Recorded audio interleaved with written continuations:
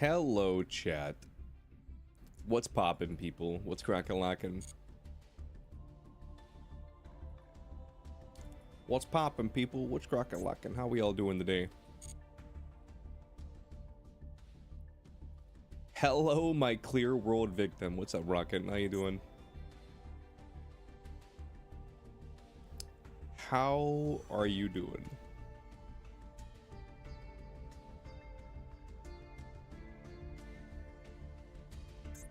I'm not gonna lie, this event kind of sucks.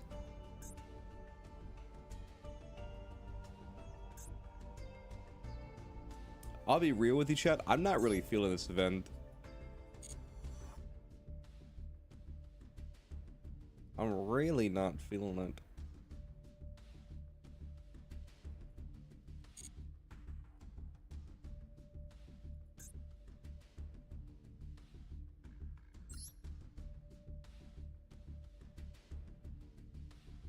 It's our Blue Eyes meta. And now just marine cess and salads everywhere.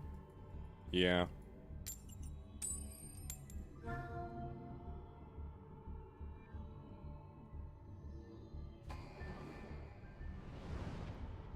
I mean, the key to this event. You got Gems up playing the event? Yeah. Pretty much. I mean, the key to this event was just to play whatever deck could play through the most interruptions.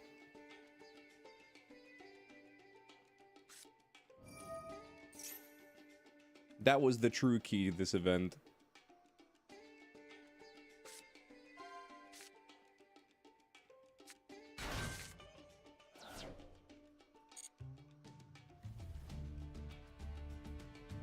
You started to do ballpark OTK. Low key, I thought about that and I was like, wait a minute. You could do like spider OTK.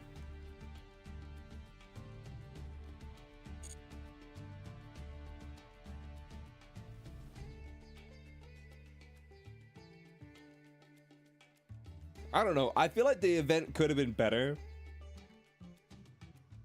if they balanced out the teams a bit more. But sadly, the teams were not very balanced.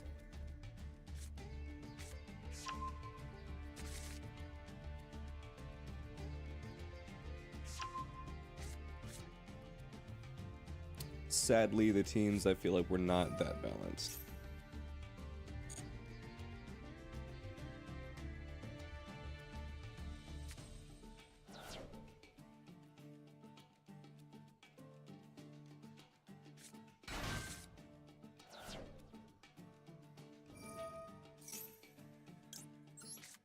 Negate.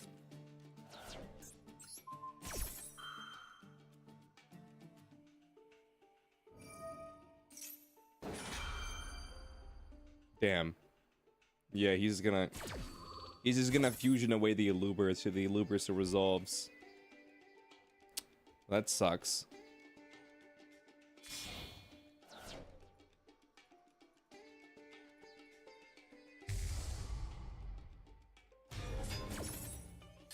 Should you do ballpark Primite? I mean, sure, why not?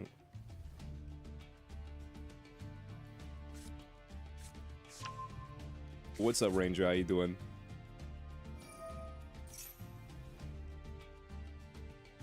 Don't steal my ID.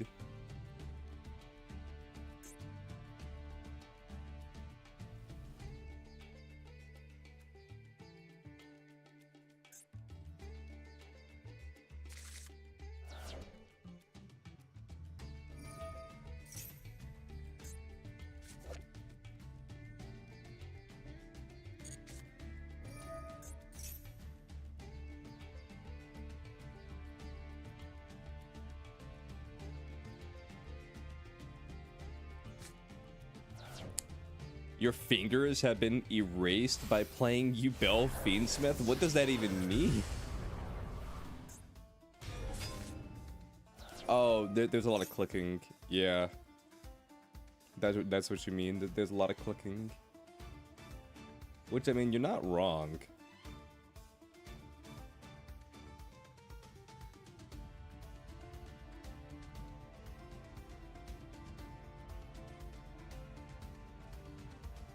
I didn't say hi to you. I read your message though.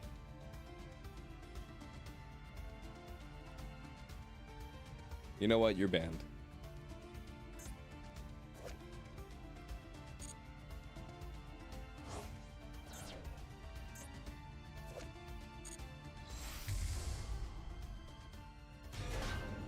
What's funny, Rocket? What are we gonna do besides just lose?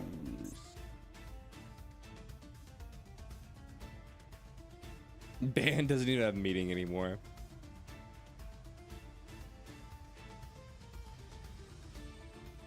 You get timed out for saying a D's nuts joke? Listen, man. Some people get defensive about these nuts.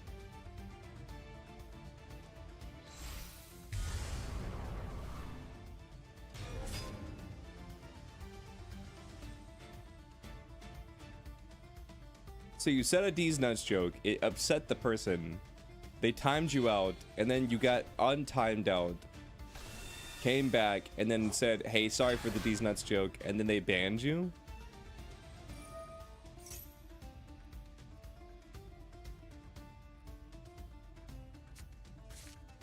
I have two questions. One, well, now the messages are gone. One, what game were they playing? Like, was it Yu-Gi-Oh or something like that?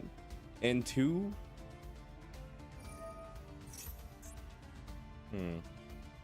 was it like a guy streamer or a girl streamer? Fucking Digimon? Digimon, interesting.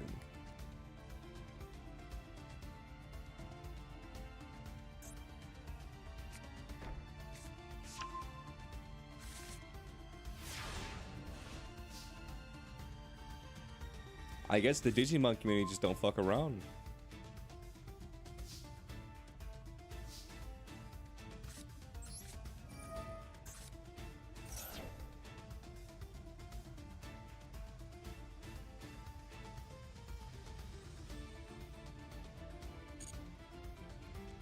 The best part is people surrender in ladder because it's that long. I mean, yeah. I would probably surrender if it was that fucking long. I'm not even gonna lie.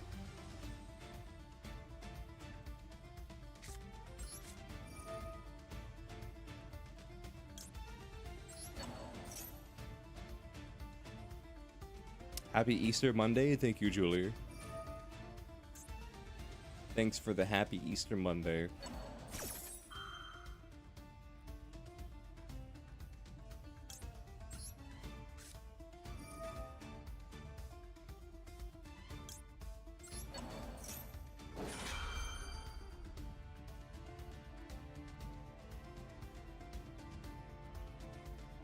Shall I do an infinite loop combo that bugs out the timer and gives me infinite time, so it's never your turn?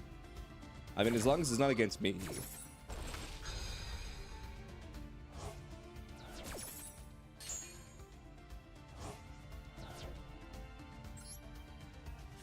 Leo, you okay? You sound banned. Sound down? I mean, I'm not down. Special about Dogmatica. I'm not down. I'm just a little tired. But like, listen, the streams, we ramp up, okay? The streams ramp up. They never ramp down.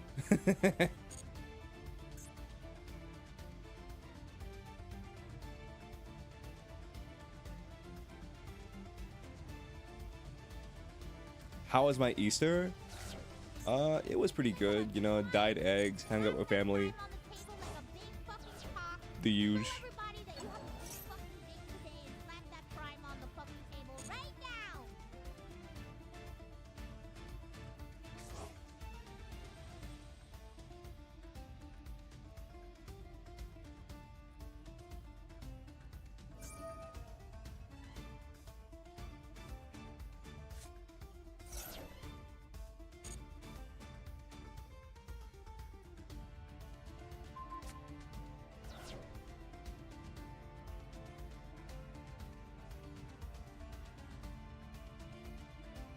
Does he have anything now? I don't think he has anything anymore.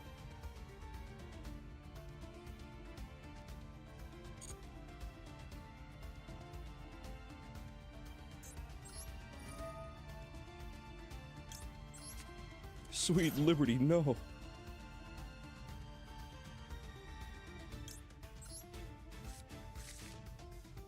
I duel for my liberty? That's insane. After lunch.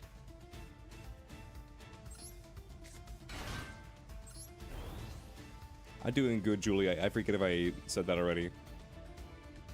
But I'm doing well.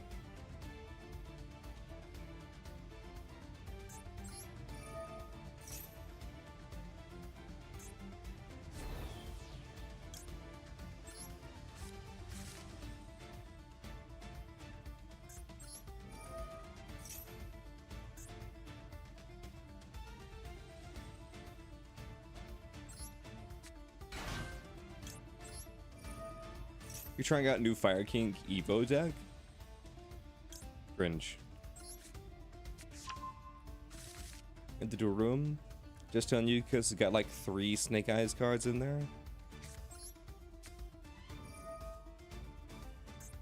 I see. So you've chosen death.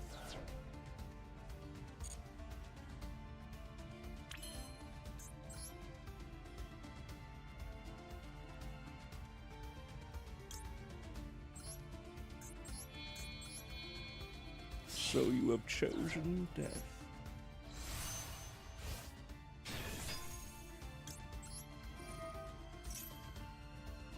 What's up, Bunny? How you doing?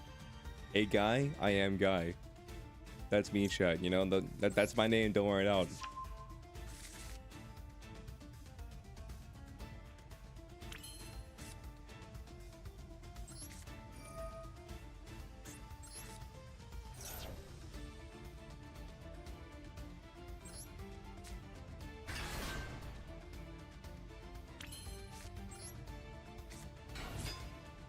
It's like my mother always said. Hey, Guy.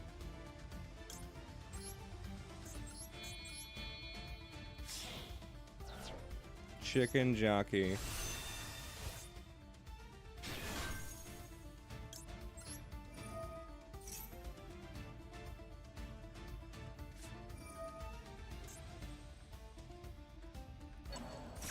Are the Centurion cards?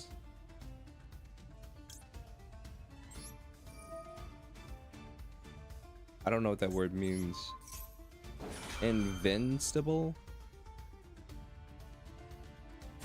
Invincible? I mean, they're not invincible, but I mean, they are pretty damn good.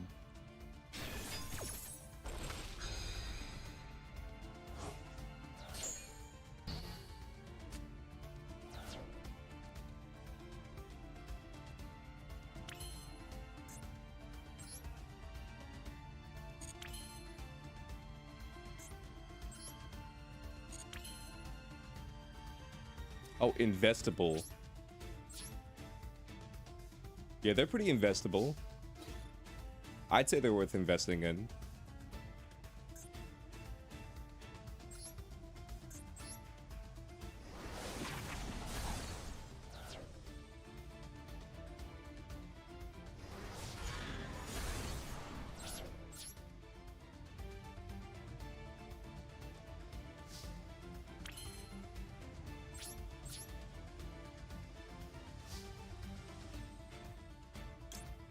Okay.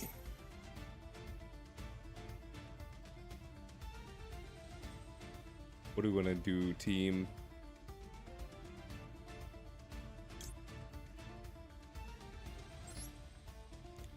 Let's set Trudea. Negate.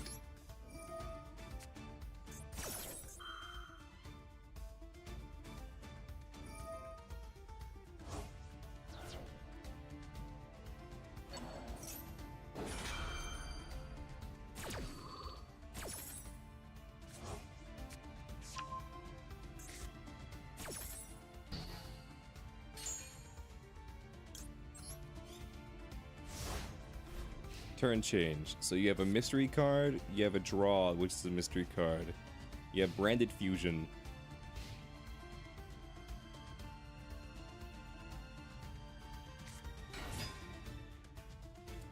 A Luber.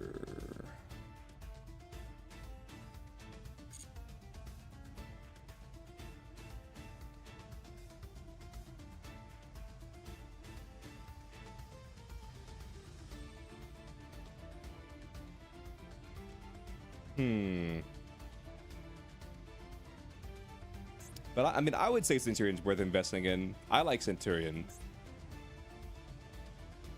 I understand some people don't, though.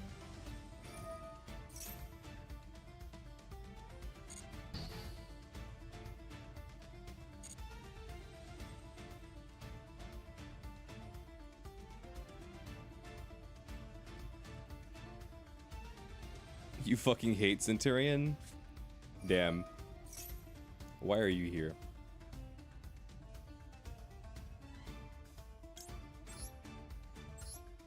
I'm gonna negate branded fusion.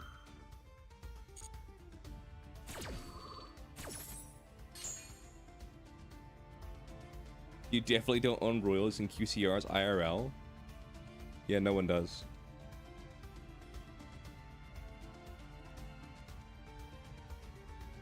Also, you definitely got a Premier body pillow.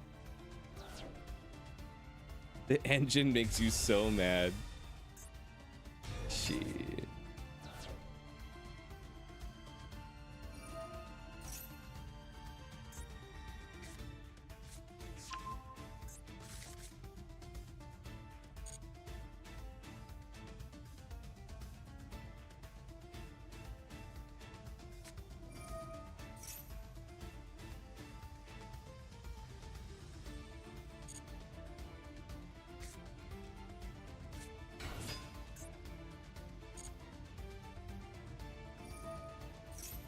How did this get in your hand?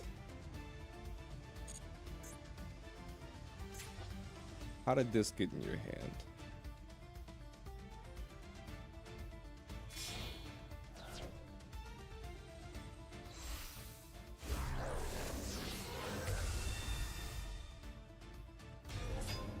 Yeah, we lose.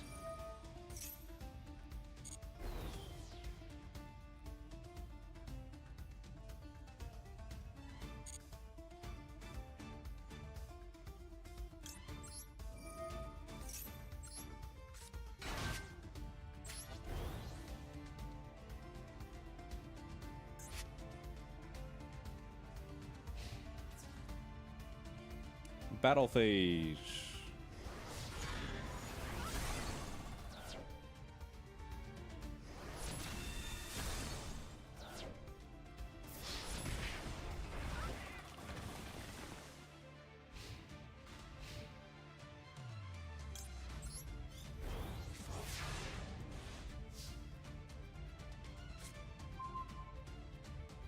Imperm. Okay.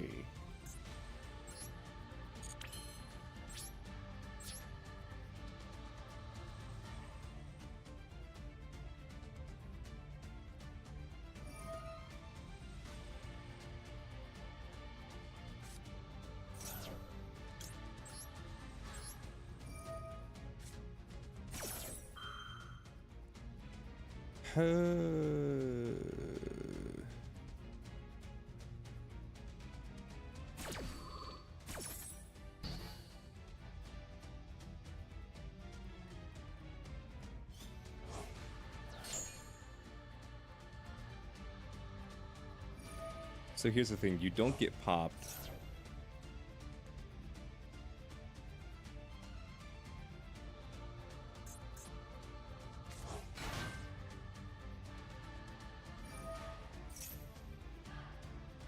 So hard to craft, not gonna lie. Oh, the learner's 90 you are. See, I used to say oath isn't that important.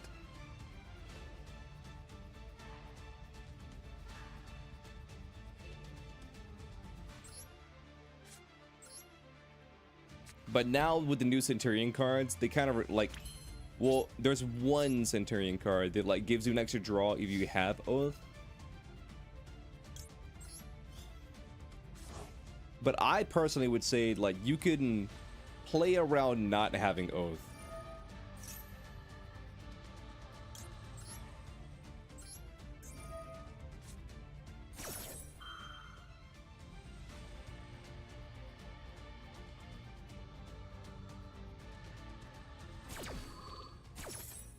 Or at the very least, not run 3. I'd say run it at like 1 or 2. Because there's the new Centurion card, the level 8 Synchro that can search Oath. So if you don't want to like craft 3, you could at the very least as a cheap option run 1.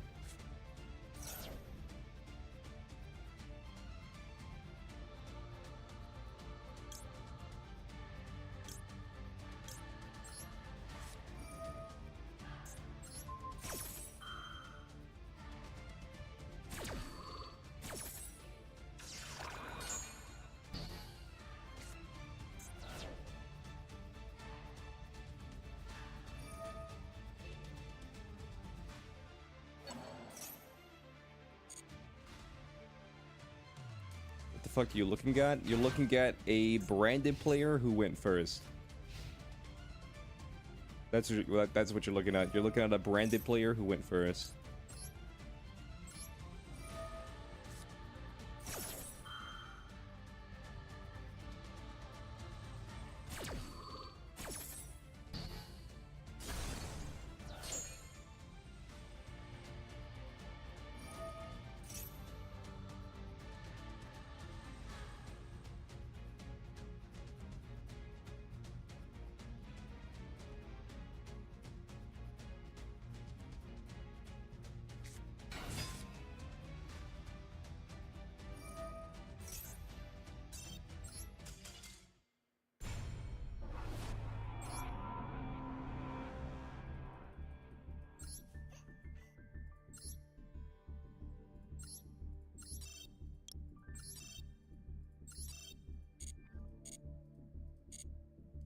Okay, dual room. Let's go.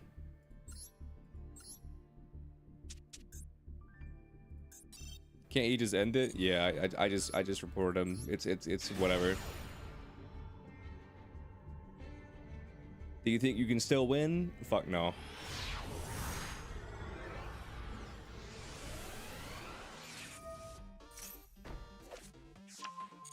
Jura on Amazons. Understood.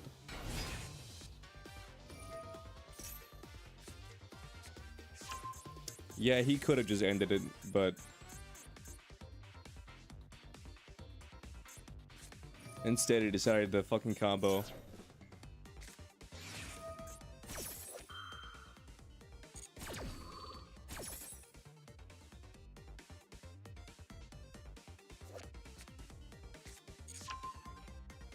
What's up, Momiji? How you doing?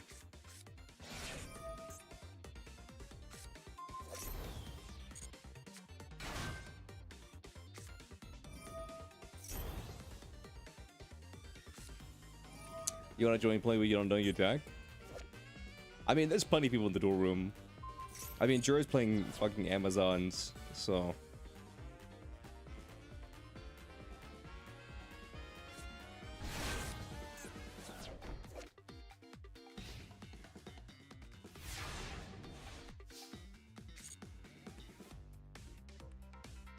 What's up, Reef? How you doing?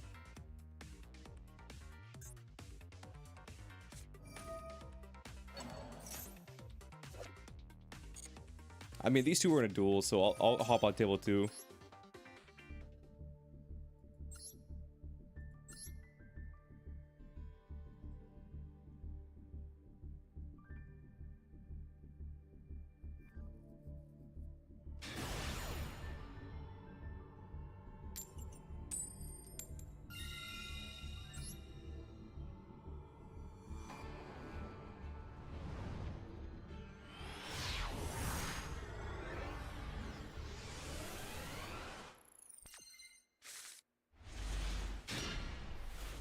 You bells a flipping pain for both players. I'd argue it's more of a pain for some more than others.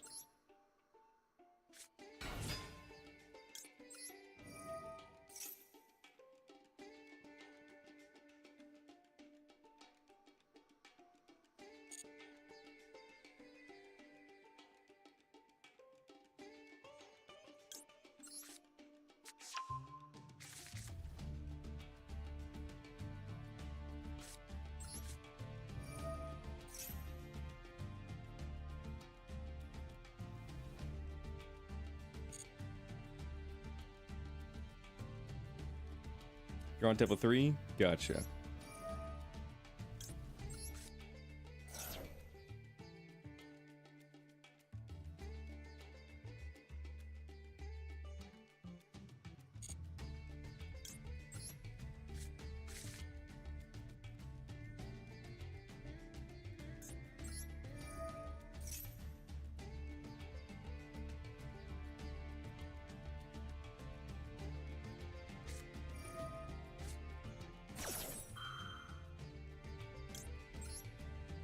Call by the grave.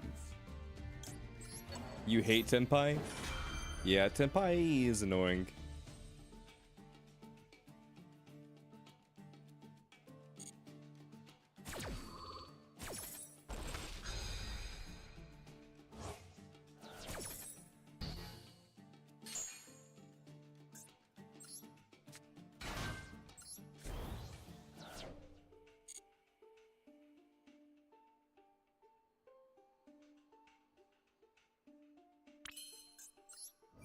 Oh, well, pop off.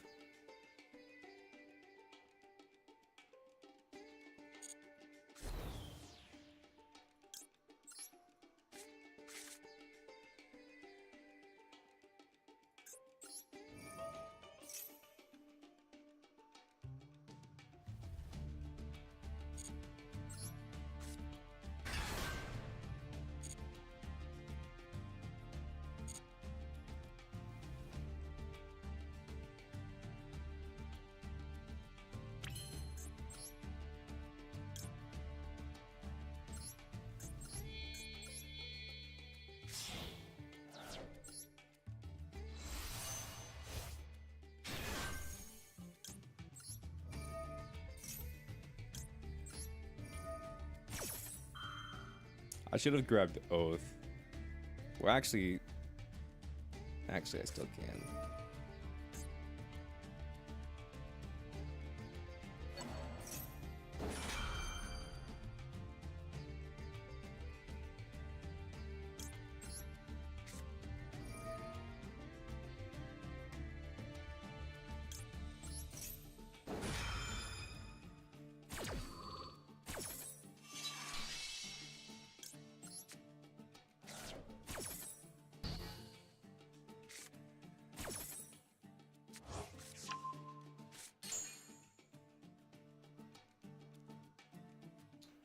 What do I want to grab here? I think I'll just grab Phalanx.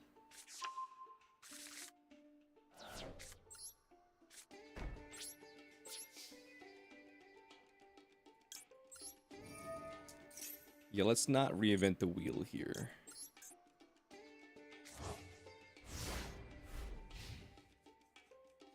Let's not reinvent the wheel. Let's just do this.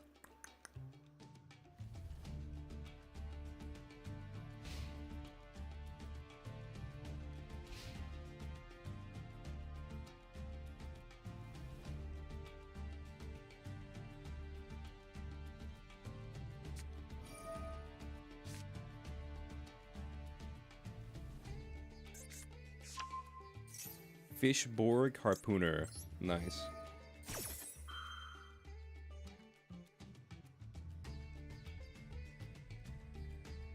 Oh, lordy, I messed up.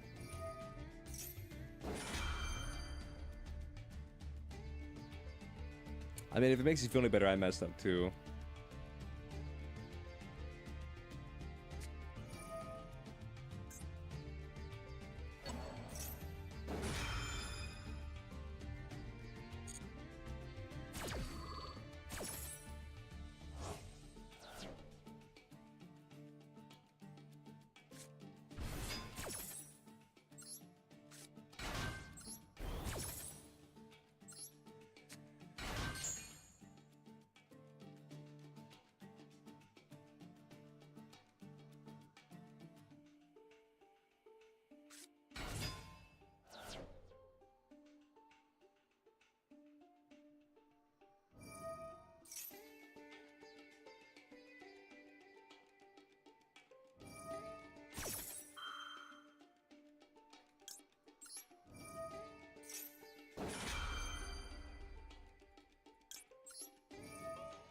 The Ash Blossom Dual Field released?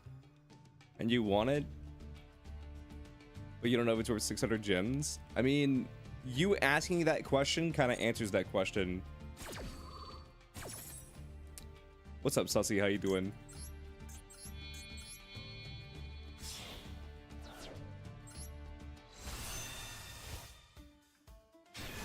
I feel like asking if it's worth X amount probably answers the question if it's worth X amount.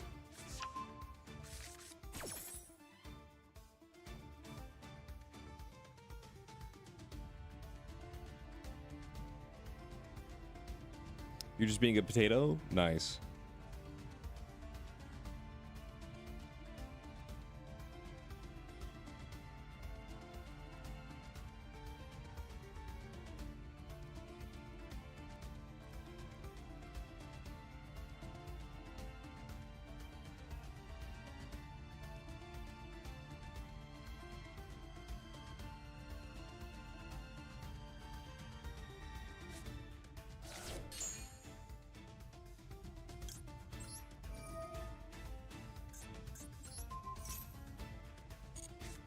That was intense, NGK.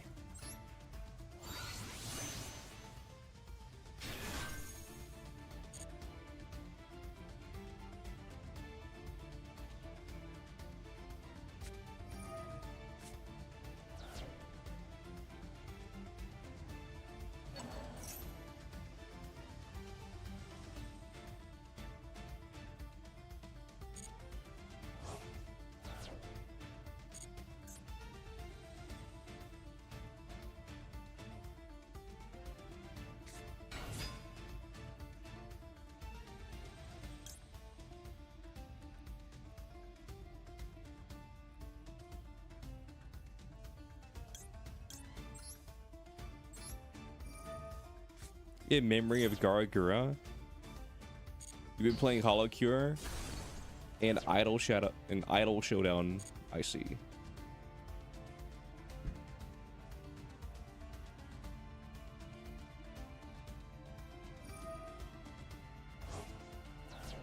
As soon as I did that, I remembered, oh yeah, you can still pop it. But you can't really go further than this turn, so it's fine.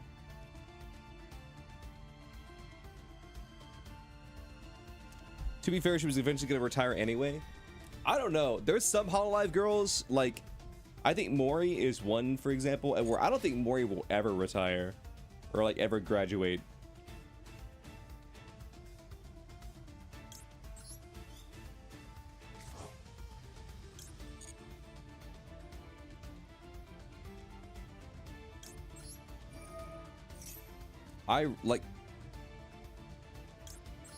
I don't know. I just look at it from the perspective of like this. Like, what she really wants to do is like make music and stuff. And think of what all she's done since she's been in Hololive. She's gotten to do concerts, travel around the world. She got to collaborate with fucking One Piece. Like how many people do you know that like would kill to collaborate with One Piece?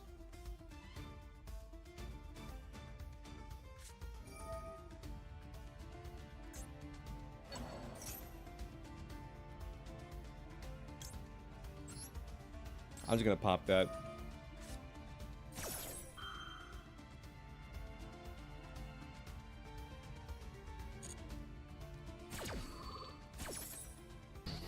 Hololive's definitely one of the better companies.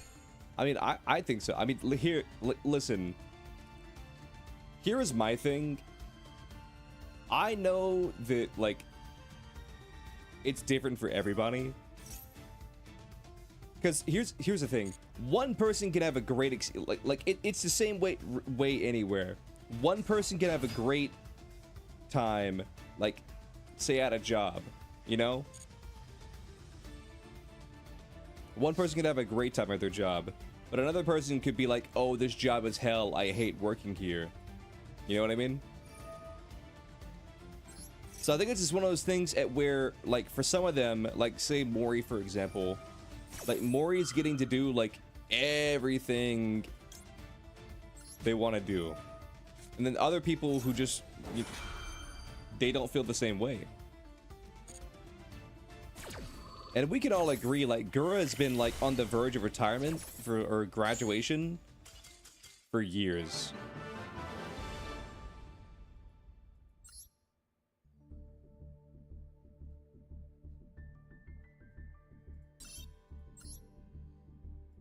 I mean, I'm surprised she stuck it out this long, because there was that one long, like, almost year-long hiatus. Or maybe it was a year. And where Gura was just gone for like a year. And then everybody was like, yep, she's graduating, she's graduating. So, I don't know. I'm trying to think of this as like a glass half full situation. You know what I mean? It's like, don't be sad that she's leaving. Just be happy that we got her for this long. When we just playing Sun, just ban him.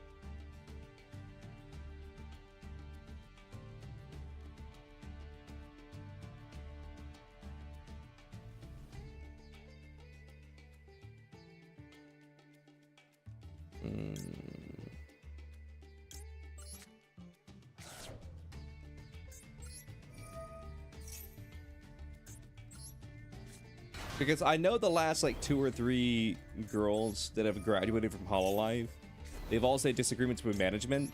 But here's the thing, like, that could literally mean anything. Like, it could literally mean anything.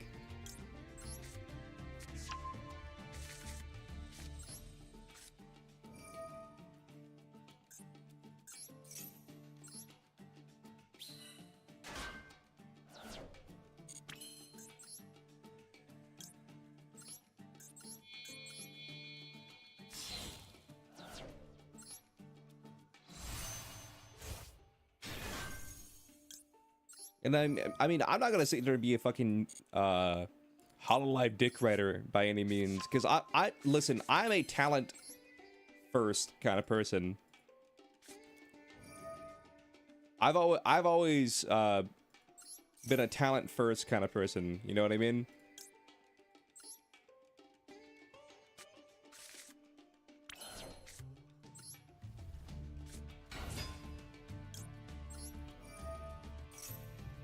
Like, if the talent are like happy and taken care of or whatever, then I don't really.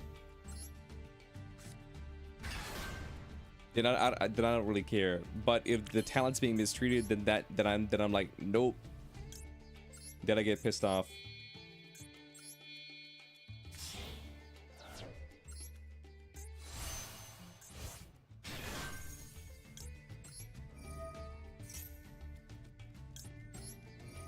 Because I feel like people are trying to like read too much into the situation. I think it's just one of those things at where a lot of these girls, they'd rather just be indie at this point and be able to do whatever they want than having to be corpo and, you know, like having to, you know, jump through hoops. Not even saying there's that many hoops, just, but I mean, there's still hoops, you know what I mean?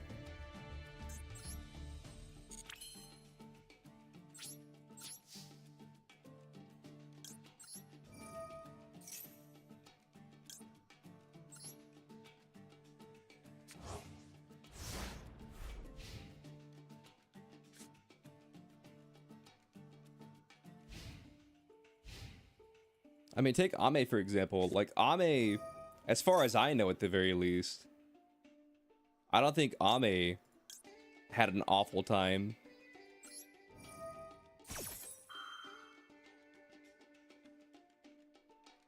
Indie really is the funnest option. Because here's my thing. Like, it's no secret that, like, I feel like people's goals when they go into VTubing, like corporate VTubing, is you go in and you, well, this isn't always the case, but I'd say generally speaking, you go in, you accrue a large audience, and then once you're ready to walk away, you can walk away, and then you take, you know, see like a third or like 50% of that audience with you, and you know, like helps growth. You know, you help the company grow, they help you grow, you leave, and then you've grown. And then you have the opposite hand, where there's things that you want to do as an independent that you can't do, or there's things that you want to do that you can't do as an independent, and that's why you join a company. And sometimes there's girls who, or just like not even necessarily like VTubers, sometimes there's things that you want to do that you can't do as an independent, you know, for, you know, monetarily wise, logistically wise, etc, etc. And then becoming a corporate VTuber helps you achieve the things you want to do. And I feel like it's the same thing. For example, like Uberhaxer Nova, it's a YouTuber that I used to watch, and one of the channels he made was Cow Chop.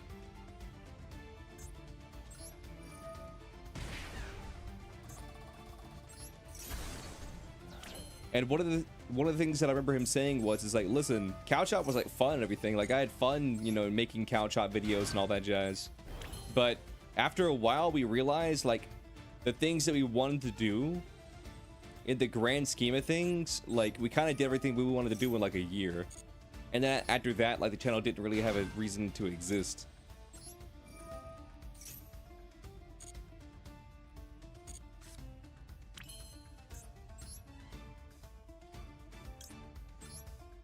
And I mean, that's totally fair. You know what I mean?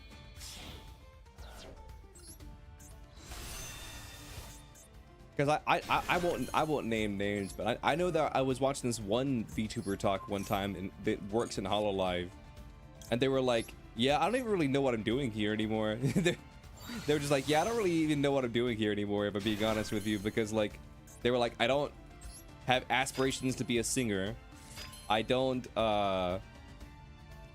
have this goal or this goal, you know, etc, etc.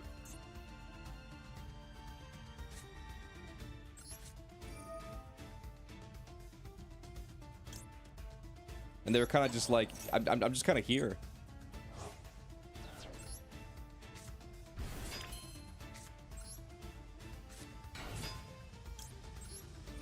I mean, it was kind of like depressing to hear or whatever, but I mean, at the end of the day, like, it's true.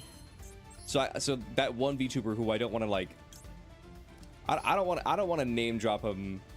You know what I mean? Listen, this is like no, I'm playing the gates. You have people pronounce your name Mommy? That's interesting.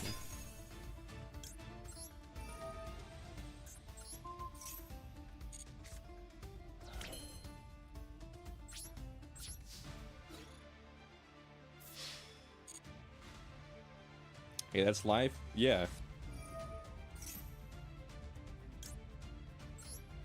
That's life.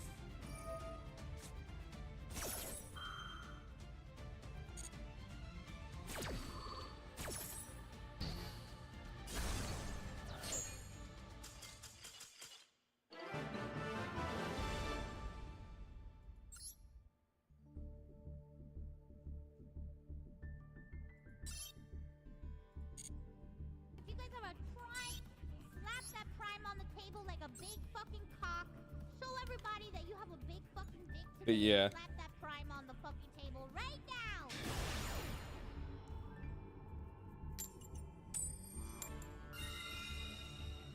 Why do we play 2 Blazer? 2 Omni Negates. Do you like that card? I mean, listen, 2 Omni Negates is good.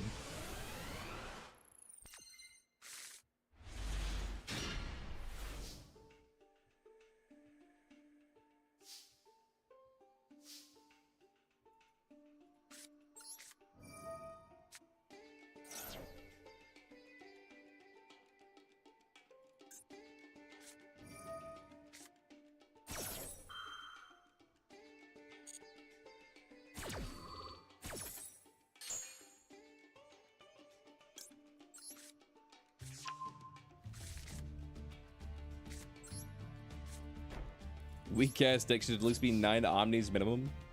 I mean, listen, in modern Yu-Gi-Oh, it probably should.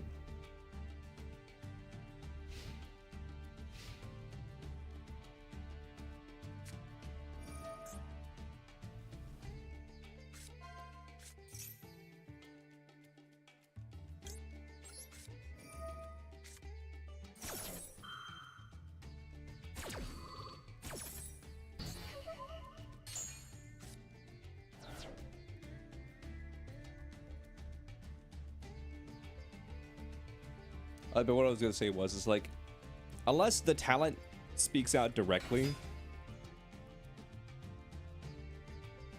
about whatever, like, they're dissatisfied with the company or whatever, like, we'll never know. And I feel like trying to assume is just like basically just fishing for drama.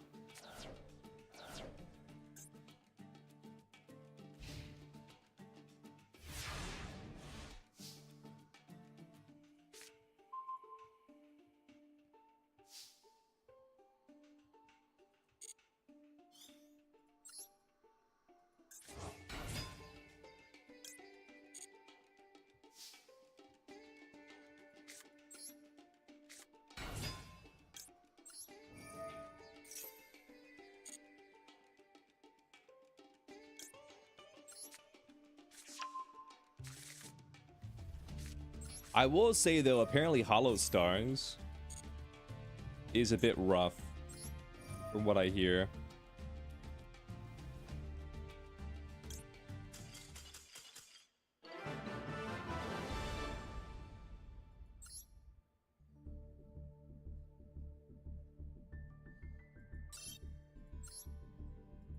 Because there was this one guy, I have no idea who it was, but he basically popped off on stream, basically saying he wasted 6 months of his life.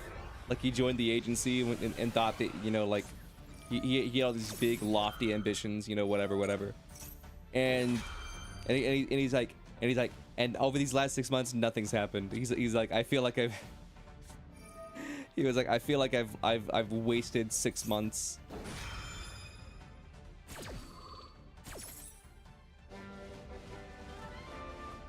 Yo, Spooky, thank you for the raid. I really appreciate it, brother. How's your stream?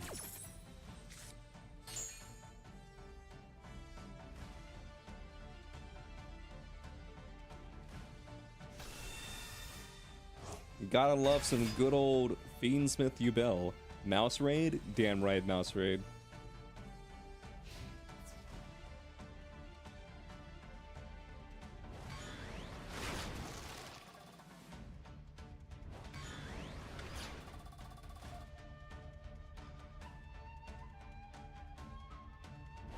Stream was lovely. Did community time? Nice.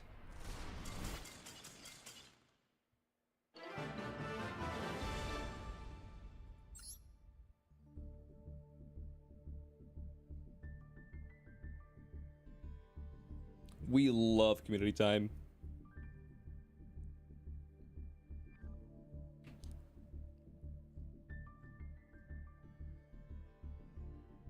Are they running it back?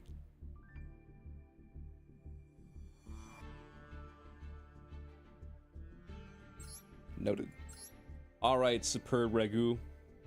What you got, homie?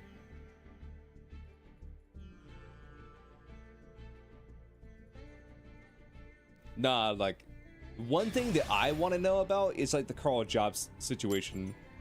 You got your butt handed to you by AI solo and then battle the community. Listen, some of those solo gates aren't easy. Don't feel bad about that. Some of those solo gates are not easy. But like I think the Carl Jobs situation was like insane.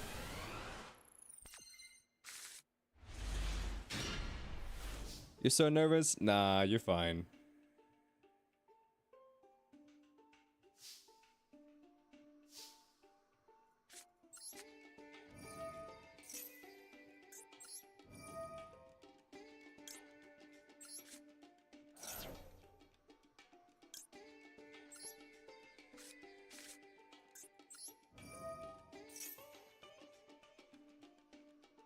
You still don't know how Carl lost his lawsuit? Okay, here's the thing. The reason why Carl lost his lawsuit is because it was never about the cheating allegations. That's the long and short of it. The reason why Carl lost is because it was never about the cheating allegations. It was about Carl Jotz saying that Billy Mitchell made this guy kill himself. That's what it was about. It was never about the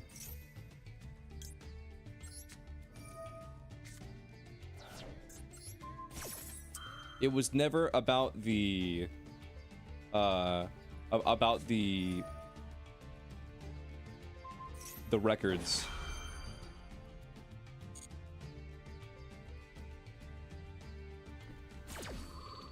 It was never about King of Kong. It was never about any of that.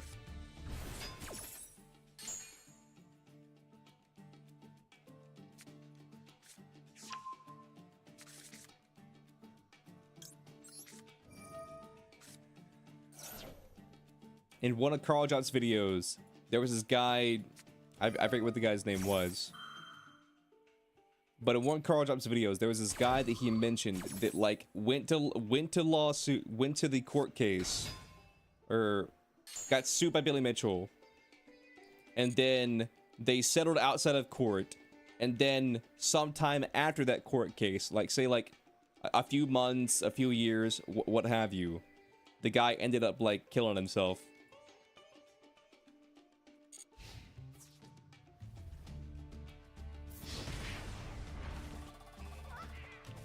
And then Carl Jobst alleged that the reason that guy ended his life was because of Billy Mitchell. So that's what the lawsuit was about.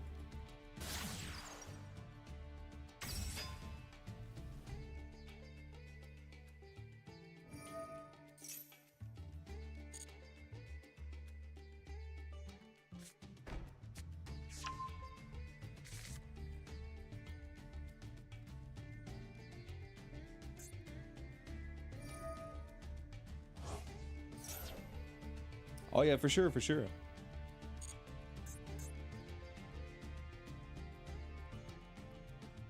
So here's the thing, you don't have to like Carl, or not Carl, you don't have to like Billy Mitchell, but at the end of the day, like, the lawsuit still stands. You know what I mean?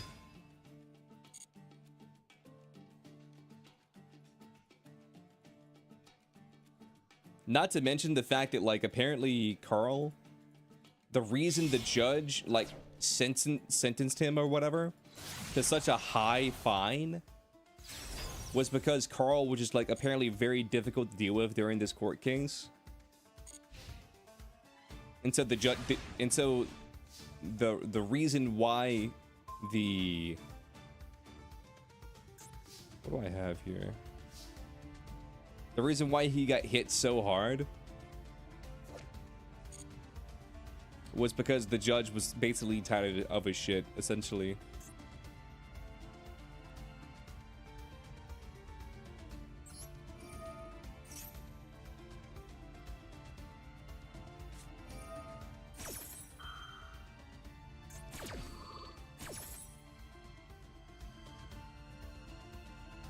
You're not a lawyer, but maybe sometimes you just need to shut up? Yeah.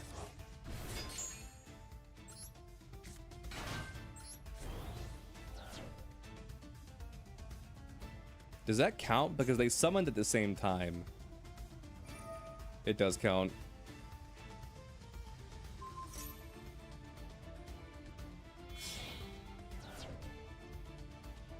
Great. Yeah, you got it, brother. My hand was a brick and a half. What's up, Katzen?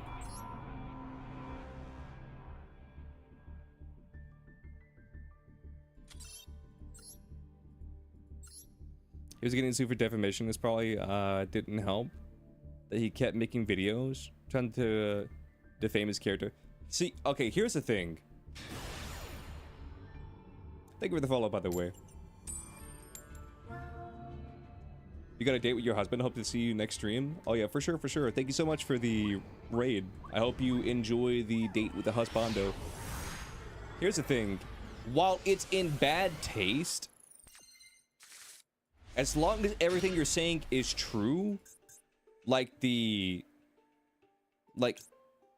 theory, at least, you can make as many videos as you want. You know what I mean?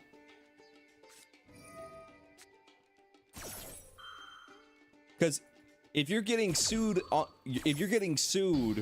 for defamation of being like, oh, this guy made this guy take his own life, you know, and then you're talking about like Donkey Kong records, it's like two different things, you know. I mean, I still wouldn't recommend it as like legal advice. You know what I mean? Like, hey, you're getting sued by this guy, and it probably doesn't look good if you're sitting there. How do I put it? It probably, like, hey, you're getting sued by this guy, and it probably doesn't look good with you making these videos, even if it's true, you know, that this guy, you know, cheated at Donkey Kong, whatever. It's probably not a good look on the court case to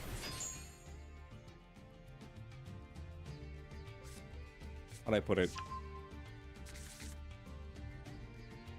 It's probably not a good look optics-wise to keep making these Billy Mitchell videos when you're getting sued by Billy Mitchell. Thank you for the hydrate.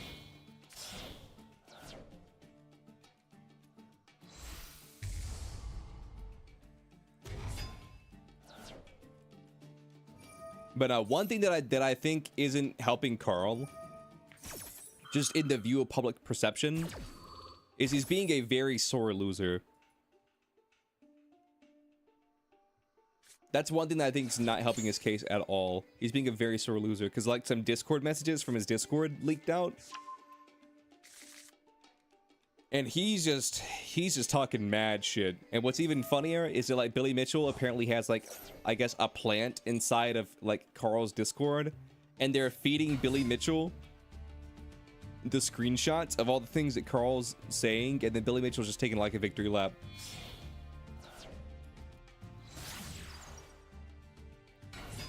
Yeah, I can't live an entire... Yeah, you got it, brother. You got it, brother. I can't live an entire Fiendsmith combo.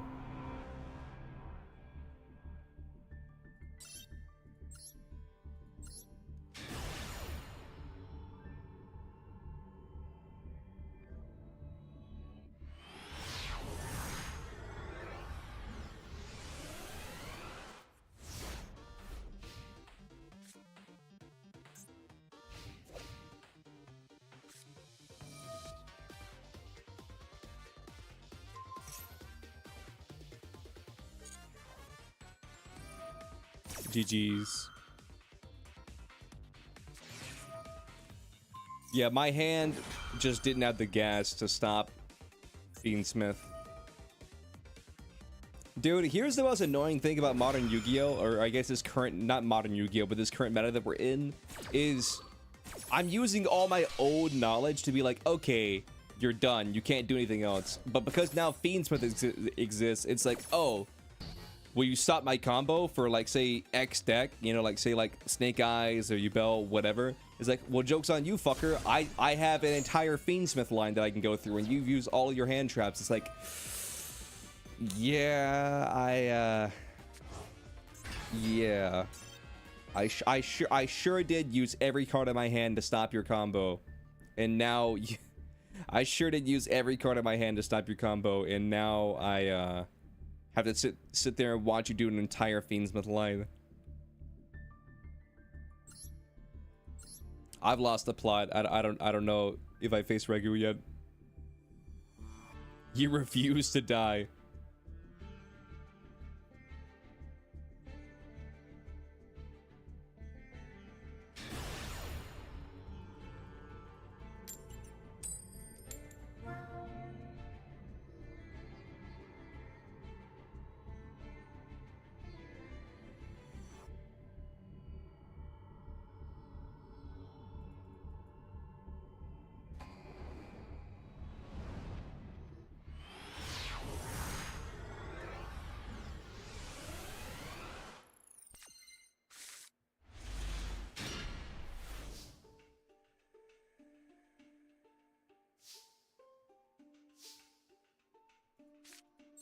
You just correct the Fiendsmith so you don't know the combos. Here's the best part. You don't need to know Fiendsmith combos to be able to do Fiendsmith combos. That's the best part. You don't need to know what you're doing to do stuff.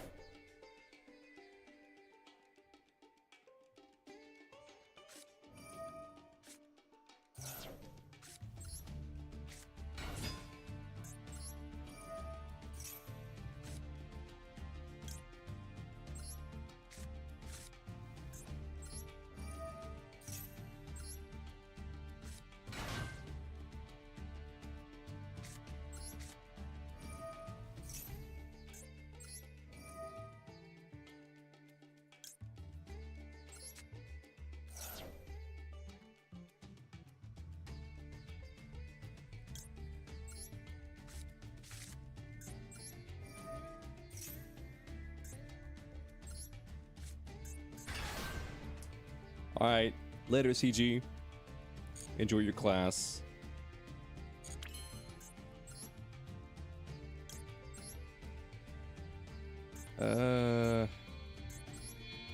Droll do be a bitch.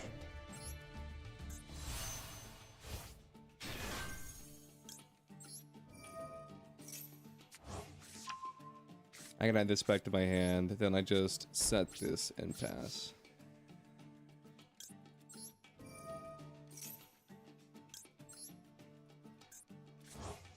Alright, sounds good, OG or CG.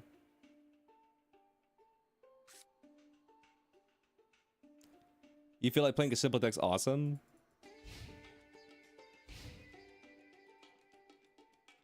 Yeah, I think Yu-Gi-Oh! When it's simple is nice.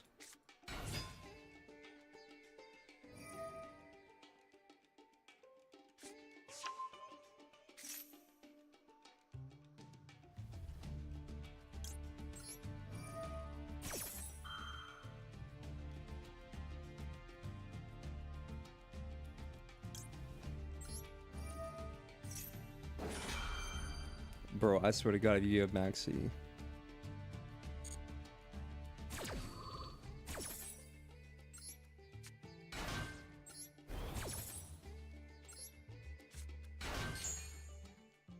Here's the thing, you're running Sword Soul, but I feel like as soon as I stop your Sword Soul combo, you're gonna bust out Fiendsmith.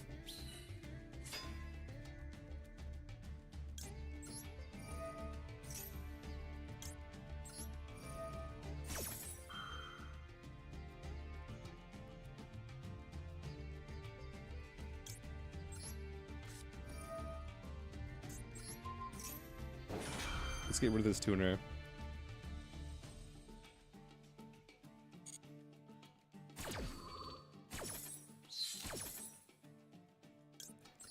Let's just ditch that tuner. You feel me? You feel me?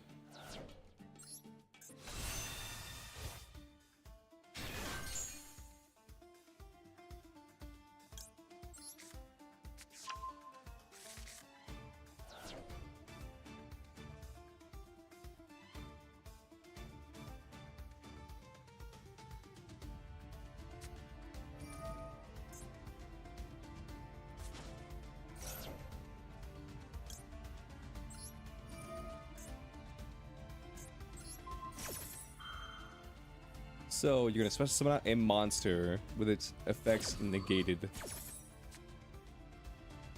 Sounds good.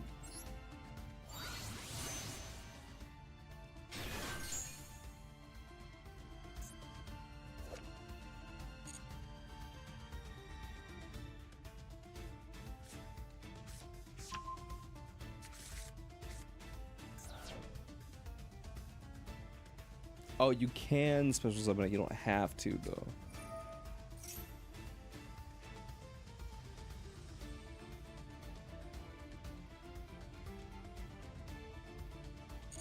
Yeah. You can summon that 10-yi.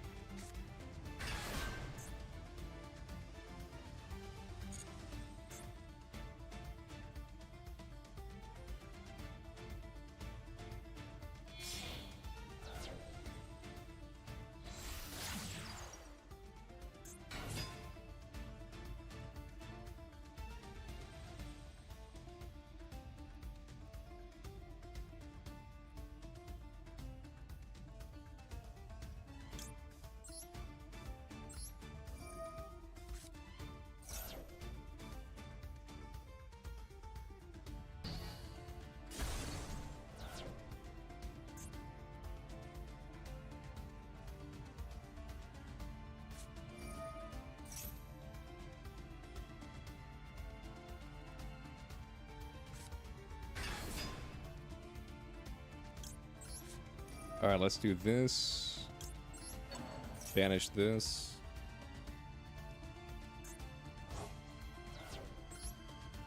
Summon Magnemite. Activate Magnemite. Nah, you good, Rex. You good. Listen, here's the thing. People have lives, and I respect that.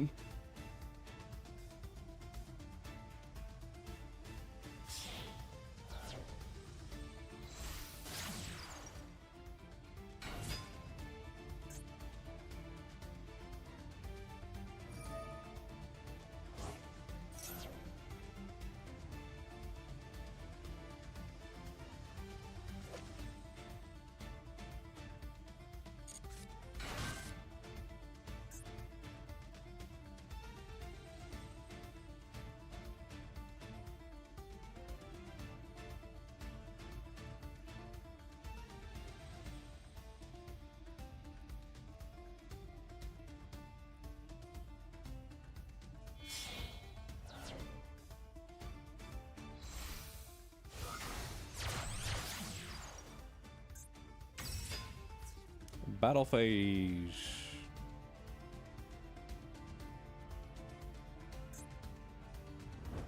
Interesting. What does that do?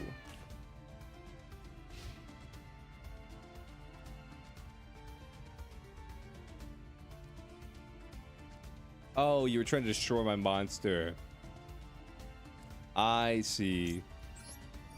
Yeah, that's not how that works.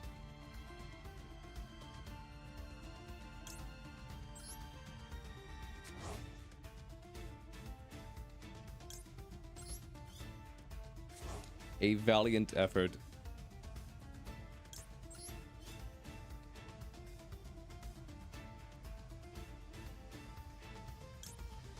You're a dragon? Interesting.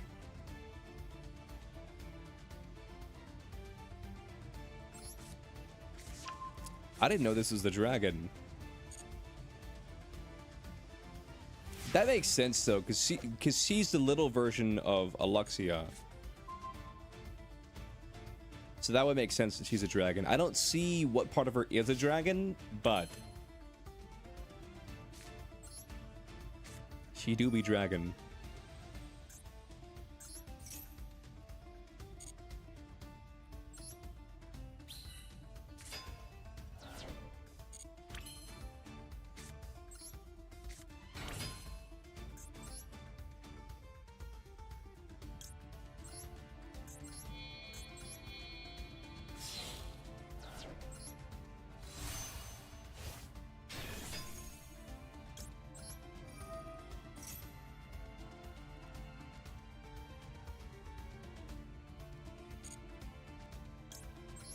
When I summon my level 14 synchro, you're cooked. You're fucking cooked. Destroy a card. Yeah, sure, why not?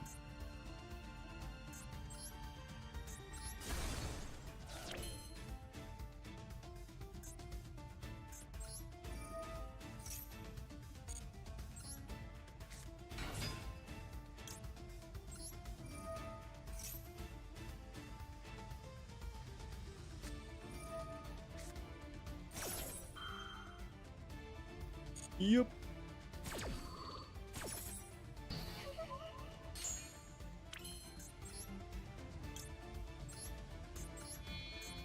Chaos Angel for the people.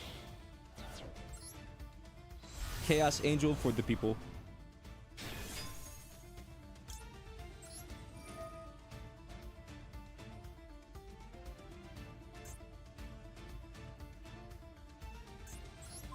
Gonna choose just because I can. I got the card mixed up. Listen, chat, it's been a minute since I've used Chaos Angel. I got Chaos Angel mixed up with another card. I got it mixed up with SP Little Knight.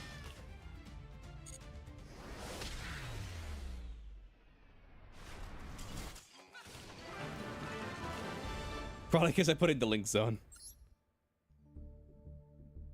What did you miss? You missed greatness.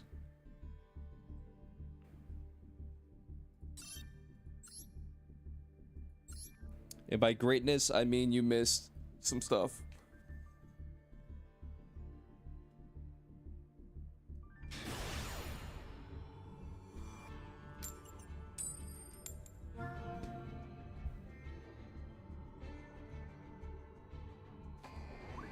Yeah, I do think I'm gonna go down on some bestials though. I do think that like running this many bestials is a bit tricky.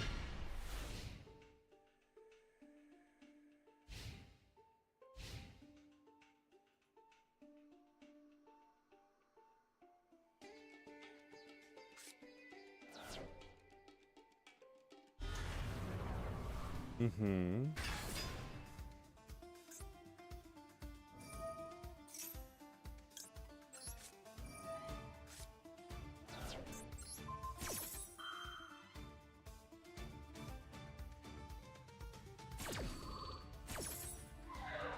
Let's just negate that.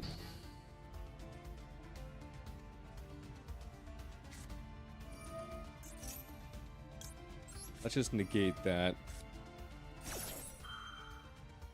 Am I gonna play Overwatch Stadium tomorrow? That's my plan.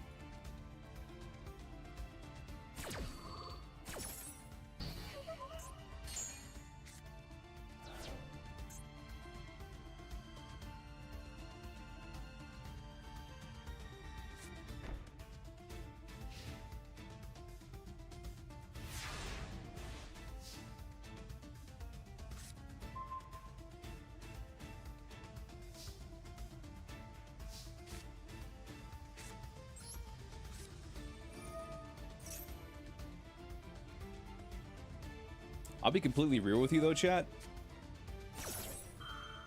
Like, I really feel like Overwatch needs to change their battle passes. And this isn't me. I don't really care about what's in the battle passes. I just think that like they need to take a feather out of the Marvel Rivals cap. What's up, gameplay with TJ? I definitely think they need to take a feather out of the Marvel Rivals cap and give you the fucking ability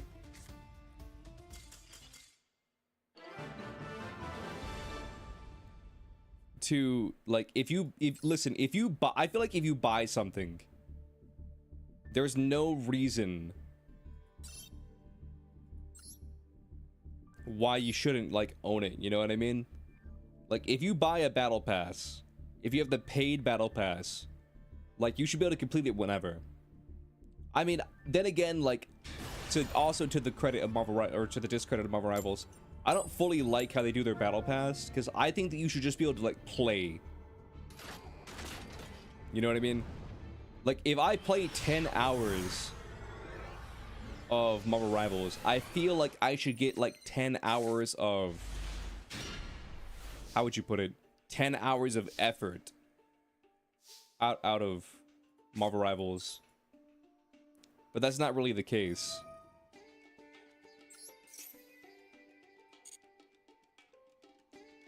You're new to Marvel or you're new to Master Duel and you don't know what deck to make. I mean, if I'm being honest,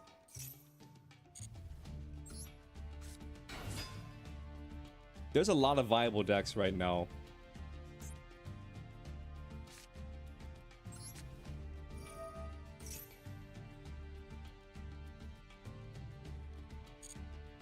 So I feel like you really can't go wrong with whatever you do choose to play.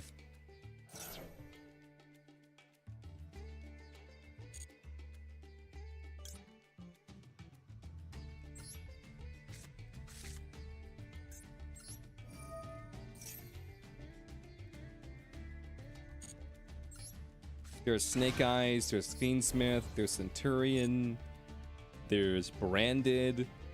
Is Heroes good? Heroes is good, but in my opinion, well, it's not, well, I guess good is relative. Yeah, they're like meh. They're rogue. Is there a queue? I'm trying to go down the room like I normally do. But the tables keep getting filled up with duels, and so I'm having to jump around a little bit. There's not really a queue. I'm basically right now I'm trying to do what I normally do, where I just go down the tables.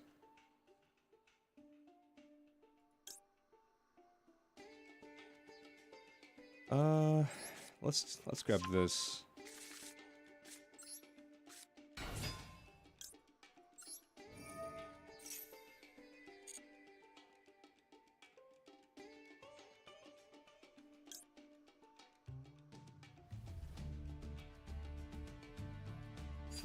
So here's the thing. If I grab Ogre, I can make Cosmic turn 1.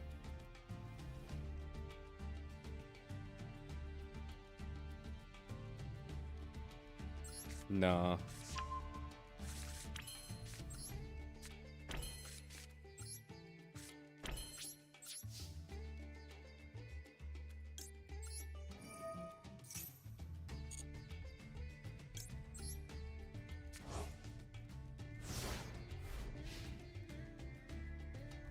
You personally, you love extract boss monsters, and you don't like linked monsters like that.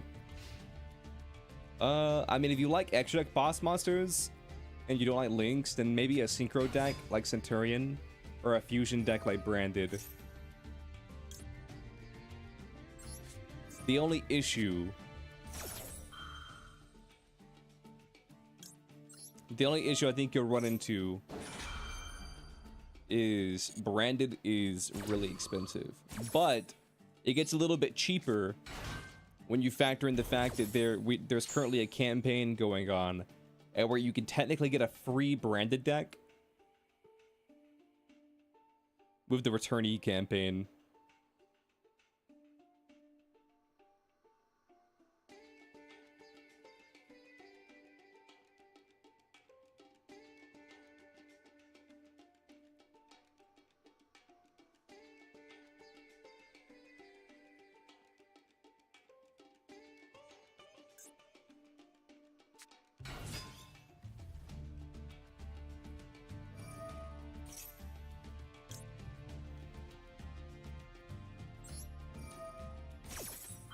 Maybe you give them a gift code. I mean, that's up to them.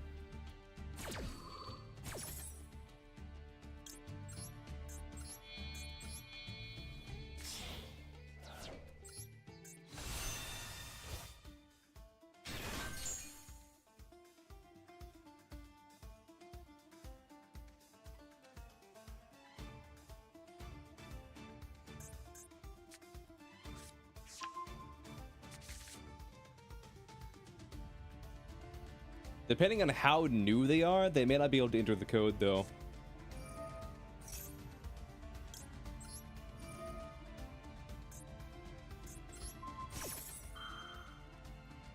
Omiji's your favorite person in chat right now? Okay.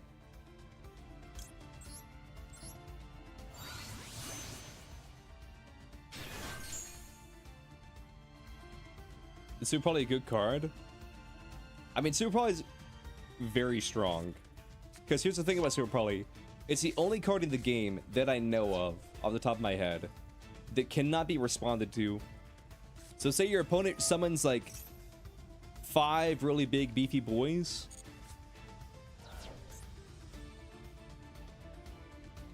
Oh, I wasn't paying attention.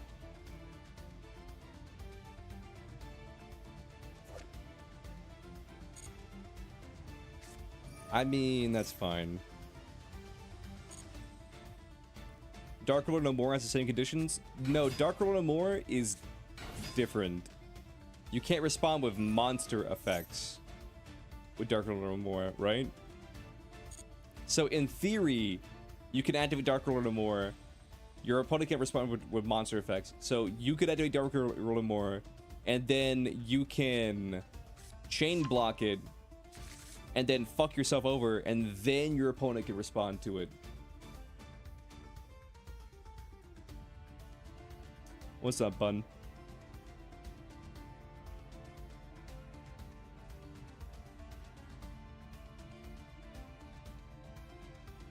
I'm doing good.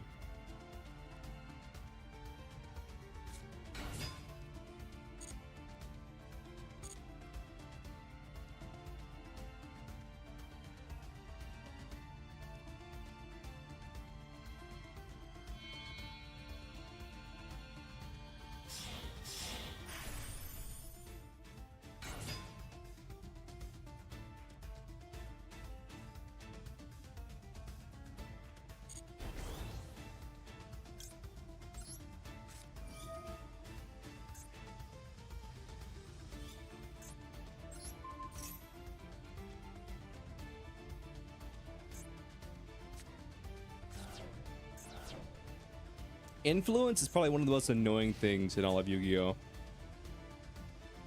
1, 2, 3, 4, 5.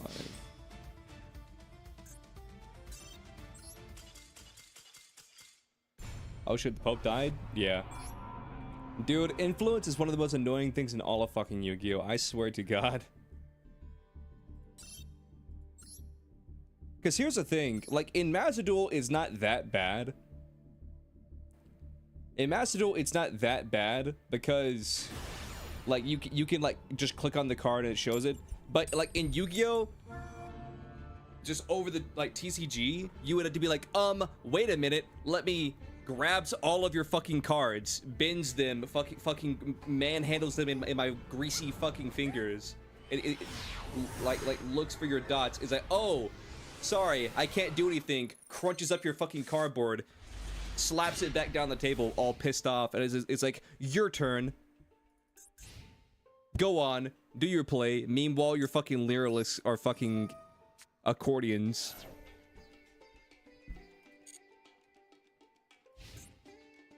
Eats your card. Ooh, Malefic.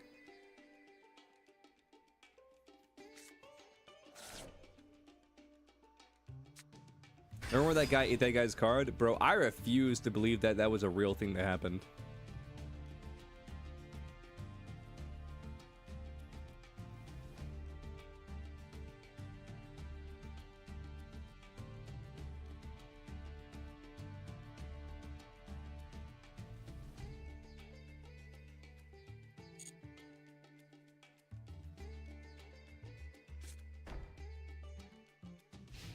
Anyone know if Zark's worth it? It looks like a nightmare to learn, but from what you've seen, hands down the best turn 1 in the game.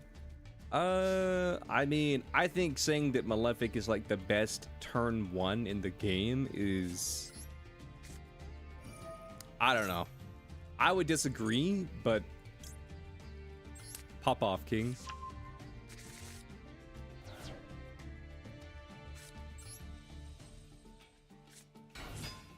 Good, sure. Best, I don't know.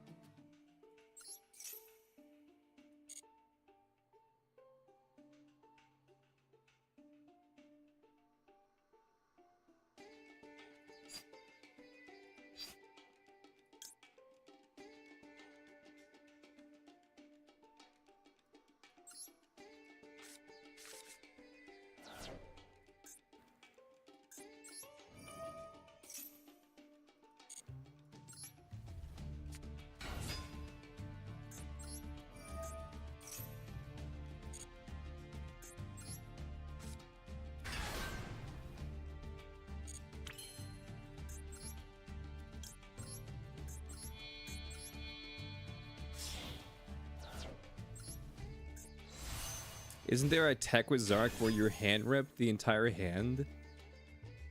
From what you see on YouTube, plus set up 2 Omni Negates. Like, it's one of those things where you had to compare like potential value to, how do I put it? It's one of those things where you have to compare the potential value of the deck to the consistency.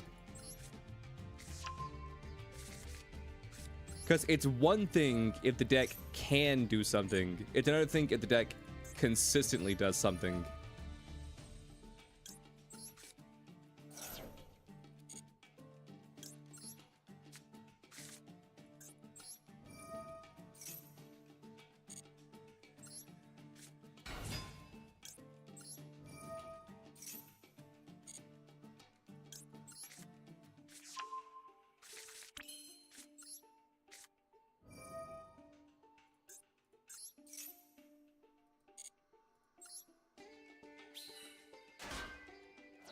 Because if we're talking about like consistency, I'm pretty sure the most consistent deck in the game right now is the Millennium Snake Eyes Fiendsmith deck.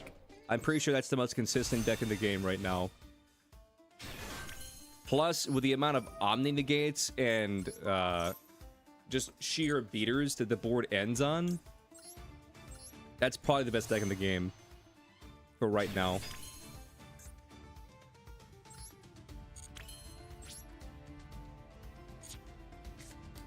You know what? I'll do this.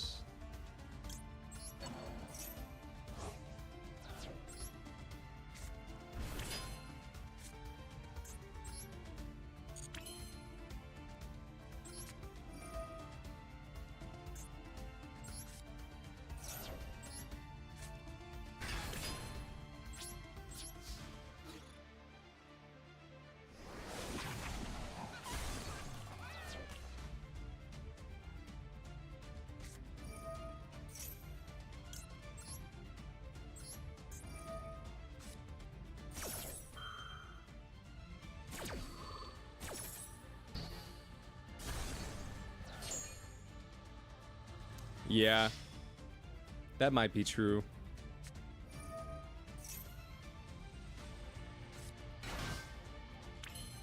Because here's the thing, like, any deck can look like an amazing deck if you see like one replay, you know what I mean?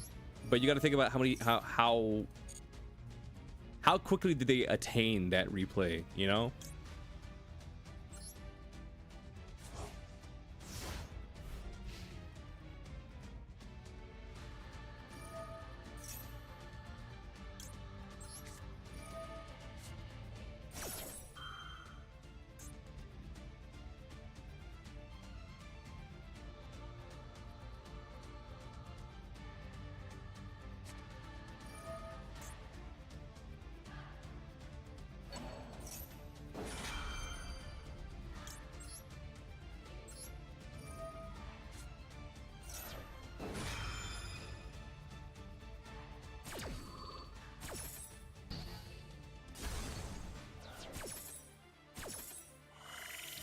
I mean, because, like, for example, I forget what the combo is, but there's one deck that you can play and where you can skip your opponent's draw phase and battle phase.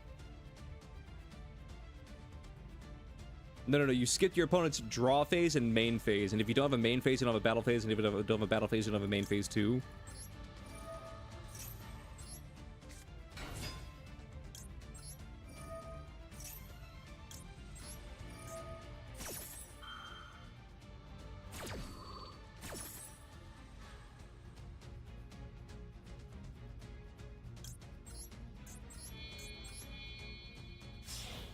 Do you have a Discord server? Yep, just do exclamation point Discord.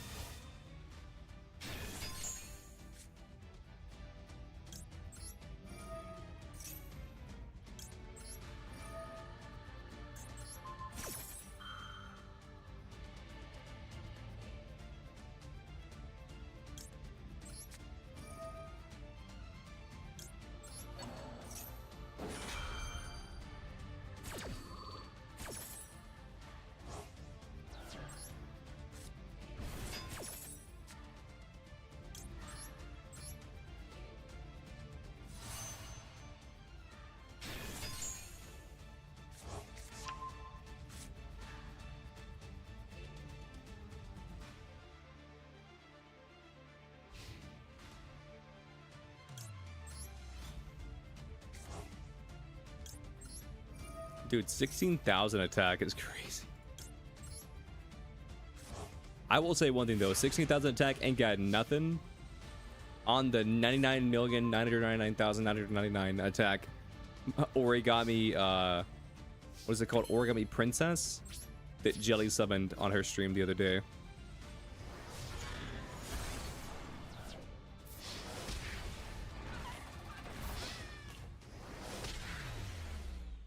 That shit was crazy.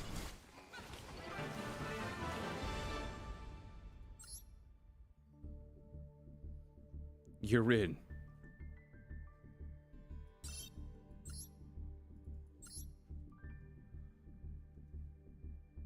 I'm in.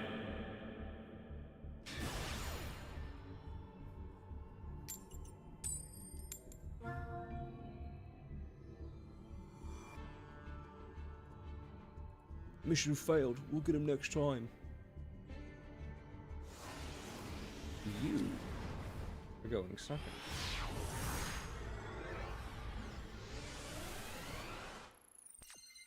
Thank you for the follow.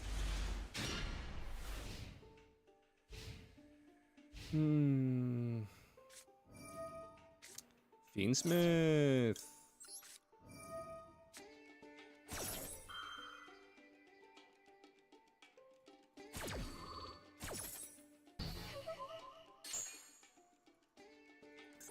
It's a risky play, but someone is gonna do it.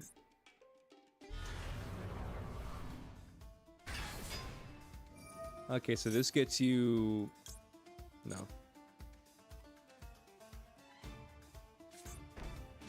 Yep, this gets you deception.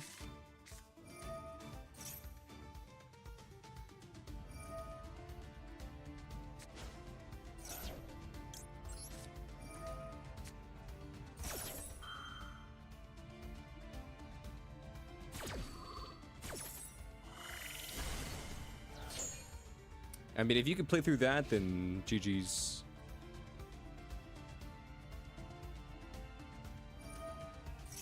Does chat needs more salty people? I don't know.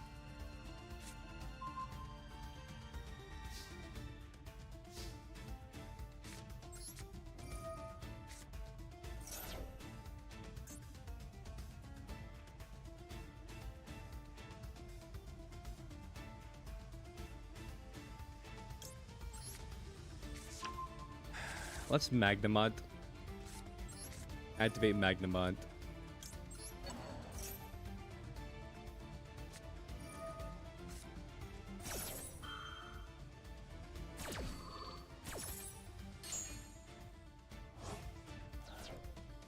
That's a little bit annoying.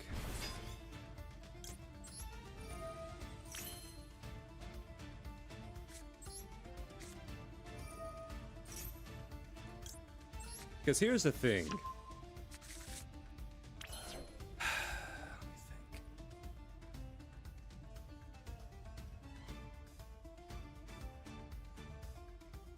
Let me think.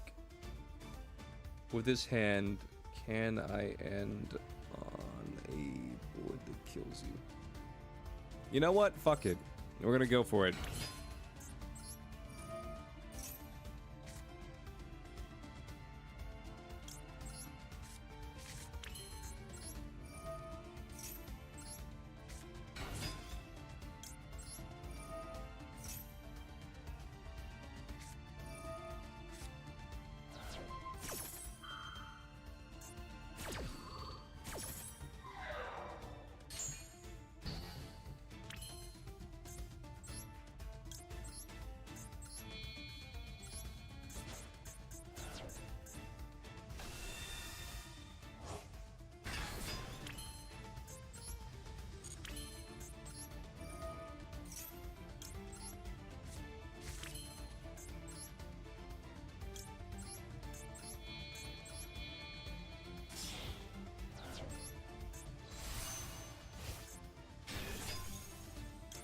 So it turns with a deck with a lot of combo cards. Yeah. It sure is.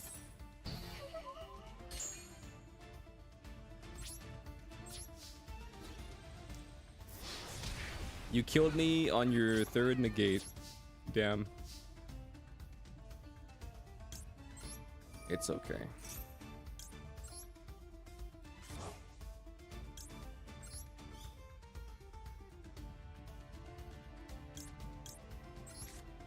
Let's add just reswarm to hand.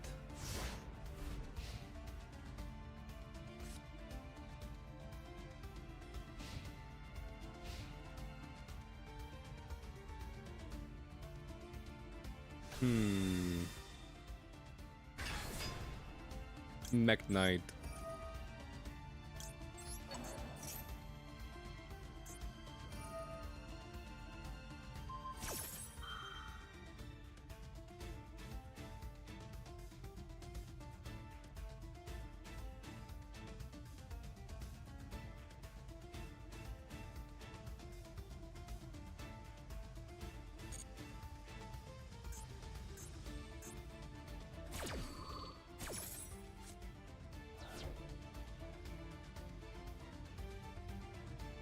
What the hell are you playing?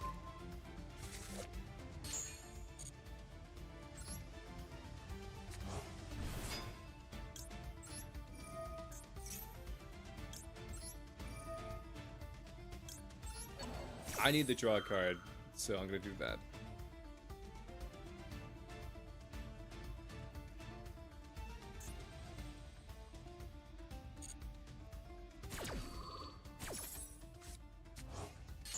Ooh, that's a good draw. That's a good pickup. That's a good pickup. Okay.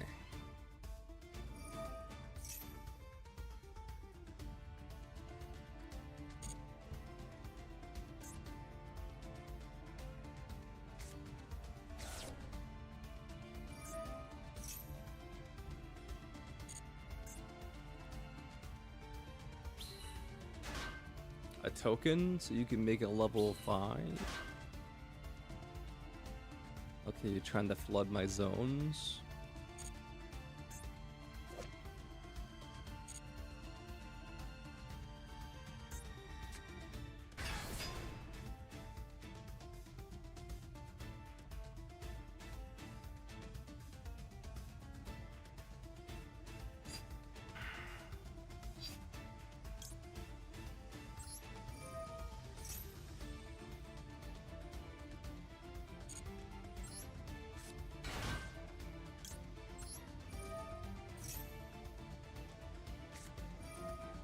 Ash Blossom? Okay.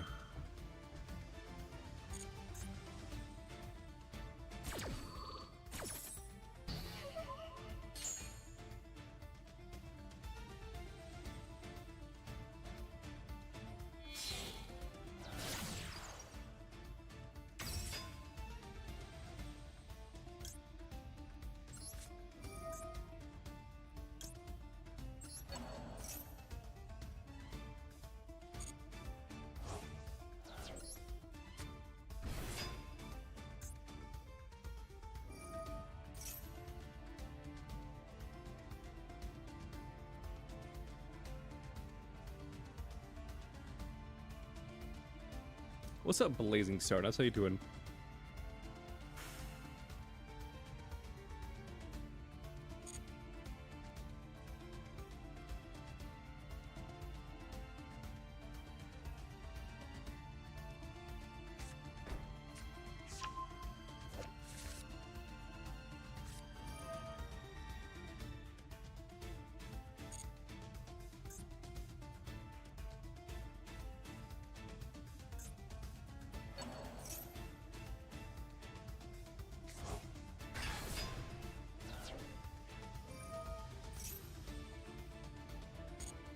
Add a World Legacy card from your deck to your hand.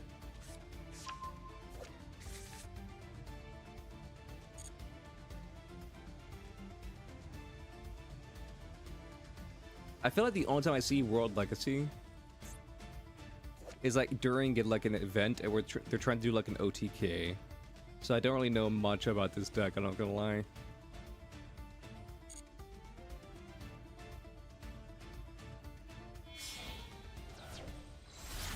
How are the viewer duels going? They're going fine. They're going fine.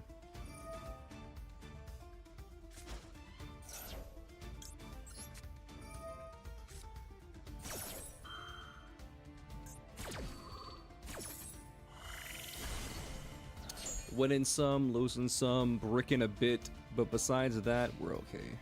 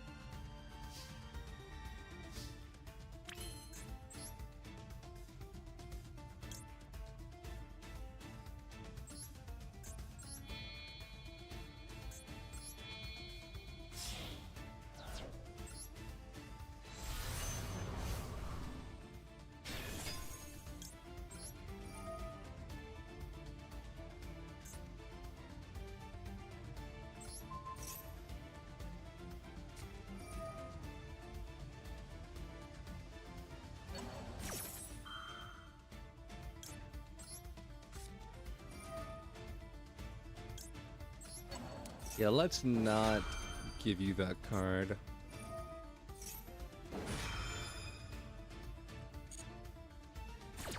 Let's not do that.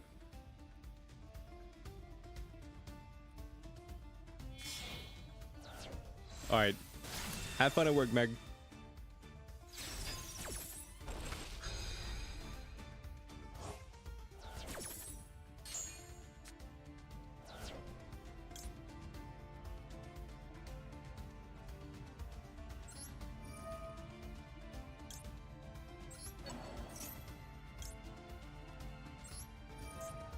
And then I can draw a card.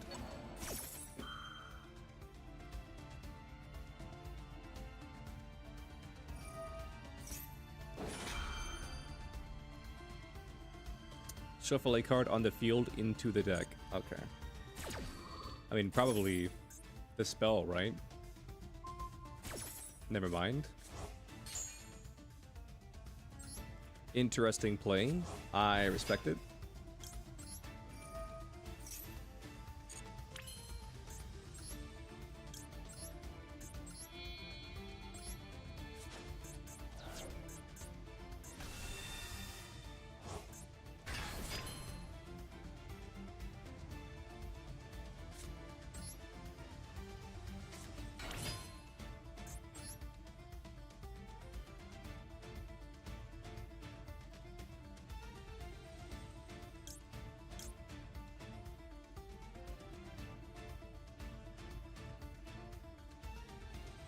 I can't target you with card effects.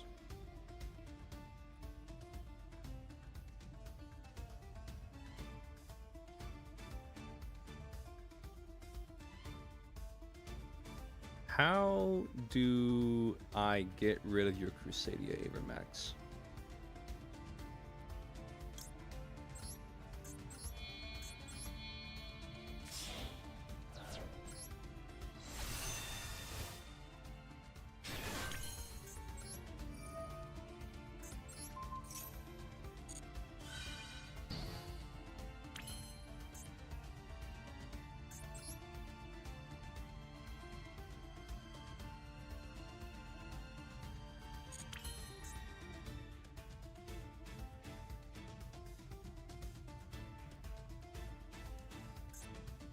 I'll be real with you. I call this guy Avermax and Crusadia Avermax, and I kind of forgot that he was Mech Knight Crusadia Avermax.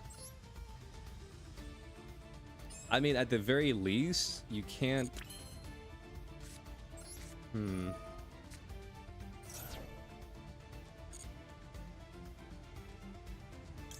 Yeah, I don't know what the fuck to do. I just don't know what the fuck to do. Because if I attack into you once per battle, not battle phase, but once per battle,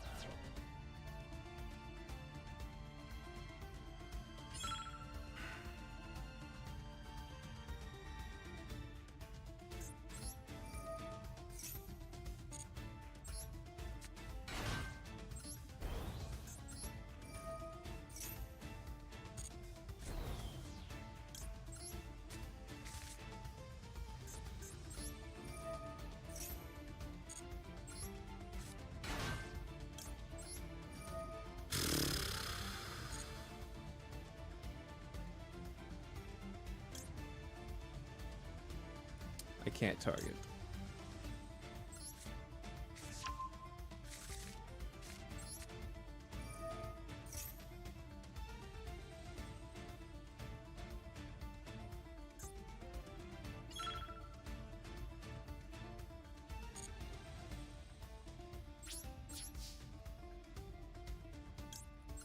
I don't know how I win. I don't know how I win. I can't even get rid of this card. I can't kill it. I can't get rid of it. I don't know how I win.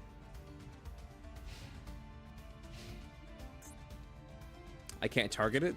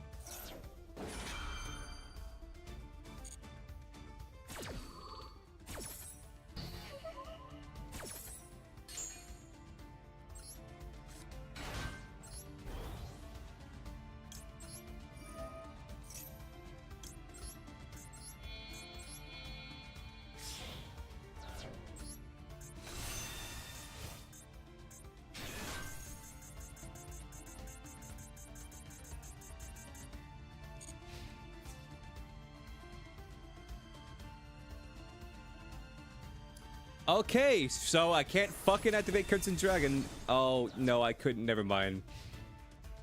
I couldn't activate Crimson Dragon because I had to activate it this turn because of your dumb fucking card effective freeze. God damn it. What the fuck do I do?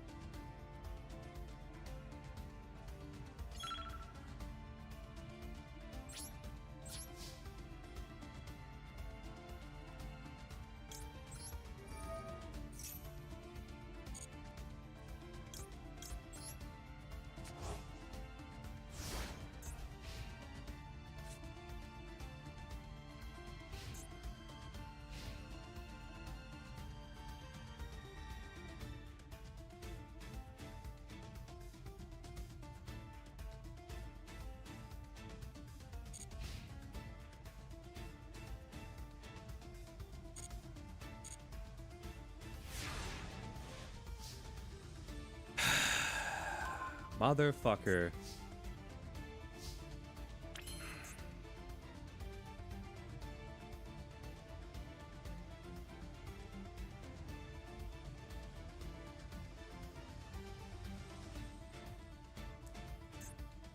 Okay, I think I just came up with my win condition.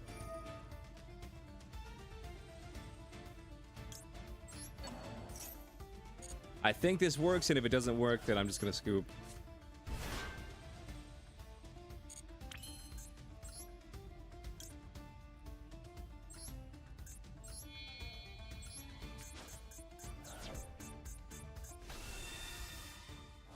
God damn, dude.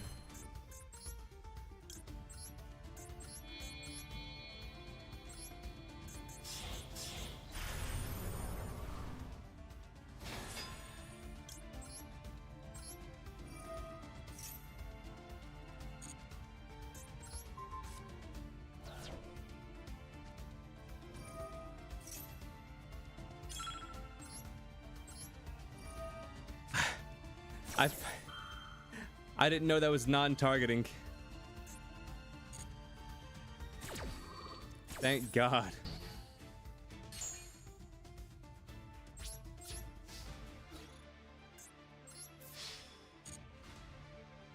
Remember when you used to play Avermax? Well, at least when you played Avermax, I also played Goddess. So I never really cared about your Avermax.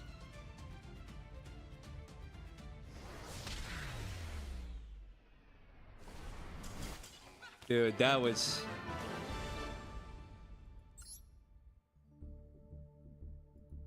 That was stressful.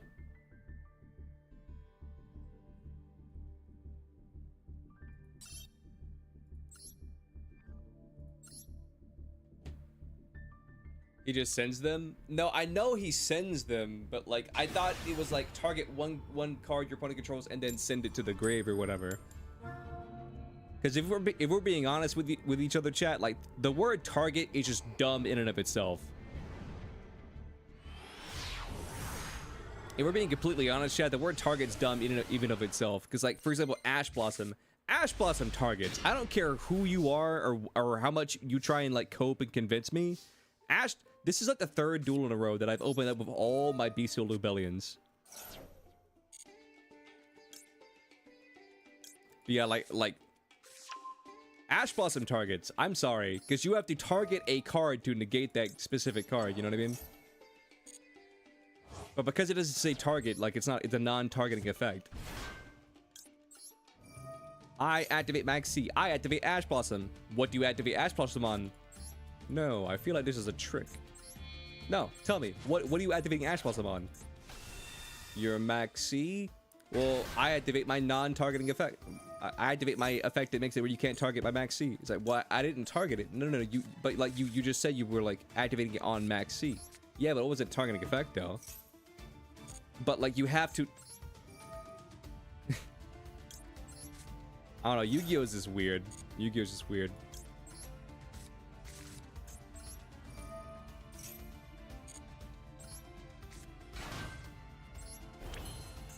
It's like pop one card that your opponent controls or whatever. It's like yes, but I didn't target pop it. It's like, what do you mean you didn't target pop it?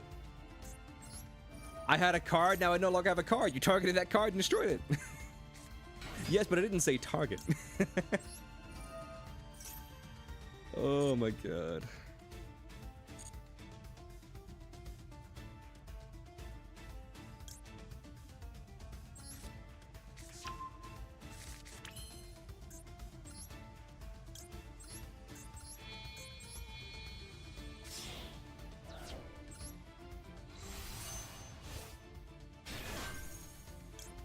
Is it on like select one card so confusing? Like the computer knows what to do? Yeah.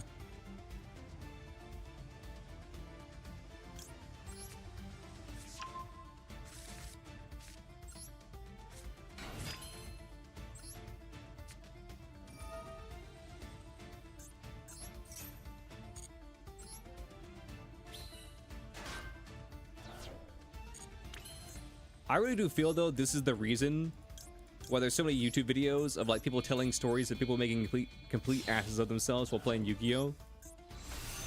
Like the one guy who summoned like a big ass board of dragons, and then they all get super powered to wait into 5-headed dragon. Like we can all agree that's bullshit. I mean it's funny, but it's also bullshit. Like when it happened to someone else, we're like, oh, that's funny. Oh, that guy just got 5-headed dragon. But I think we can all admit, like if it happened to us, we'd be like, oh fuck no, dude. There's no way. Is there a list for the duels? Or you just go from top to bottom? I go from top to bottom.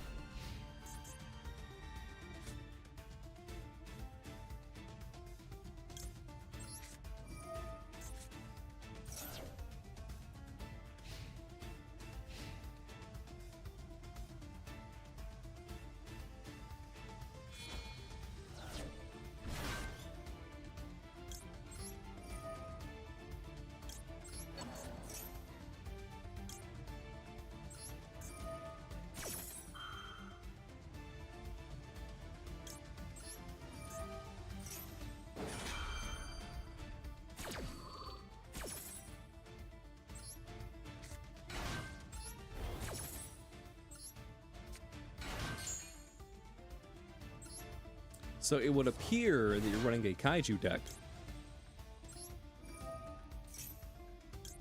Either that, if you just, or you just randomly have Santa Claus.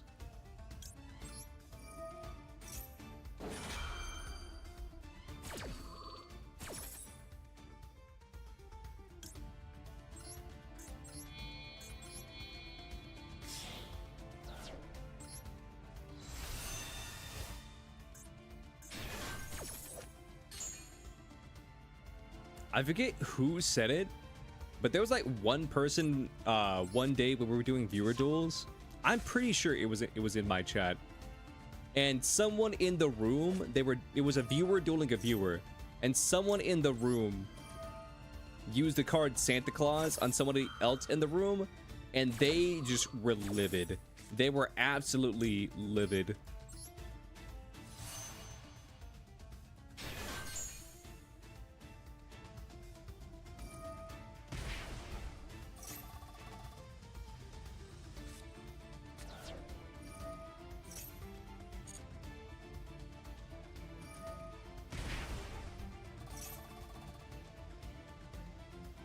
Add Joe going to YouTube now? That's what the YouTube's for, baby.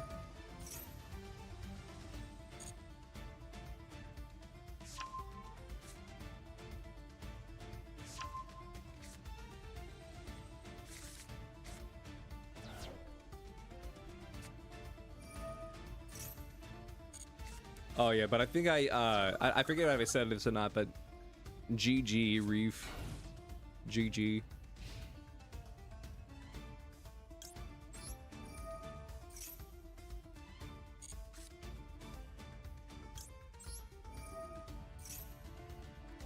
Ecker City had me sweating though.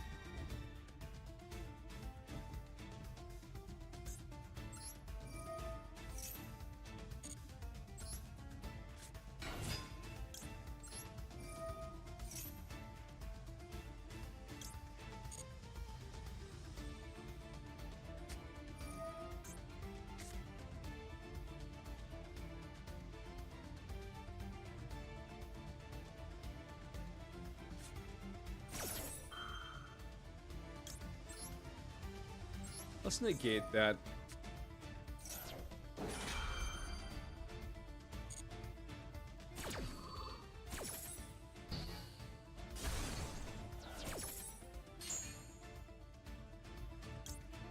I'll grab Ogre, or not Ogre, Gargoyle.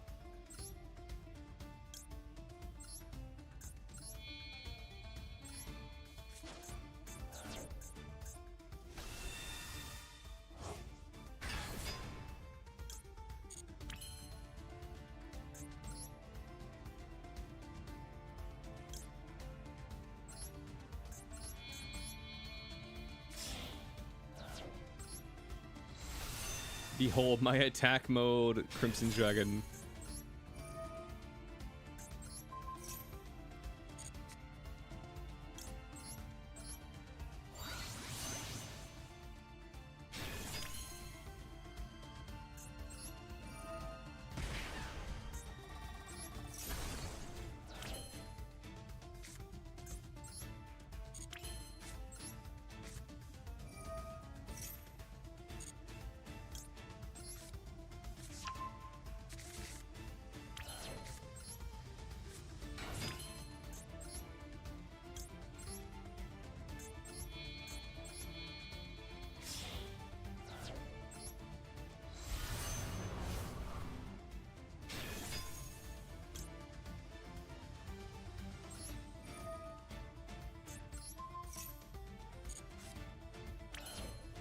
For our pal Hippo.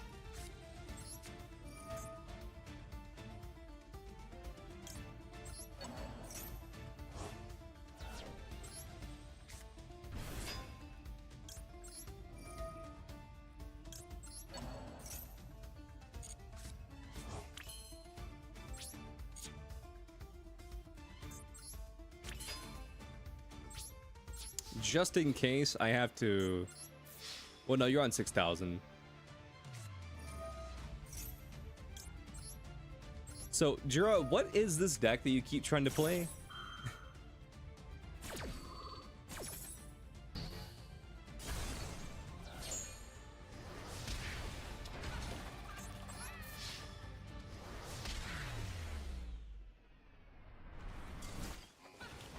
Because it's got Santa Claus, Chicken Game, Magical Mallet.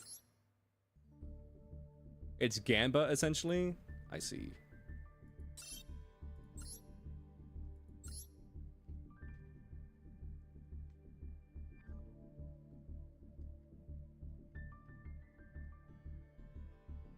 Man, I've opened up hard BCO Lubellion, three copies of Lubellion, like 2 duels in a row. Perform Panel Hippo Turbo. I see.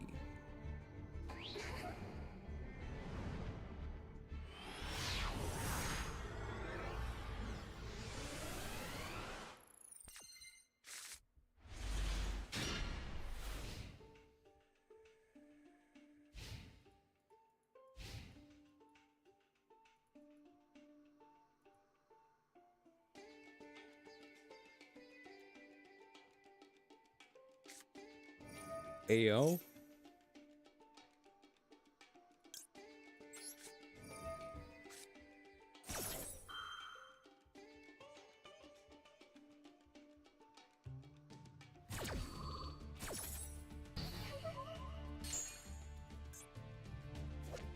And that was an okay Ash. It depends, because here's the thing. I feel like when people run this card, either they hard die to this, or they use it as a bait.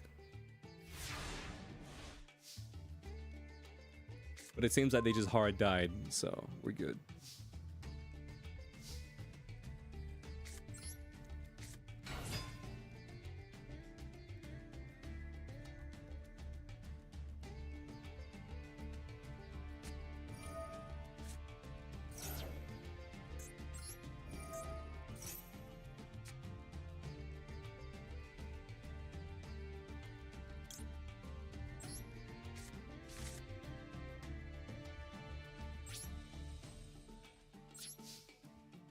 I don't want to give you any cards.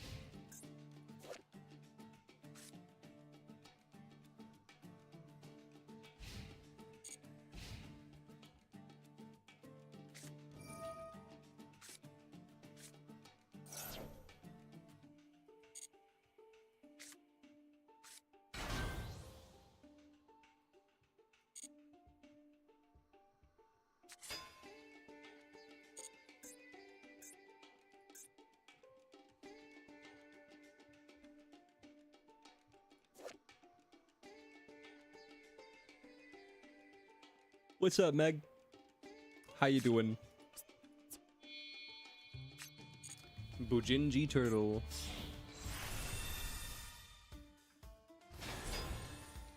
How's the Beyblade addiction?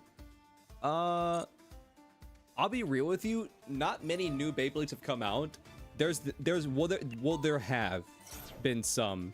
There's a new Beyblade series called the CX series, but I'm kind of holding off, you know? I'm kind of holding off on it because how do I describe it?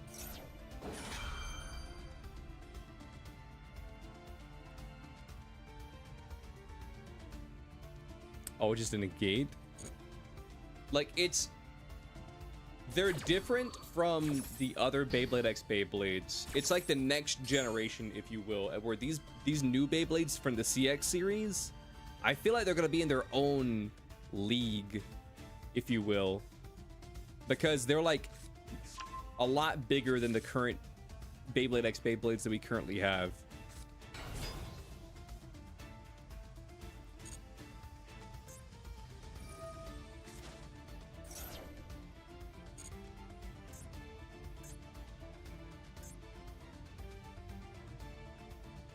Can we just see how crazy it is, though? I mean, I know this is this isn't like a crazy effect in the grand scheme of Yu-Gi-Oh! But like the fact that they were able to detach this card as material and then within the same chain banish it to negate my Veiler.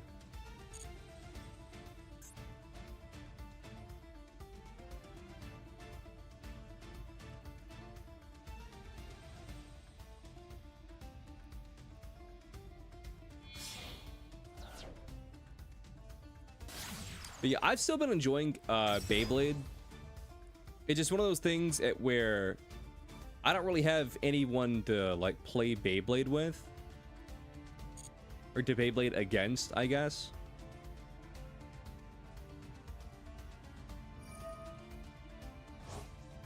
So for right now, I'm kind of just vibing.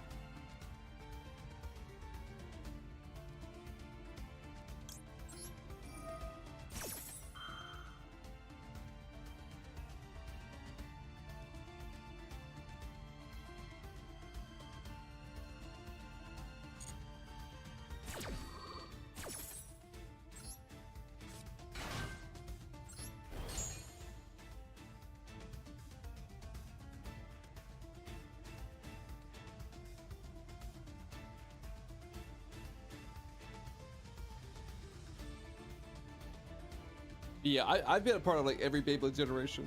Well, that's not true, because there was like Bay Wheels or whatever, and I didn't fuck with Bay Wheels. But yeah, OG Beyblade and like Metal Fight, Metal Fury, and then there was.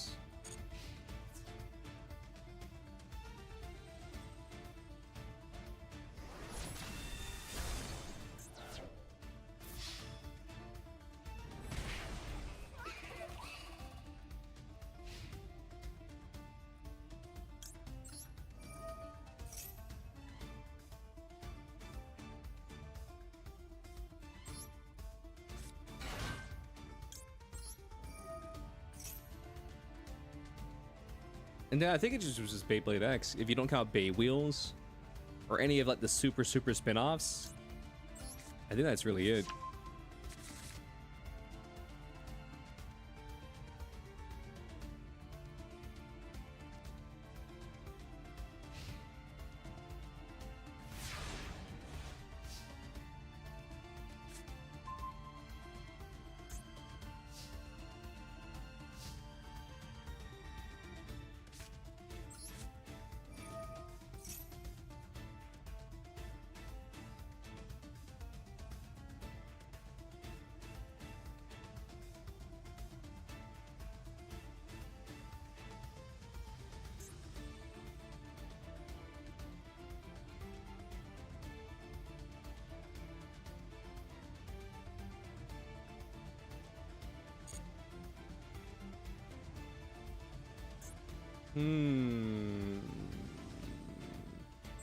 Yeah, let's do this. Let's discard this card.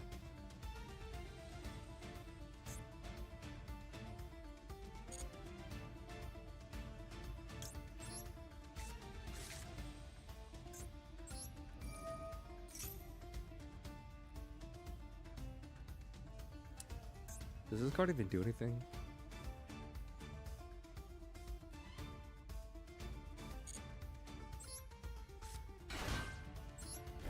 Does this card do anything? No.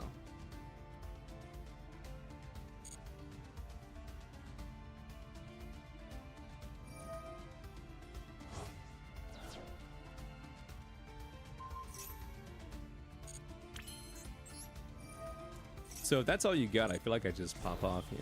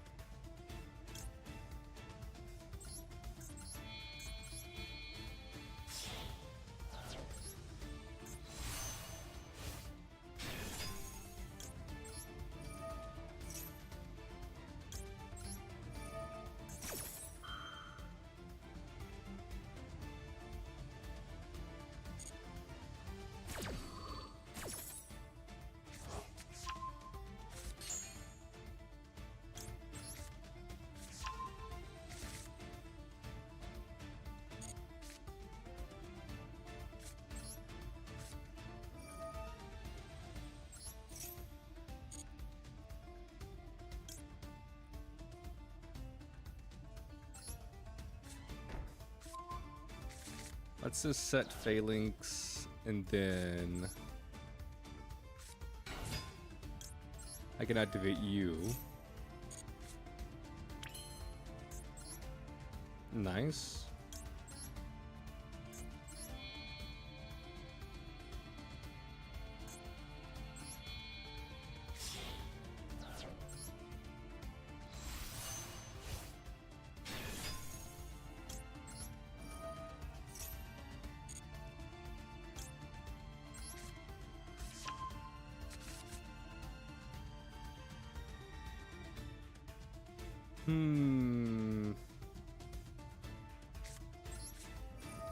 I guess I can do this.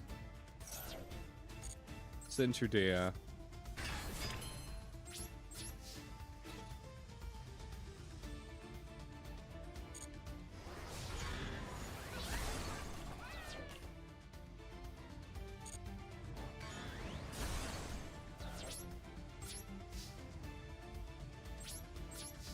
Yeah, this is fine.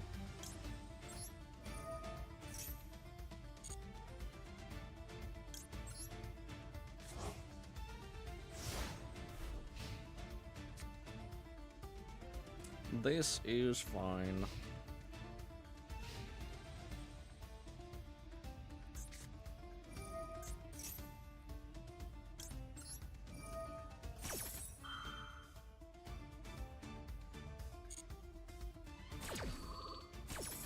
What is your... Okay.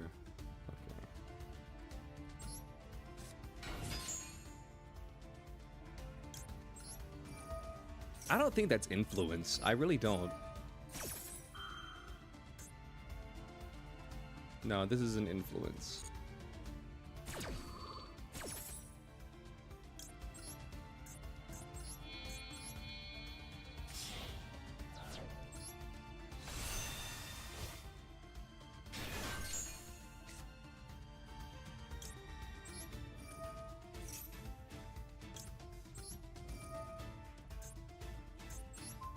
Is this a quick effect?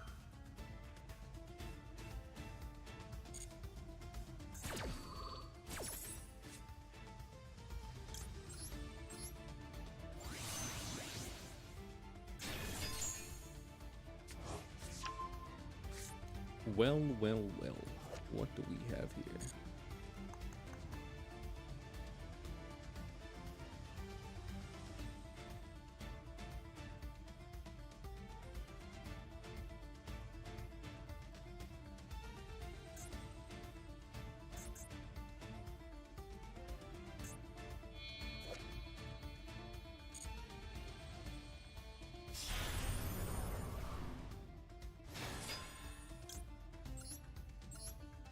Negate.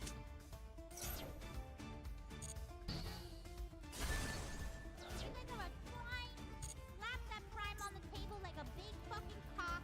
Show everybody that you have a big fucking dick today. Slap that Everybody always forgets you can negate the summon.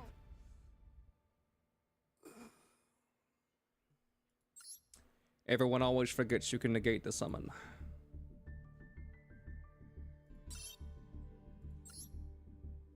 Alright, Stardust, give me 1 second. I'm gonna go get some more water. It's already been 2 hours. It has... Give me 1 second. I gotta go get more water, and then I'll be right back.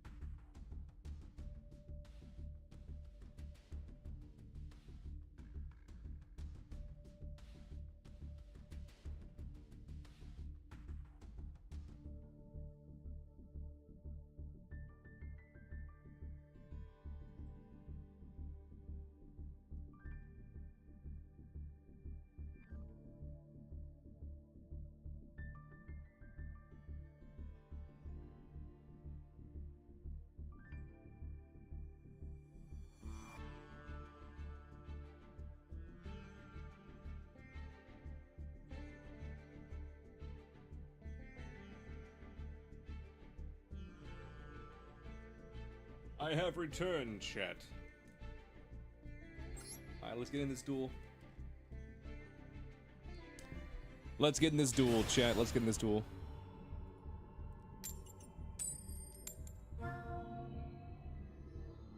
Welcome back. Hey, what's up, Vil? How you doing?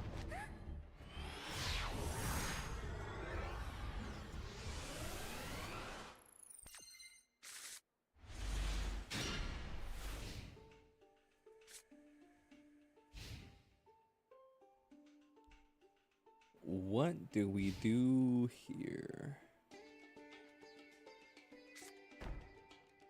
Set pass.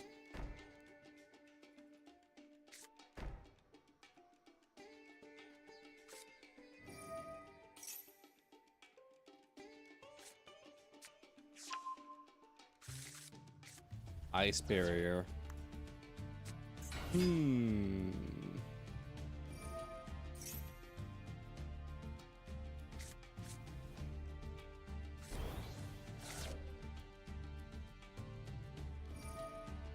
Drop it like it's in the beer for real.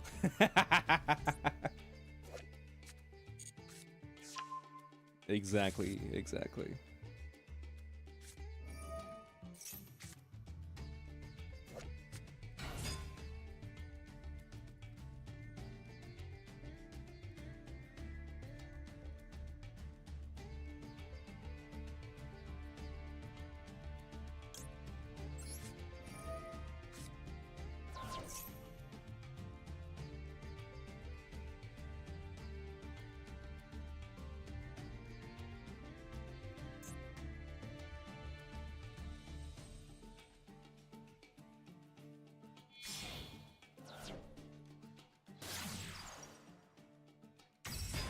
Yo, anemone?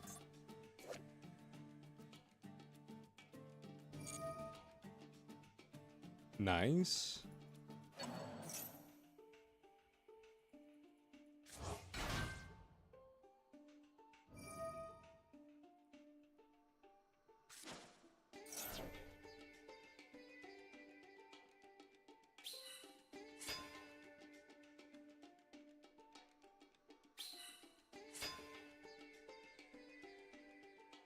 This shit's about to go crazy.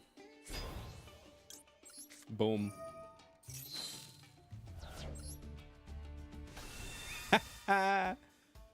This shit went crazy.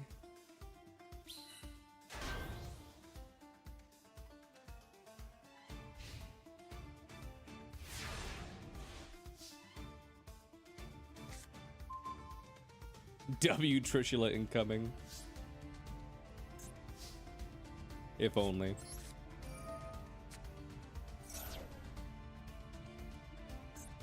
What's up, creature?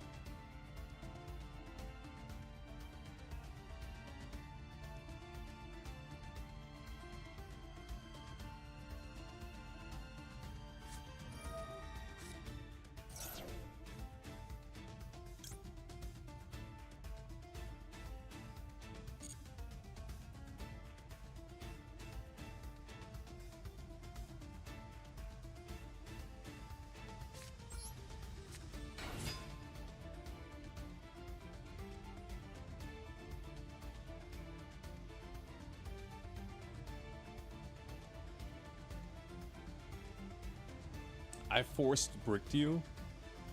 Damn.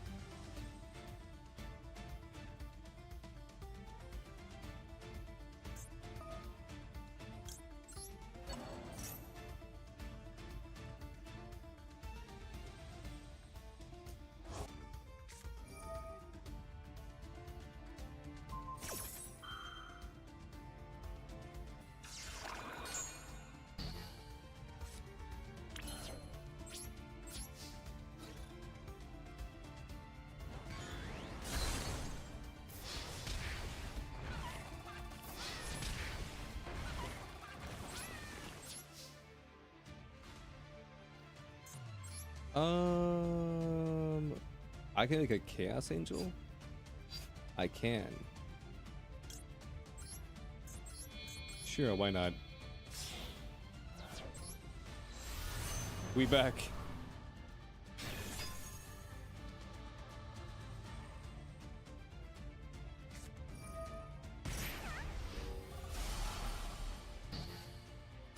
Honestly, I'll take that trade. I'll take that trade.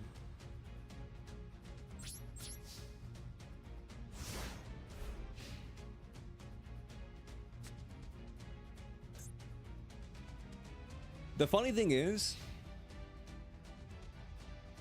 I felt like that was, you probably had to sell him, but then the stream crashed and I forgot that I thought you had to sell him.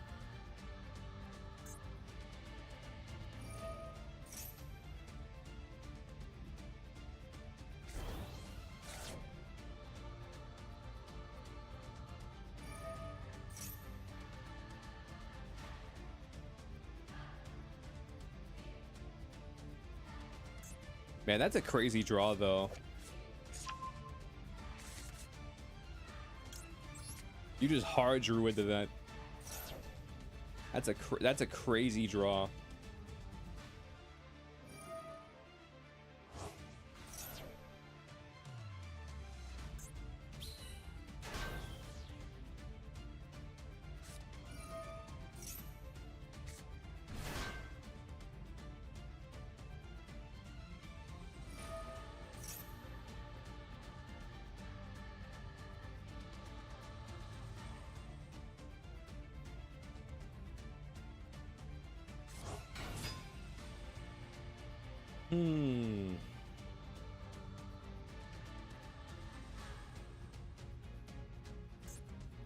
Yeah, Salam may have killed me.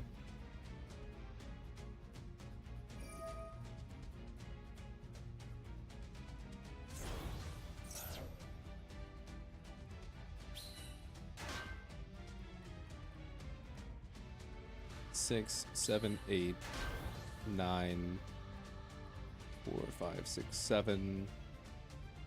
Trish is 9, right?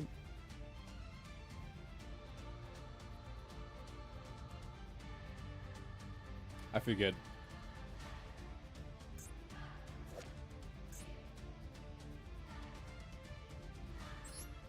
Yeah, Trish is 9. So 6, 7, 8, 9. So that's a 9.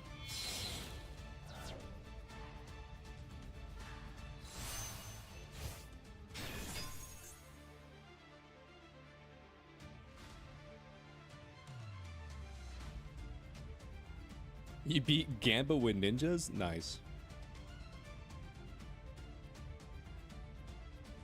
I always knew you had it in you. Is this broken? No.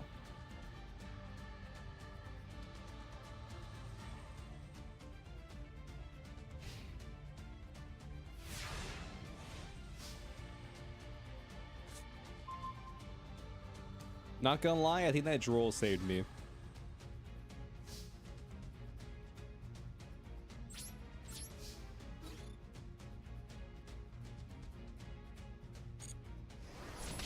Not gonna lie, I think that droll saved me.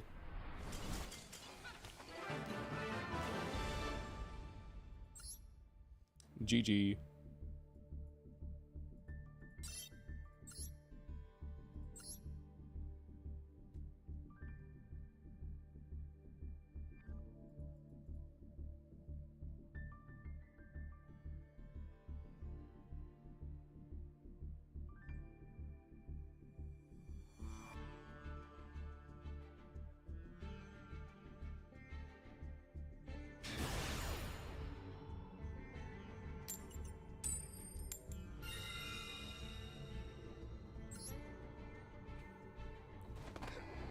Something tells me you're playing ninjas.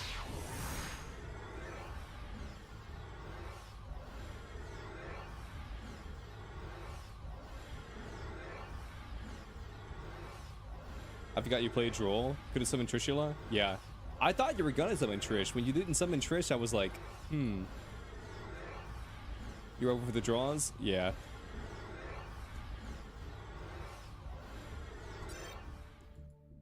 Lost the coin toss.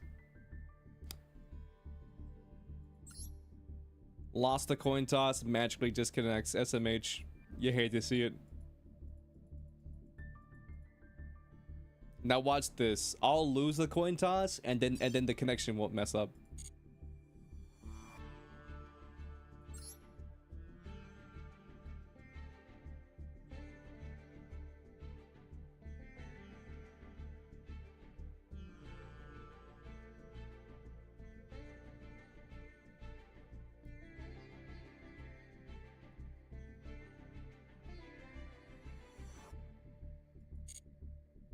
Yeah, I think it might be bugged.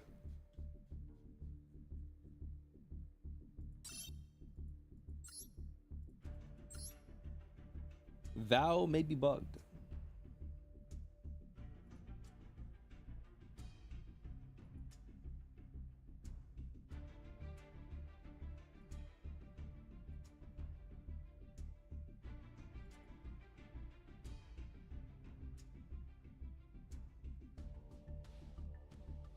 Do you allow rematches or no?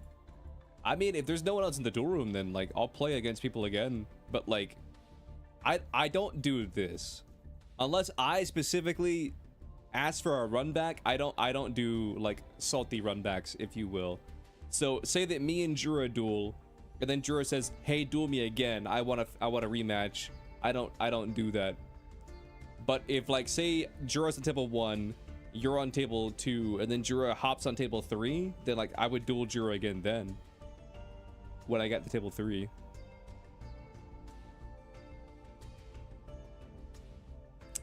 What's up, Frigibax Gaming?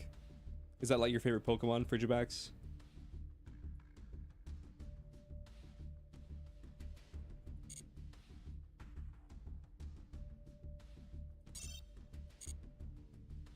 I don't think the Gremlin is here. All right, Dwagon, are you fixed now? You made a new deck? Is it a deck themed after your favorite Pokemon, Frigibax?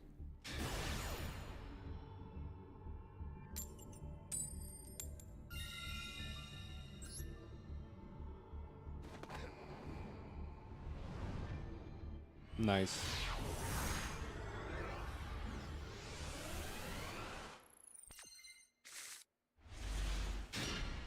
What doth we do? This hand is kind of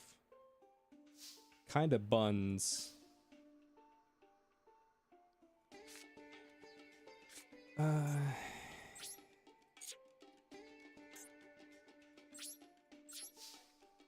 End phase.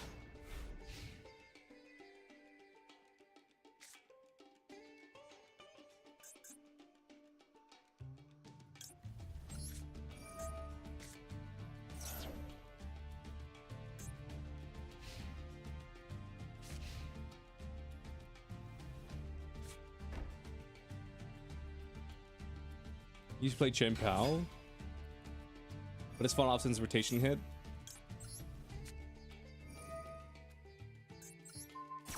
Chen Pao's a cool mon.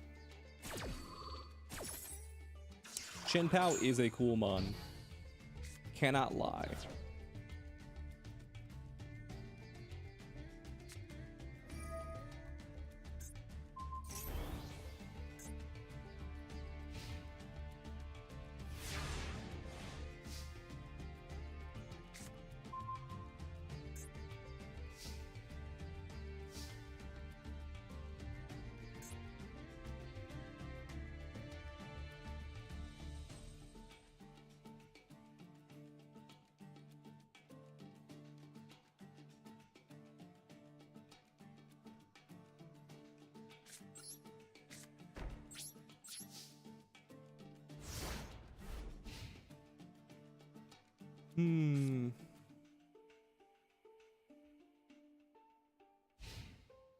I feel like this deck is bricking so much.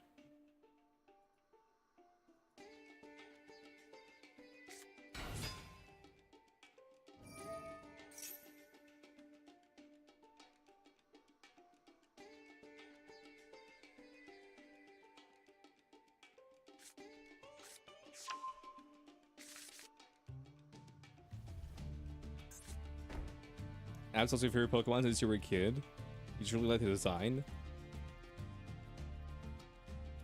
I have a few favorite Pokemon, but I think my favorite Pokemon right now,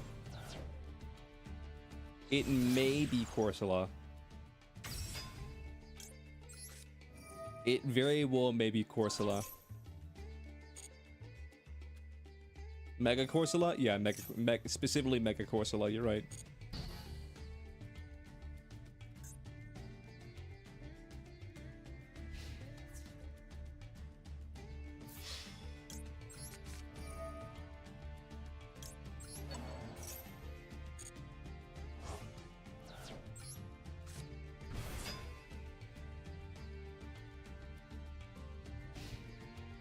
Galarian? Galarian's okay, but I like regular Corsola.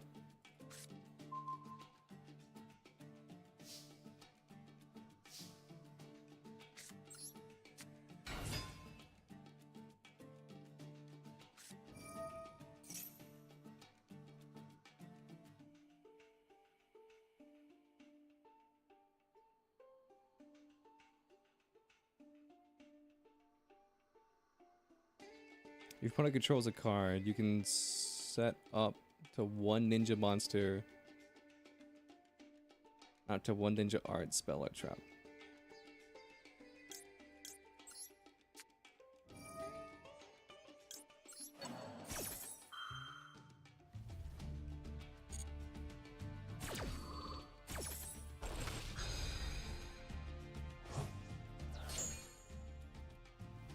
I mean, this kind of just sets me up.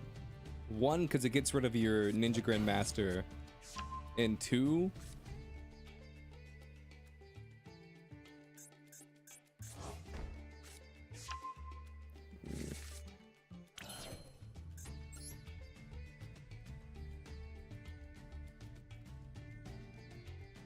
what should I do? This is the better play.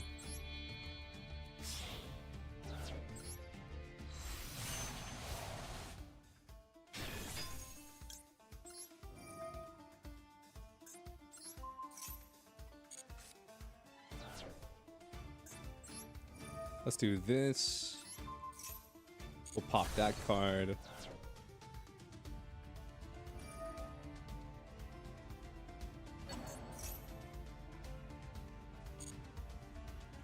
That's fine.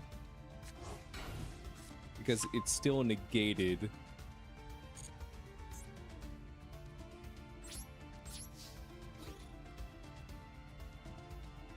Does this card do anything?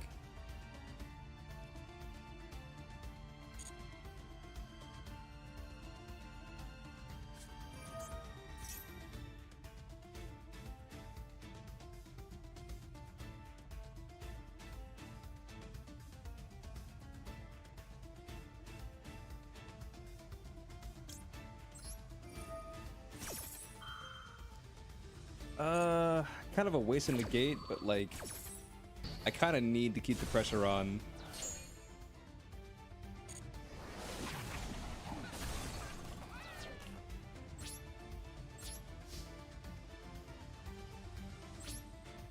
Yeah, I kind of need to keep the pressure on, not gonna lie.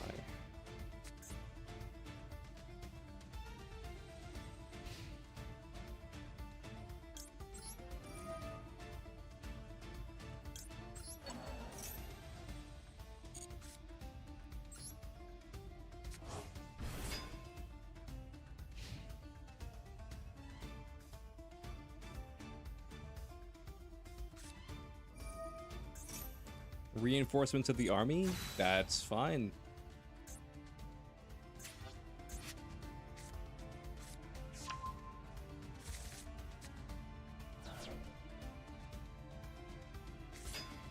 You're still negated, so I don't need to worry about that.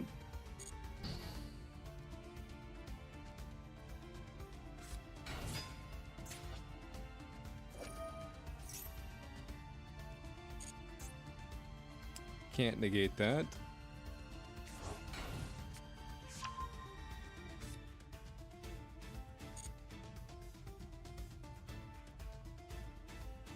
Oh yeah, Mega Absol looks pretty cool.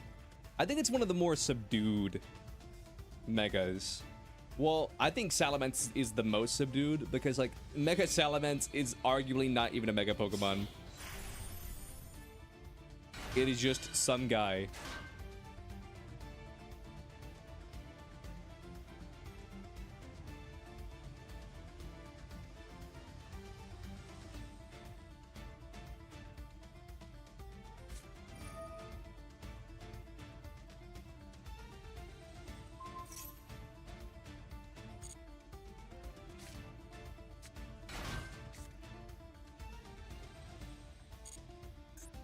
Okay.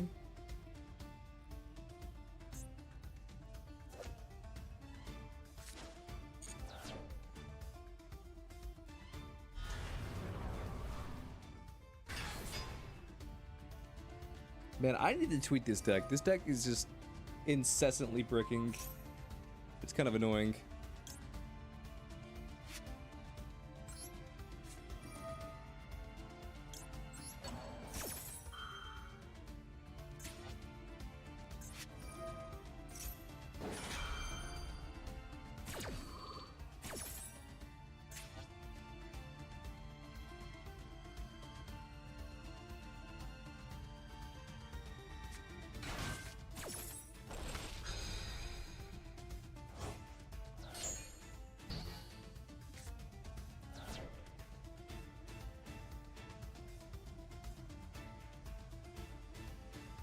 You don't know why hero players don't run D4s? Hell if I know.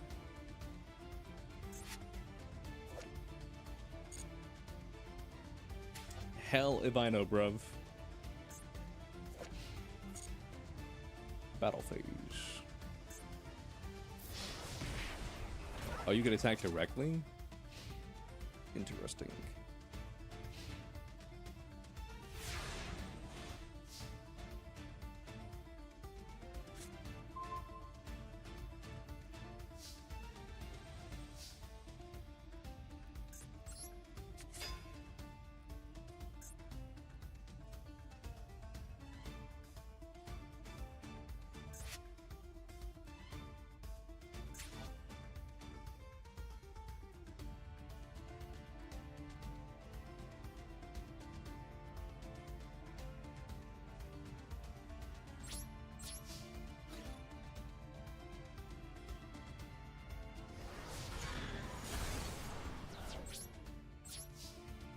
And that's all I got.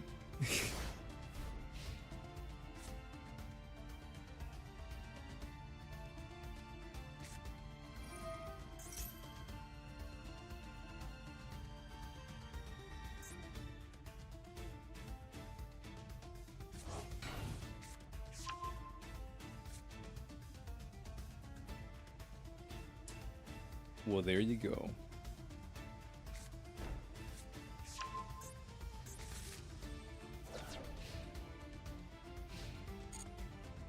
Ninjutsu Art of the Shadow.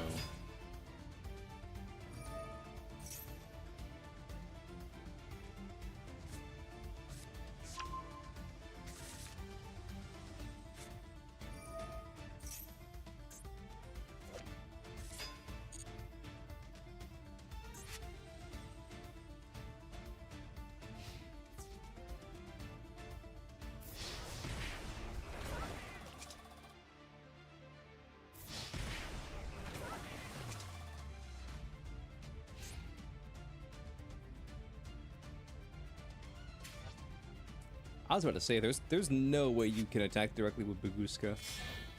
Also, why was Baguska not flipping everybody to defense mode?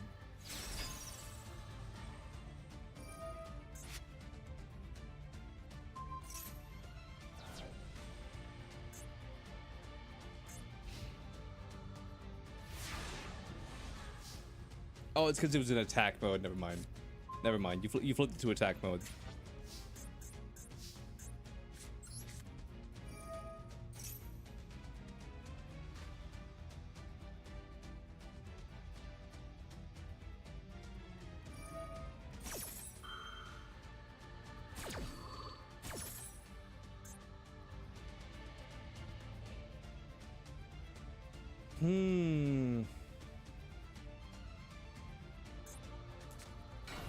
Yeah, I hate ninjas. It's as simple as that. I'm a ninja hater. What can I say?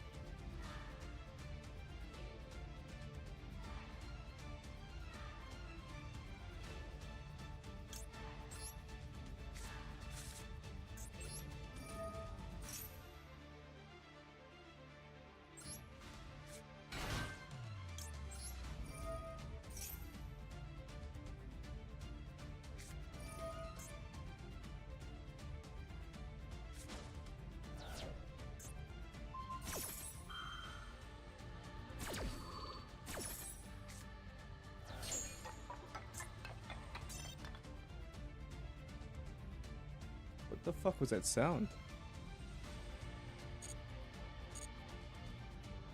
Did you guys hear that? What the fuck was that sound? It was like the fucking Rugrats theme song. Anyway, yeah, fuck ninjas, GG's.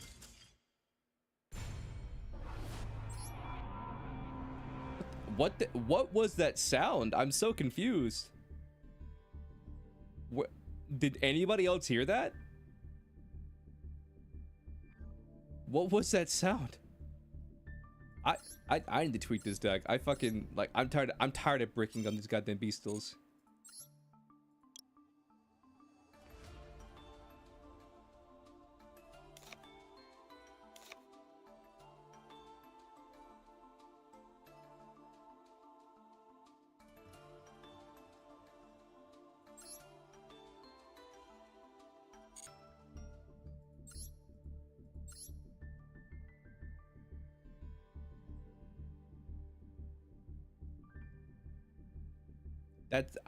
That's so weird.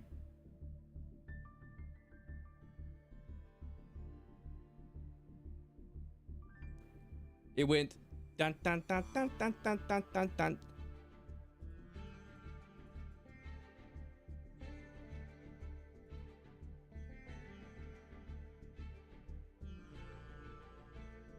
It was like a marimba or whatever it's called.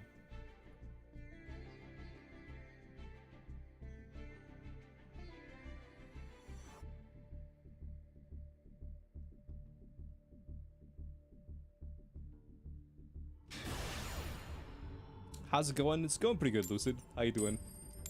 Do you have a favorite Yu-Gi-Oh card? Favorite monster, Summon Skull. Favorite spell, Graceful Charity. Based purely off looks, not off the effect. Favorite trap? I'm not sure. I'm not sure my favorite trap. But my favorite monster card is probably Summon Skull.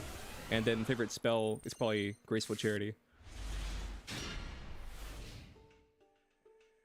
Based purely off aesthetics.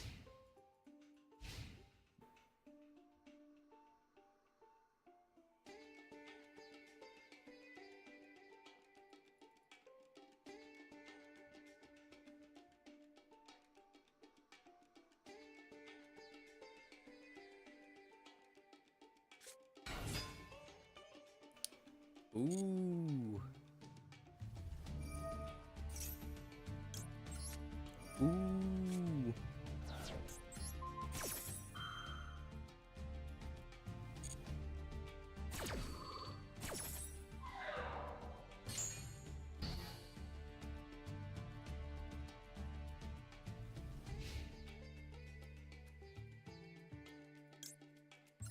Ooh.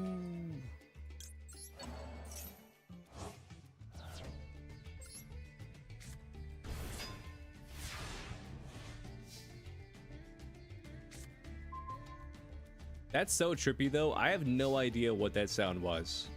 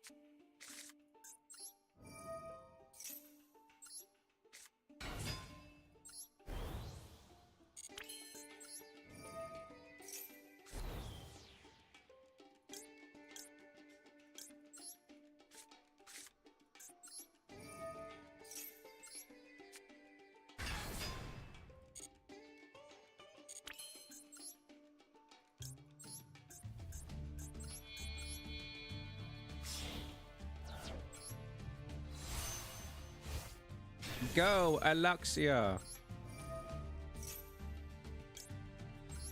Your favorite monster is Florinders and M-Pen and Masterpiece and True Draco Slayer King. You had me at M-Pen. You could have just told us that you were a serial killer. You could have just like led with the fact that you were a serial killer. It's okay. We wouldn't have judged you.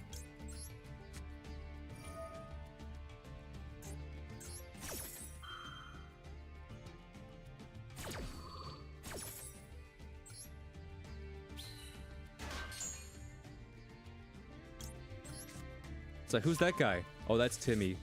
Why is he sitting in the corner? He just sits in the corner. Do you think we should go talk to him? Nah, man. Don't talk to him. Don't just. It's better just to leave him alone. I'm gonna go talk to him. Say, hey, man, what's up? Don't come to school tomorrow. What? I said, don't come to school tomorrow. Why is that? I'm gonna play full underease. Oh, God. Oh, sorry. Don't tell nobody. I won't tell a soul. I swear. I swear I won't tell a soul that you're a flute player. I'm gonna bring my flute deck to school tomorrow. Okay, okay, cool.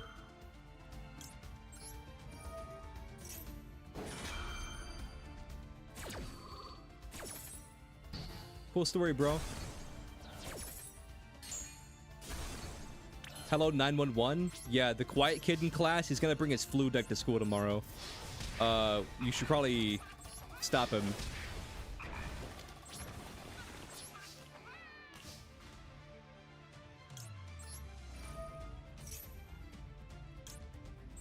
All I wanted to do was floodgate my opponent and play full underease. If there was a Duel Academy in real life, would you go? I think it just depends.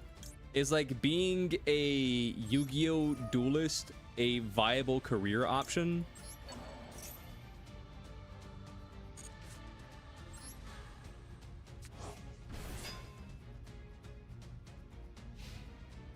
Like, if you could get a job being a duelist, then like maybe.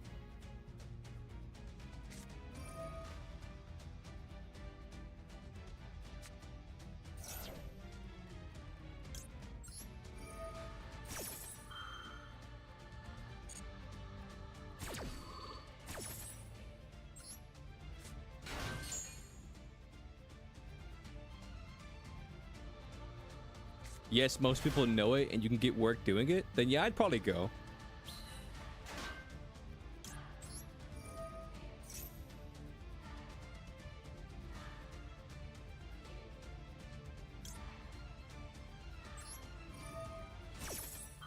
Have you seen Kaiba? You know what? Now that you mention it, I have seen Kaiba.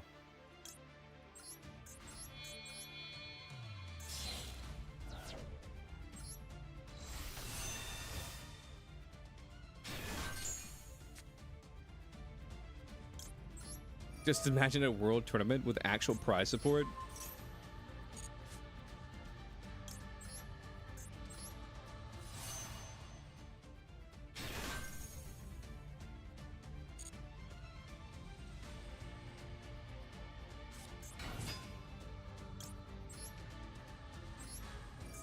Yeah, we're not doing that.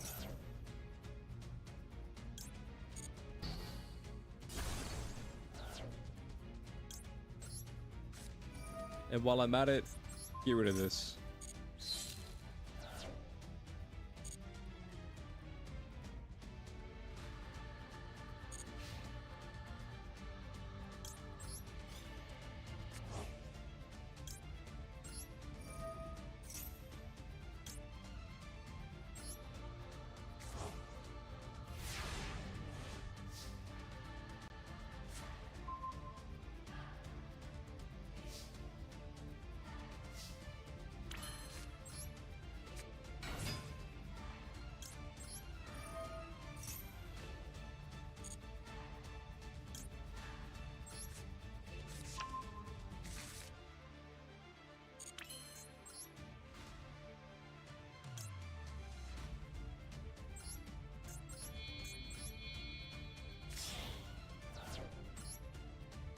This isn't the optimal play, this is the cool play.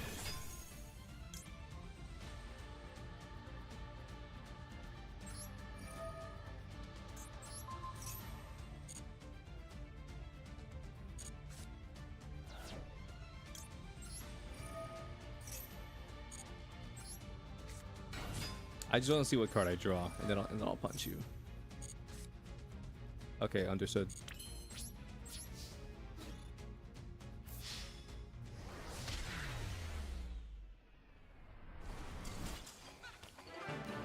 But specifically on the Duel Academy grounds, you would use gems to buy food, etc. Dude, that's kind of rough. It's like, all right, instead of buying a cosmetic duel field or like a mate or the card sleeves, it's like, okay, have you done your dailies? Do you have enough gems to afford this fucking egg sandwich?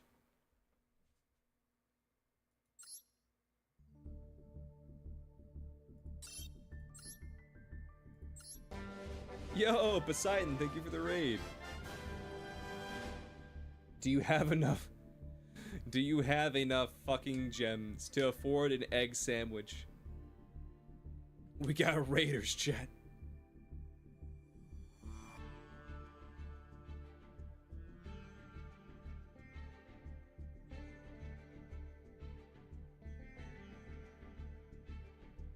Ocean Man raid, let's go.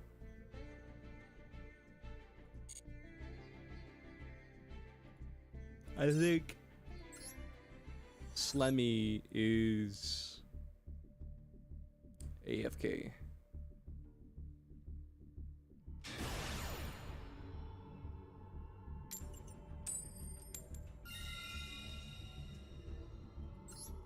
I'm gonna go first and hope this is an A-Template deck.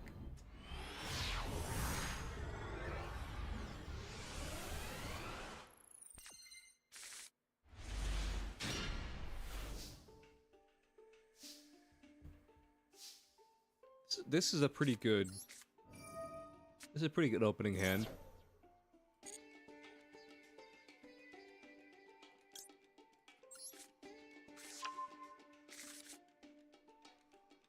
But yeah, how was your Yu-Gi-Oh, Poseidon? What'd you get up to?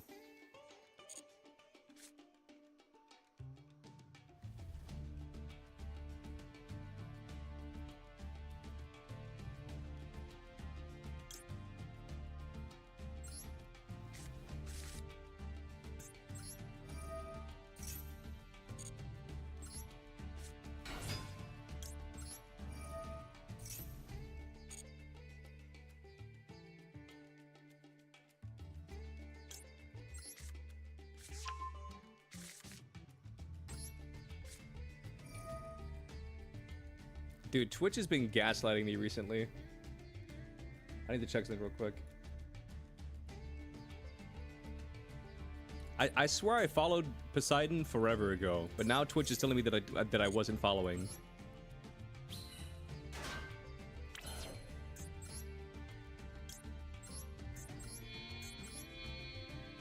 Twitch, the ultimate gaslighter.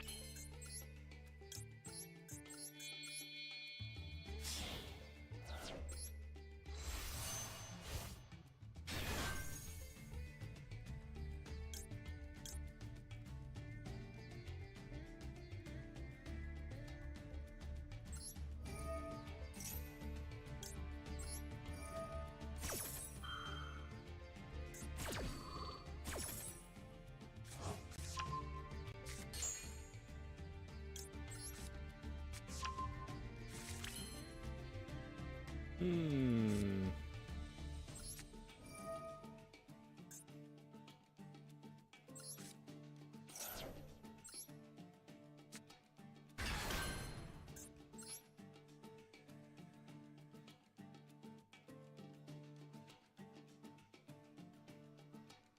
Do I want to go this far? I don't think I do.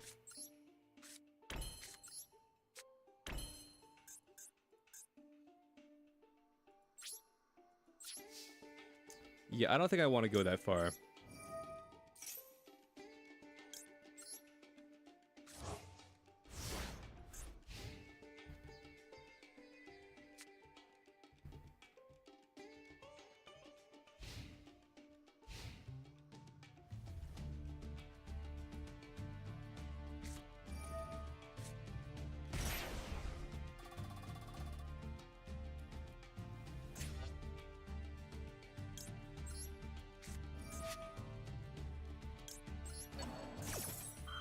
Let's just negate that.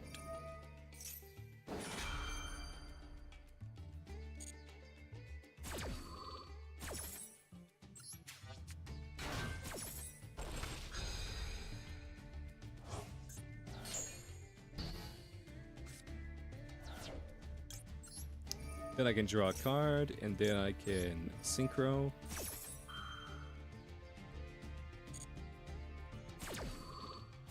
You love Layer of Darkness Monarch FTK.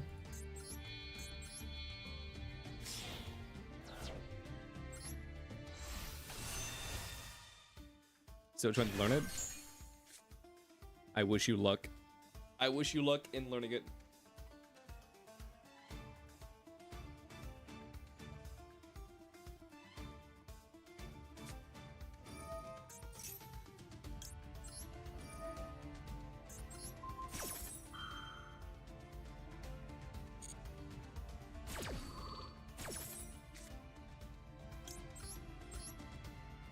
I almost popped my own card.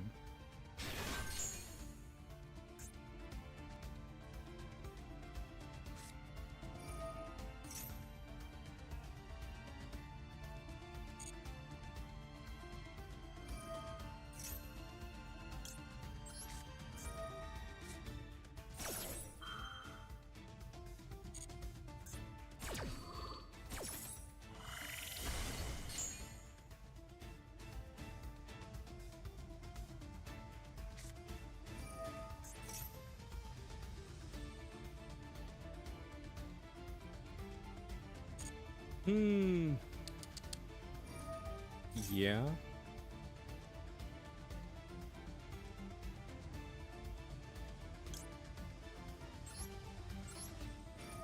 I'm gonna negate that.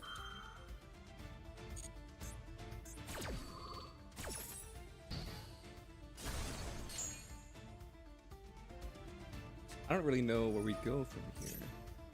Ooh, a 0 scale. I mean, yeah, that's something right there.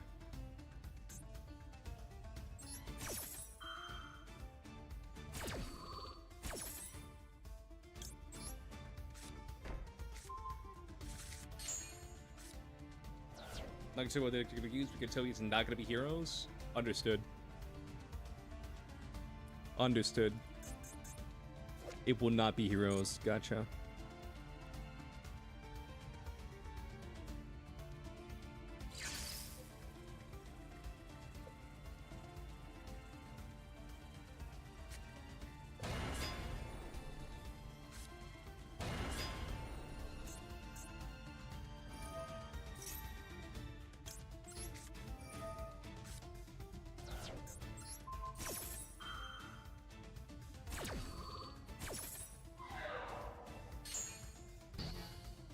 Nice.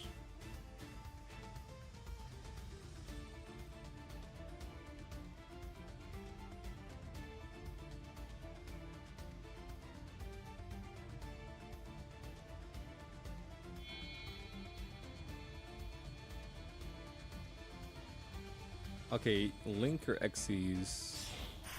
Xyz.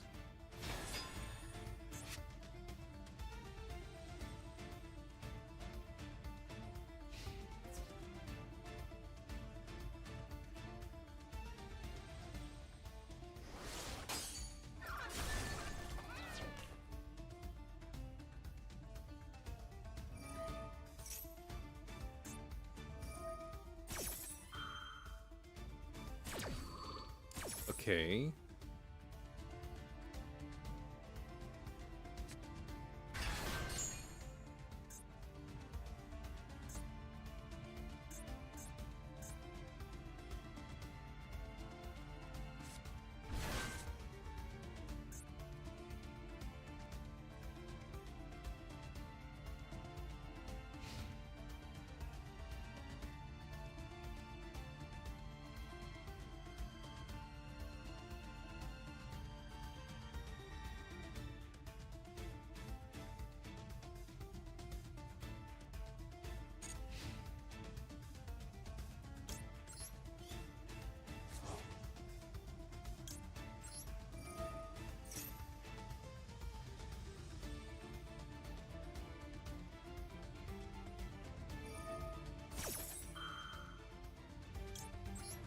Negate.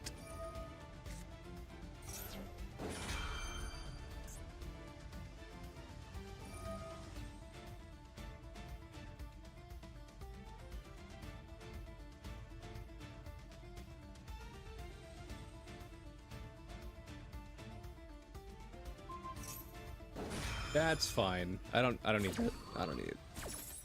I don't need it. It's fine.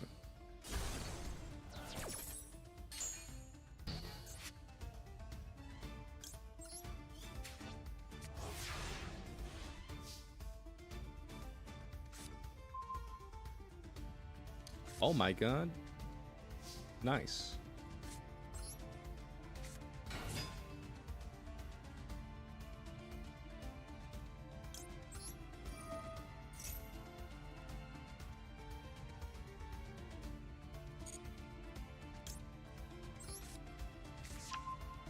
Let's grab stand up, and then we can synchro.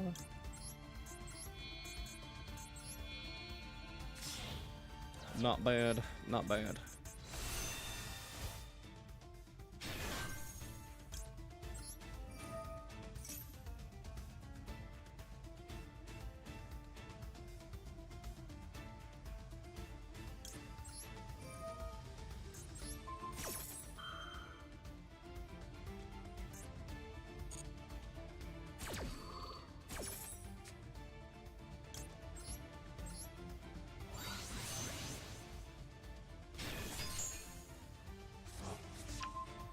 GG, GG.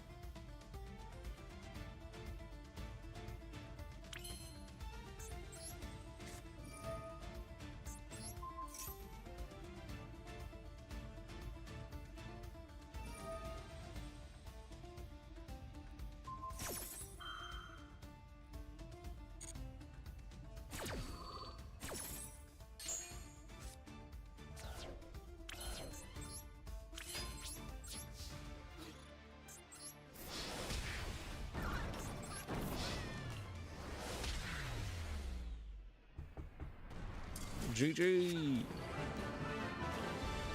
I forgot you were running the Snake Eyes field for a second, and I looked up and I just saw a giant what the hell is this guy's name? I just saw that giant flame birds dragon. I was like, oh my god. All right, I'm swapping to the gamble deck, and the second you play a non-gamble card, I am scooping.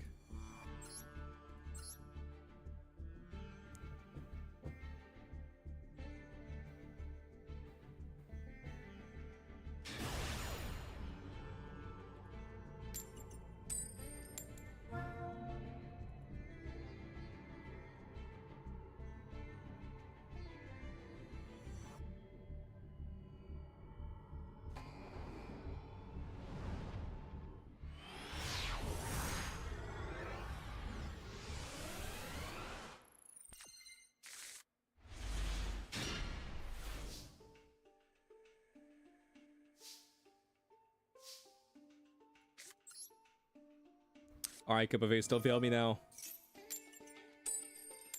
Fuck.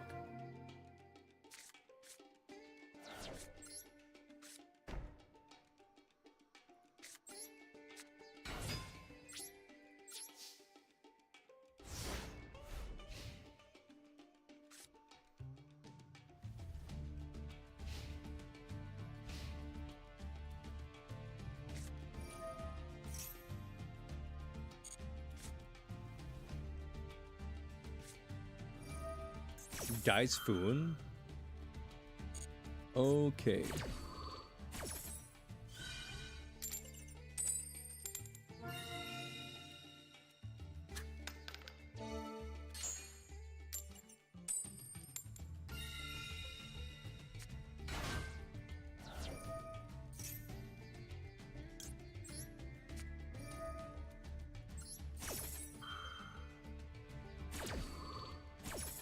I gotta deny the draw.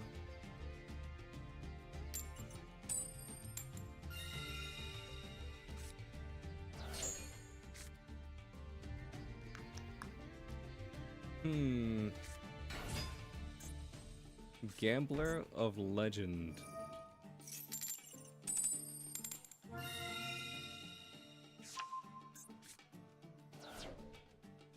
I'm so pissed. I knew I should have said it. I told myself I should have said it. It's fine.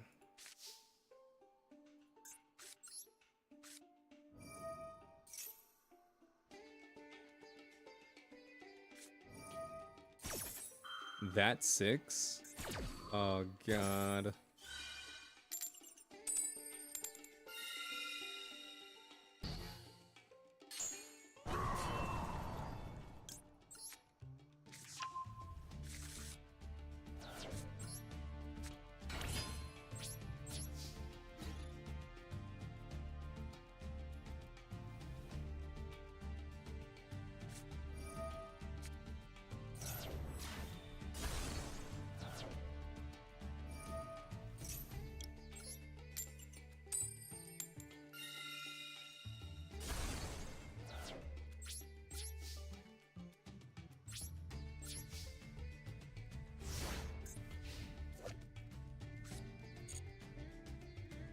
I feel like gamble cards would be a lot simpler if it was always like heads good, tails bad.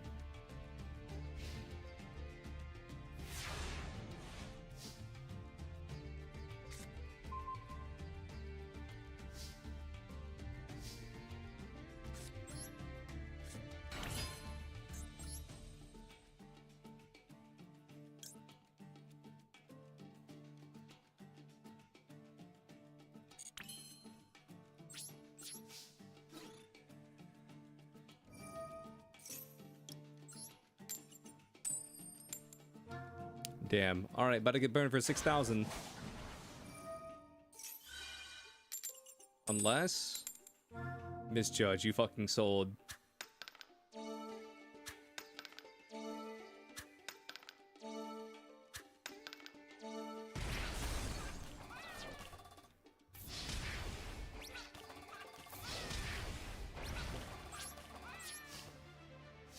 You will honor the dice jar? That's new.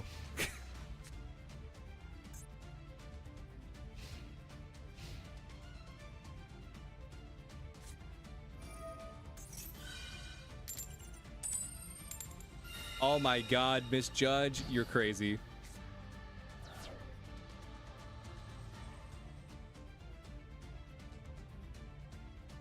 Misjudge, you're absolutely insane.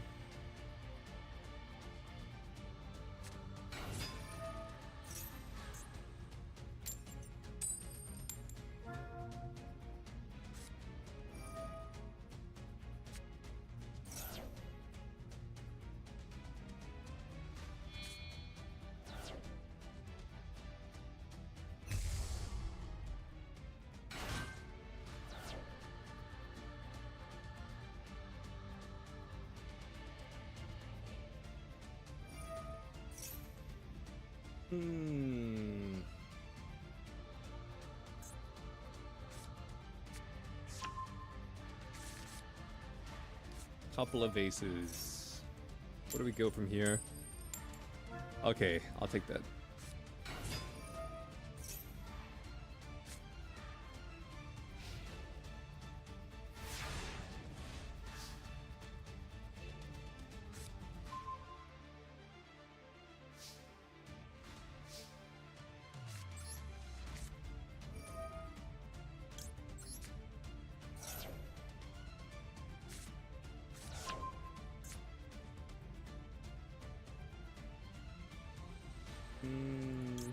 Cup of Ace, Monster Reborn. Yeah.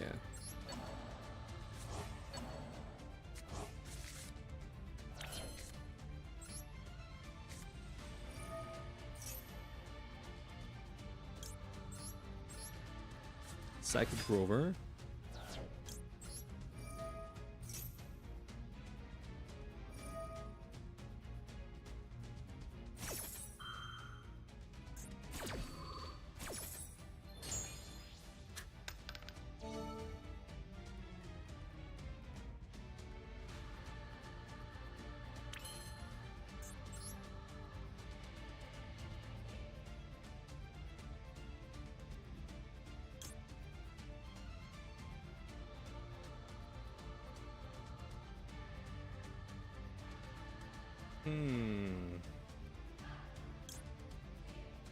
This would be the funnier play, but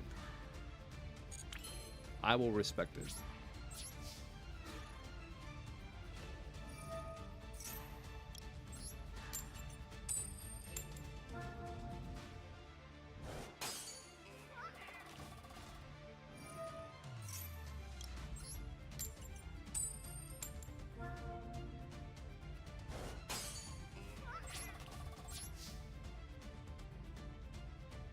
Have you tried musical sumo dice games in gambling decks chat? What the fuck did you just say?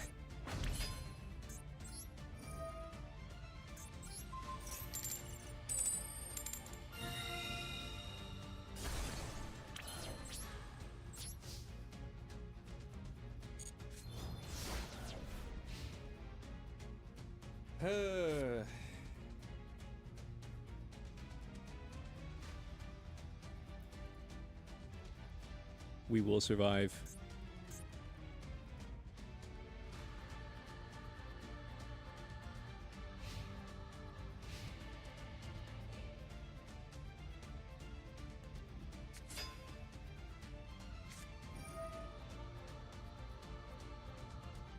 It's a rank 6 machine XYZ monster that plays like a board game. Can't say I've ever used it.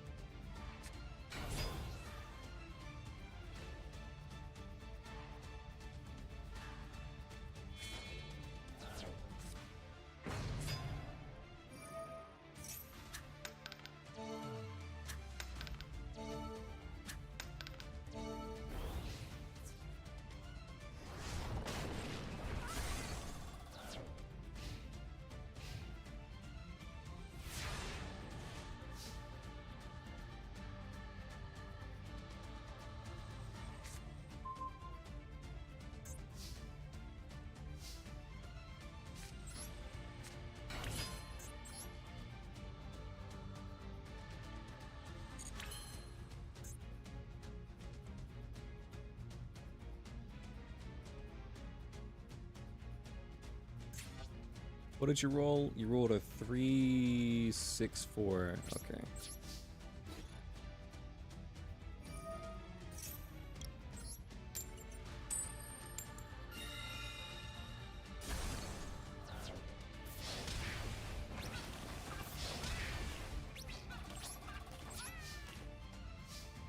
Three Sasuke Samurais in a dream.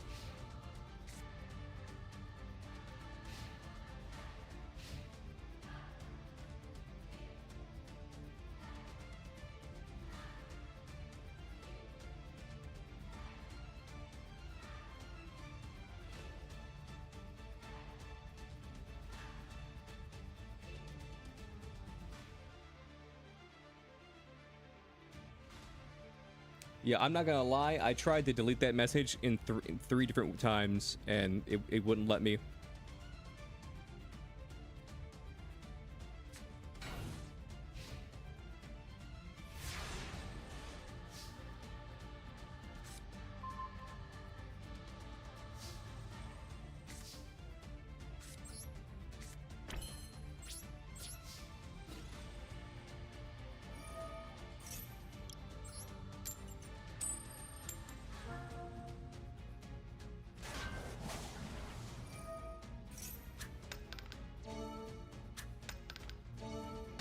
Boom.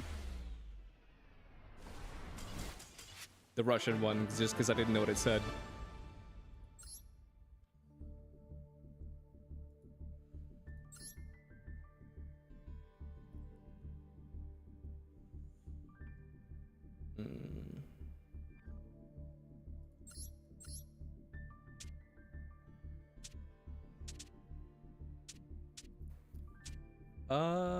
You know what? Nah, not Menendium.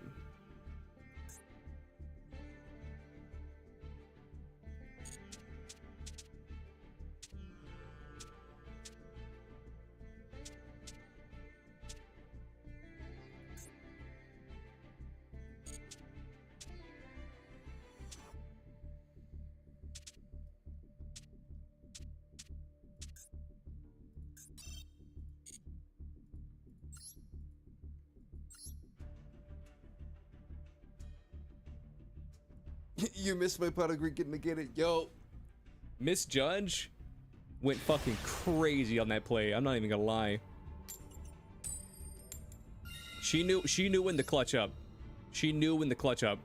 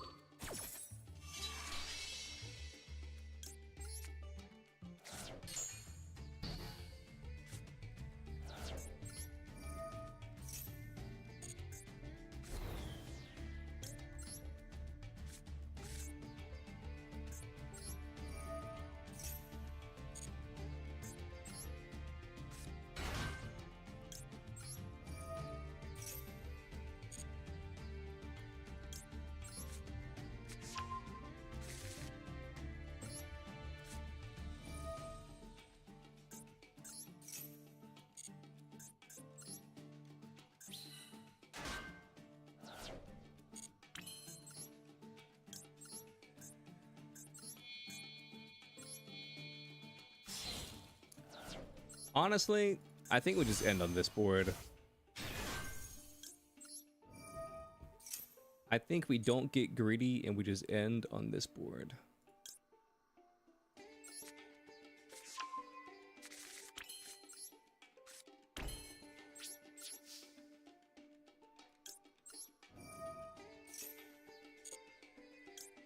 Because now we don't have to worry about nib, we don't have to worry about something that's not nib.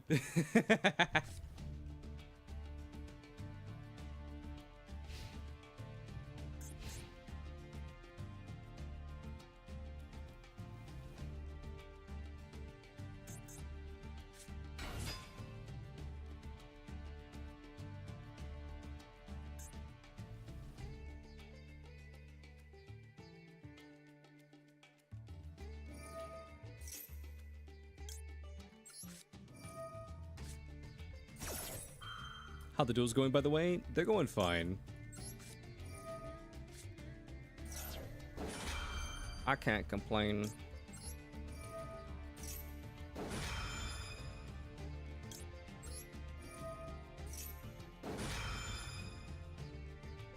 That's a great board you got turn one.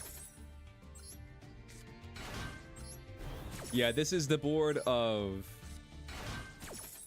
I'm scared of nib and I can't combo much more than this. That's what this board was. This is the I'm scared of nib and also my opponent.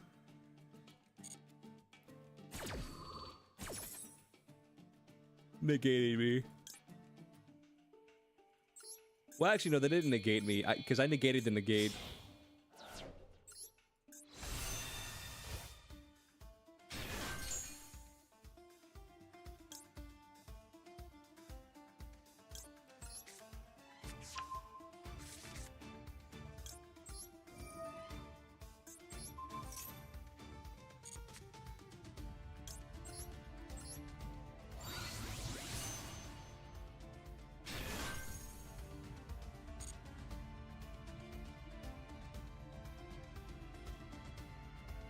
You're only relearning Russian?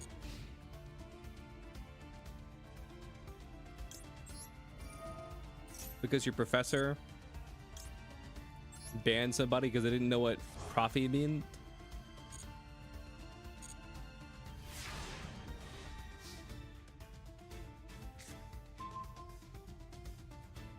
Or sukabelet mean?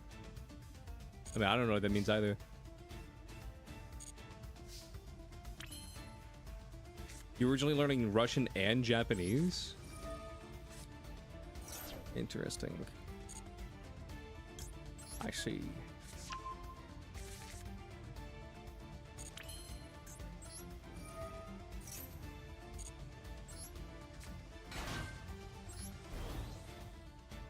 Let's make a deal.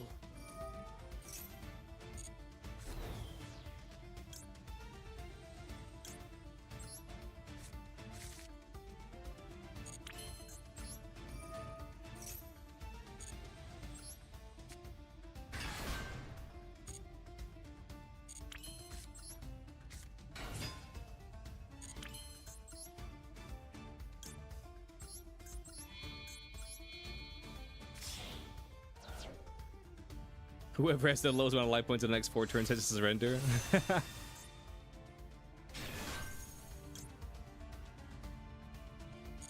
That's actually kind of funny.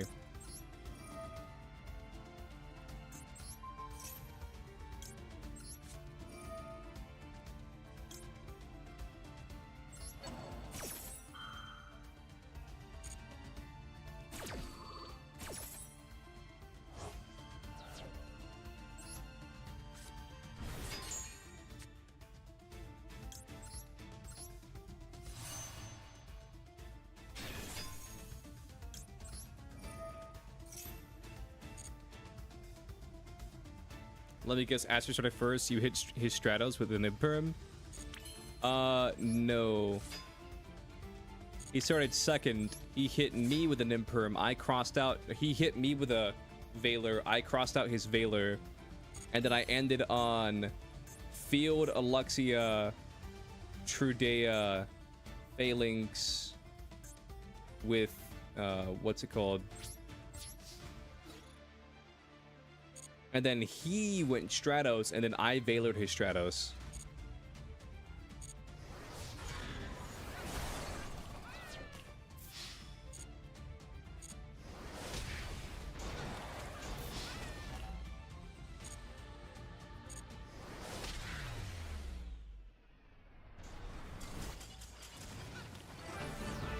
They found out why Arneos isn't being reprinted? Why?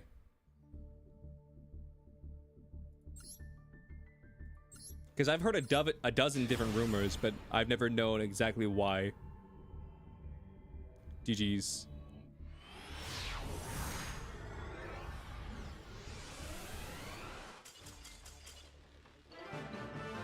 Nice.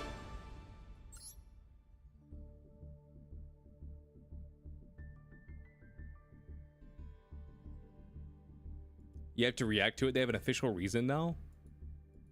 Is it like a video or like, is it like a blog? How and where do I react to it?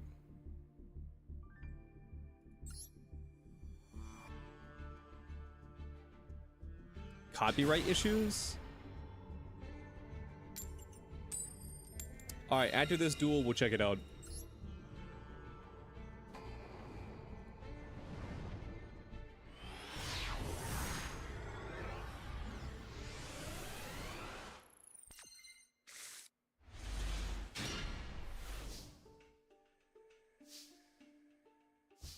That whole thing felt rigged somehow. What felt rigged?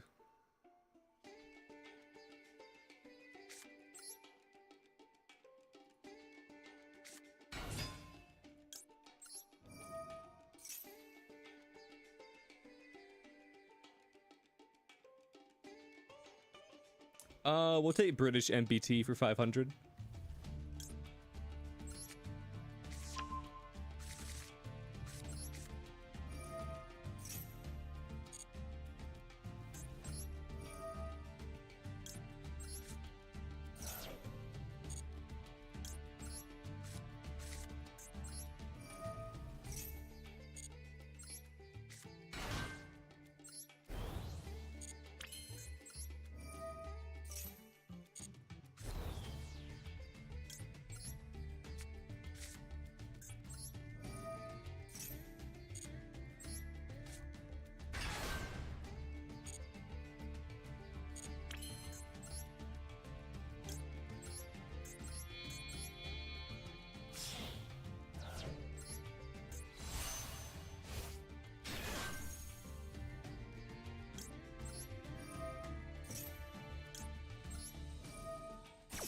You'll also see the original one.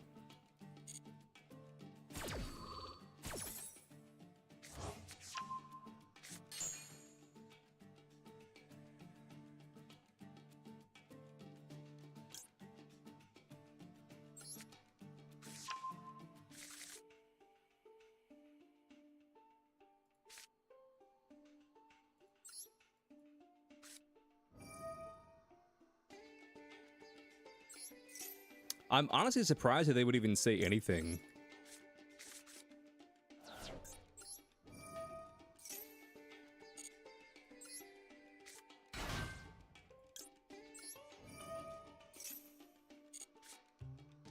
Nice, good draw. Let's go.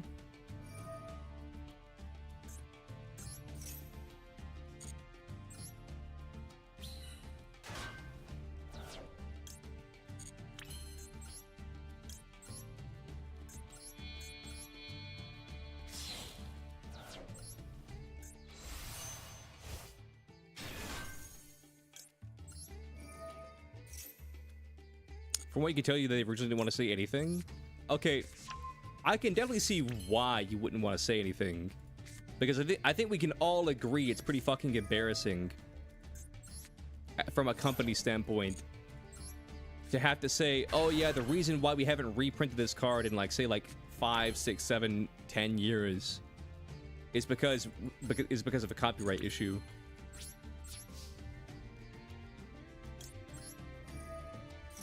That's like being in your 30s and telling your friends you can't go out because it's past your bedtime.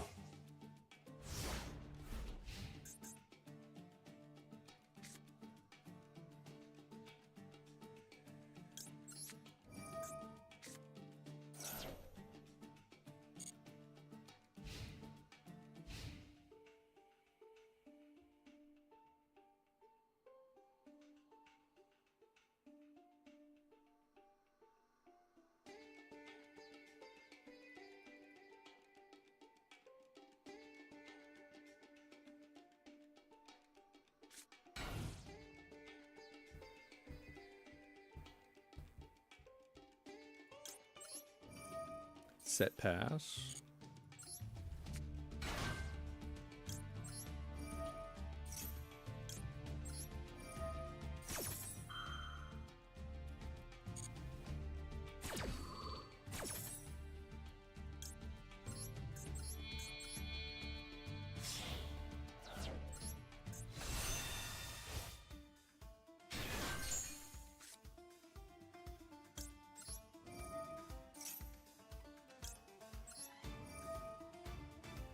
Looks like you have Max C in your deck. Yep.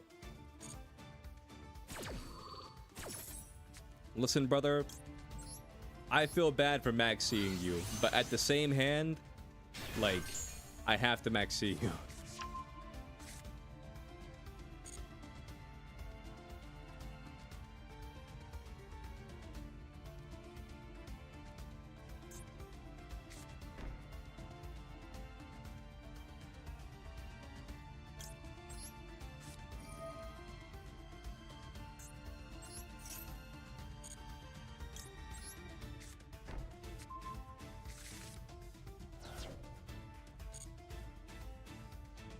see or not to see? That is the question.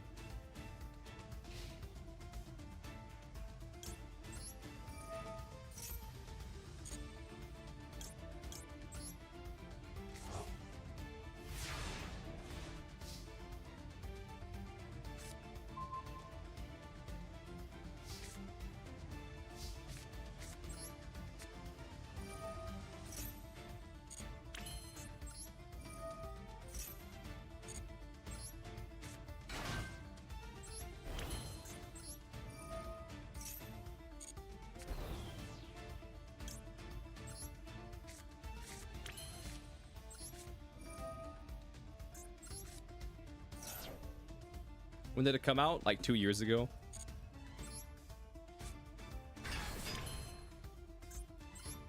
It came out like 2 years ago.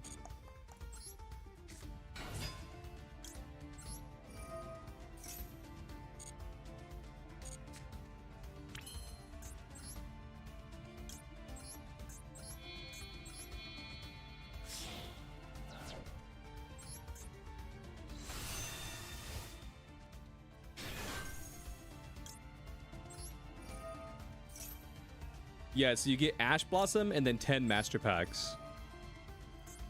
So it's technically a free Ash Blossom.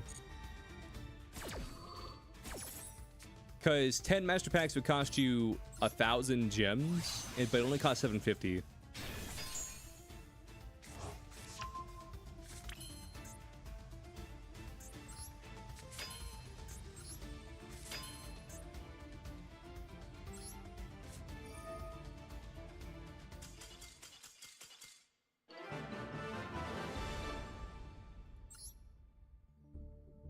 GG Octo Chris. Okay, where's this video? Let's react to it real quick.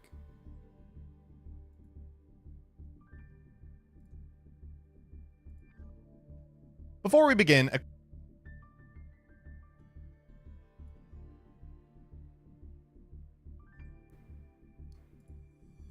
Okay, let's just go. Boom. Just chatting. Boom.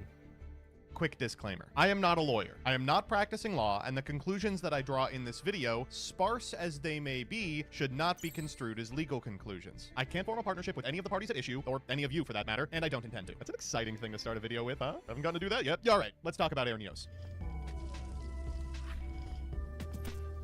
Yu-Gi-Oh's endured for over 25 years at this point, and while a significant part of that longevity is the result of an incredible game, memorable anime, and incredibly attractive community members, a lot of the reason it remains relevant is because of its iconic character design. The Blue Eyes White Dragon, the Dark Magician, Heroes, Synchros, Xyz, these cards all look a certain way that's instantly identifiable and memorable. So why, in an IP whose bedrock is the strength of its character design, did one of its iconic characters all but disappear? This is how...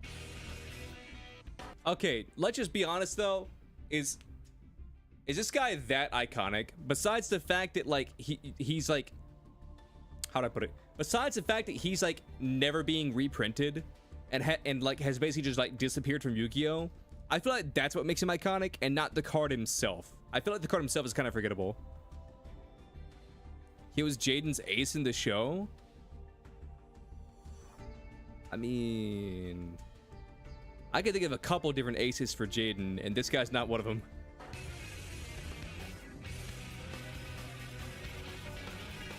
The year is 2007. The iPhone is released. Britney Spears is in the middle of a meltdown that seems pretty justified knowing what we know now. And Yu-Gi-Oh is in a bit of trouble. After the conclusion of its flagship series, Yu-Gi-Oh! Duel Monsters, the Yu-Gi-Oh! Extended Universe is struggling to find footing with a new generation of duelists. GX, short for Generation Next, has started airing, and to find purchase with younger players, has supplanted the ancient Egyptian iconography from Duel Monsters with the heroes wielded by GX's protagonist. These cards are send-ups to American superheroes. Rubber suits, masks covering their face, incomprehensible muscles. Avion, Clayman, Burstinatrix, and Sparkman are the first of what would become hundreds of individual heroes. These heroes had dozens of unique forms and abilities, and importantly could use the power of polymerization to fuse into almost any combination of the aforementioned monsters. By the release of Strike of Neos, our pack at issue, the cover card was a fusion of elemental hero Neos and one of his progeny, the Neospatian Air Hummingbird. This combined creation was the elemental hero Air Neos. This was the cover card of the set, available at Ultra and Ultimate Rare, and therefore commanded a hefty price tag. But kids excited to collect their favorite superheroes could rest easy. Yu-Gi-Oh's aggressive reprint policy meant that Air Neos was probably only a couple of months away from an affordable, common reprint. I counted myself among those children who didn't have a wad of cash for shiny cardboard, so I was determined to wait out another printing.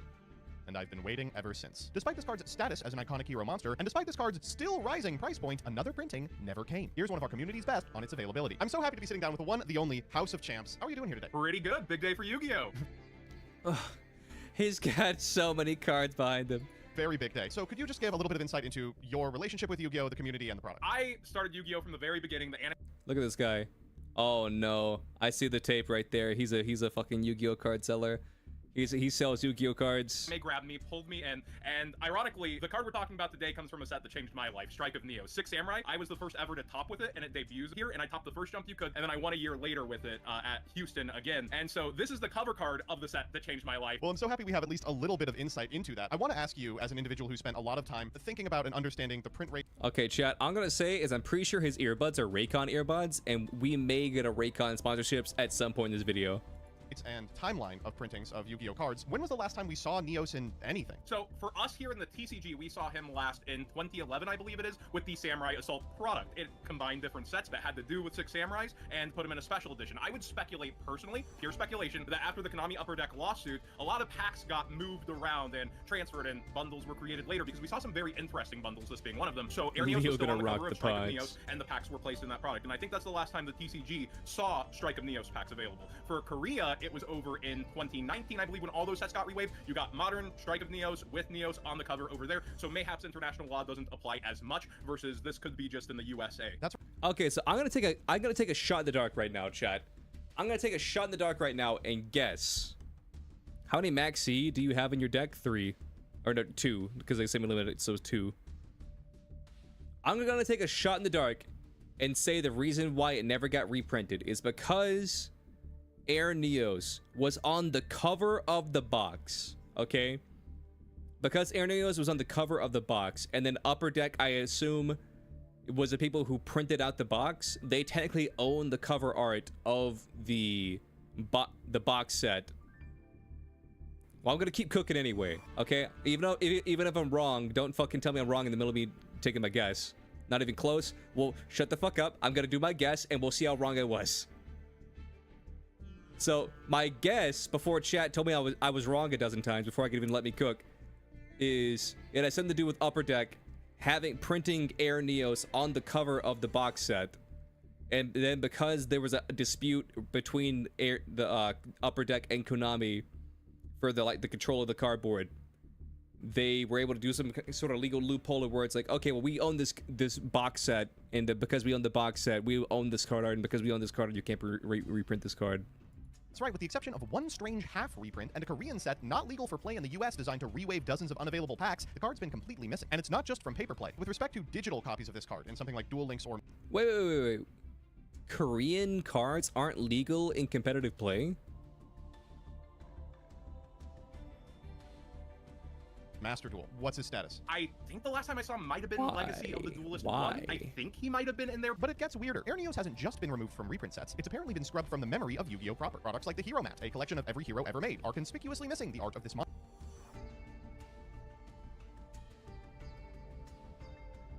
Yeah, he's not there. Legacy support for heroes taken from the anime, like Instant Contact, have one specific guy, Mike Wazowski'd, out of frame. Rush Duel got heroes recently, and they invented a whole new series of cards to completely replace the Neospatian fusions to which Air Neos belongs. What's going on? Why has this card been memory hole? Well, Yu-Gi-Oh! Players are a speculative bunch. In the nearly 2 decades since its print, they've come up with all sorts of explanations for its absence. It's been a huge mystery in the entire TCG world. What happened to him? Where's he gone? Why can't they reprint him? Is he hostage? Early speculation was that the private Italian airline Neos had sued for some sort of copyright issue. This was a pretty funny allegation, given that there's about a dozen hero monsters with Neos in their name. I guess players just thought they'd singled out Air Neos because it was an airplane. There was speculation that something about the... I've heard that one before. I never gave that one much credit, though, because it does seem a very silly thing. Because here's the thing. Okay, here's a good example. Apple, the cell phone company, or the tech company, can't sue, fucking Ben and Jerry's fucking, fruit shop for being like, okay, we are Apple, and you guys are selling apples. We're suing you because you're selling apples, and then our name is Apple. Like that's just not a thing. Oh, chat, do you want to know the funniest thing? And it's so goddamn petty. Do you know the reason why Apple is called Apple? It's the only reason it's called Apple is because there was another competitor at the time that was called Alix or some shit like that. I don't know what it's called. But there was some tech company, some computer company at the time that existed before Apple. And then when Apple was coming up, they were like, we'll call ourselves Apple because that'll put us higher up in the phone book than the other guys. So say that they were called like Berry or some shit like that, and then Apple was like, we'll be Apple because A comes before a B, and that'll put our listings before, you know, the other listing. So it wasn't anything, it wasn't some ingenious design idea where it's like, oh, you see the symmetry of the original Macintosh, it is in the shape of an apple with a bite taken out of it. No, it had nothing to do with that. They legit just chose the word apple because it came before the other guy that in you know, just the English dictionary, and so their company would pop up before the other company. Art was at fault too. Konami doesn't credit their artists, so players have no way of knowing who drew the original card. Maybe they had attempted to retain the rights to their work after publication. Some even claimed it was drawn by Kazuki Takahashi himself, and that he had expressed an interest in keeping the art of this card close to his chest. Whatever the case, something was up. In 2024, players had the chance to vote for individual cards to be included in Quarter Century Stampede, one of Yu-Gi-Oh's most anticipated reprint sets. There was a community effort to vote in Air Neos, and once and for all put this rumor to rest, only for Konami to reveal results identified as the second place vote getter and down. Ruxin34, who has his own video on this card's disappearance, attempted to contact. That's so petty. That's so petty. They revealed the second place results and down. I wonder who the first place was. Konami about the issue and was met with silence. Thank you for contacting Konami customer support. In response to your questions, I'm very sorry to tell you that we have no information at this time. Please keep an eye on our website for information about developments and future plans. Or you can follow us on Twitter and Facebook. To which they linked their Twitter and their Facebook. It looked as if whatever happened to Air Neos, we'd all have to be satisfied with our own conspiracy theories. Until today. A few hours ago on Zodiac Duelist, a Facebook page for fans of Yu-Gi-Oh! And non-fans of 3 days the host ago, named Miles Smith revealed that his friend, Yu-Gi-Oh!.Wind, stumbled upon an amended complaint filed in 2008 by Greg Weick, the CEO of a corporation called Beyond Comics Inc. And it's a doozy. Now, before we get into the meat of this case, I do want to remind you all, please do not harass any of the parties. Again, I'm not a lawyer and won't be... Okay, here's my thing. Before he says what it is, like, I understand, like, you know, he's got to cover his own ass and be like, oh, don't harass any of the parties. You know, whatever. But are we really gonna harass somebody over fucking cardboard? It's like, they never reprinted Air Neos, I'm mad. It's like, are we really gonna do this? Be coming to any legal conclusions about the case, but if an individual believes their intellectual property rights have been violated, they are well within their rights to initiate suit. The worst case scenario for this situation is for the court's decision to be supplanted by the court of public opinion. Maybe trust the legal decision-making abilities of legal counsel and not, you know, YouTubers or ChatGPT, you know, hypothetically. So this complaint is initiated on behalf... Legal people have done much worse for more petty stuff. Yeah. Of Beyond Comics against a number of entities responsible for Yu-Gi-Oh! At the time. Konami, Nihon, 4Kids, and Upper Deck Entertainment. This is a bit of a sidebar, but recall that in 2008, Upper Deck Entertainment still controlled large parts of the printing and distribution process for Yu-Gi-Oh! Cards. They don't anymore, and that suit is a topic for another day. In the complaint, Beyond Comics introduces the court to their superhero character, Ravidactyl. Quoting from the complaint here, Ravidactyl is a comic book character that features many unique and creative elements, including a distinctive aerodynamic designed helmet uniquely pointed in the front and back, pointed chin guard, a yellow egg-like spot on the head, glowing blue eyes, a distinctive humanoid face, red smooth body armor outlined around the muscles in blue, solid feathered metallic wings which are unique in that they allow the back and front features to remain visible, hands unique for having sharp pointed features at each knuckle and every digit of every finger, and sharp elbows. They further establish that no... Okay, I gotta Google Ravidactyl real quick.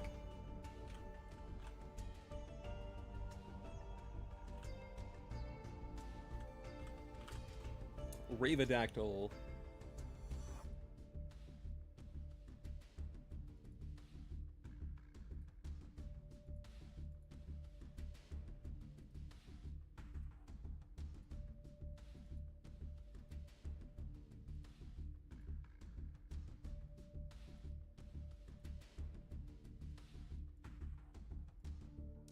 Ladies and gentlemen, we got him.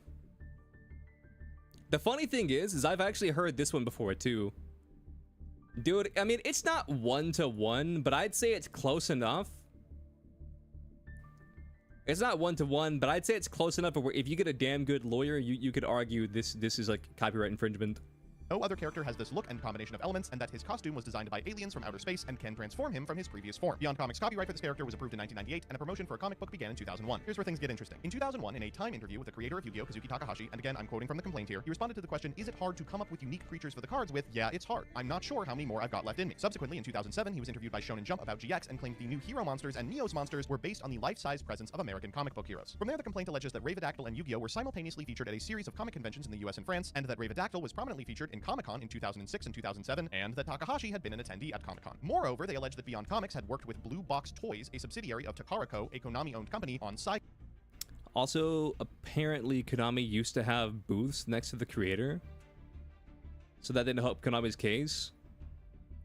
I mean, my thing is this, like, that's like me saying that, like, I went to school with Ted Bundy, so I must have helped him kill people or some shit like that. Like, it's like, well, you see, you were in Germany at the same time of World War II. So that must mean that you were gassing Jews. I see what you're going for here, and I see that like the case. Hi, girls. But correlation doesn't lead to causation, or I guess association doesn't lead to correlation, which leads to causation. It's like, you see, you went to this anime convention in 2011, and then this person was also at the anime convention. They would later die 10 years later. Thoughts?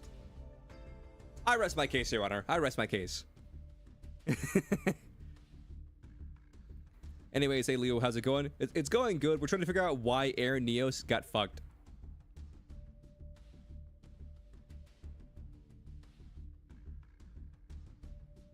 No, you mean the booth for the character was next to Konami, and Konami was selling the toys. So you're telling me that Konami was selling the exact toy of this guy?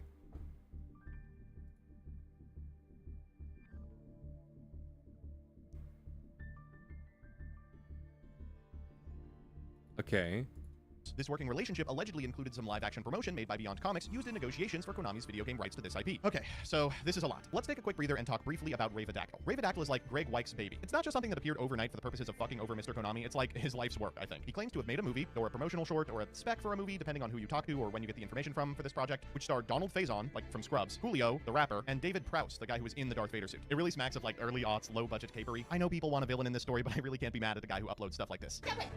And her name is Coco. So here's the official printed copy of Keto #1 that you are in. It's fun. Back to the complaint. Beyond Comics alleges the character was created for both domestic and international appeal, with a specific focus on Japan. They detail some of the similarities between the character and Air Neos, the face, the helmet, the wings, the color, and they conclude that it'd create confusion in the marketplace as to its independent creation. This terminology is specifically important in the context of IP cases. They sent a cease and desist to Upper Deck and 4Kids. It's ignored. You know what the best part of this story is? I think the best part of this story is the fact that like this whole lawsuit goes down. Like they end up winning the lawsuit allegedly, or presumably they end up winning the lawsuit. Okay, and so they can't make any more Air Neos cards, and then still nobody knows who the fuck Ravadactyl is. Like that, I mean, that's just amazing to me. The fact that like he goes through all this trouble to sue Konami and be like, you're infringing on my copyright, and people still don't know who the fuck Ravadactyl is. And so they initiated suit against the parties to the tune of $70 million. What follows is like 15 extremely boring court documents generated as a result of corporate disclosure, confirmation of service and the like, an amendment of the complaint based on corporate superstructure, and finally the responses from all four parties. Those responses are an almost complete denial of everything for which they have knowledge, and a denial based on insufficient knowledge for allegations they don't. The response concludes with 14 affirmative defenses, reasons by which a defendant would avoid liability even if the facts go the plaintiff's way. Here they've specifically listed failure to state a claim, that Air Neos was independently created, that the copying was de minimis, that plaintiffs were not the cause of the suffering, that Ravadactyl was fair use, that there was no substantial similarity, a failure to comply with formalities regarding the Copyright Act, waiver, latches, estoppel, an unavailability to copyright, scenes affair, the statute of limitations, and unclean hands. If this sounds like legalese, it's because it's legalese. This is all very standard. Any response worth its salt is going to both deny almost everything and assert almost all of these affirmative defenses. The only really interesting one here is scenes affair, in which, and I'm just quoting from Wikipedia here, scenes, elements, or expressions in a work that are considered standard or customary for a particular genre.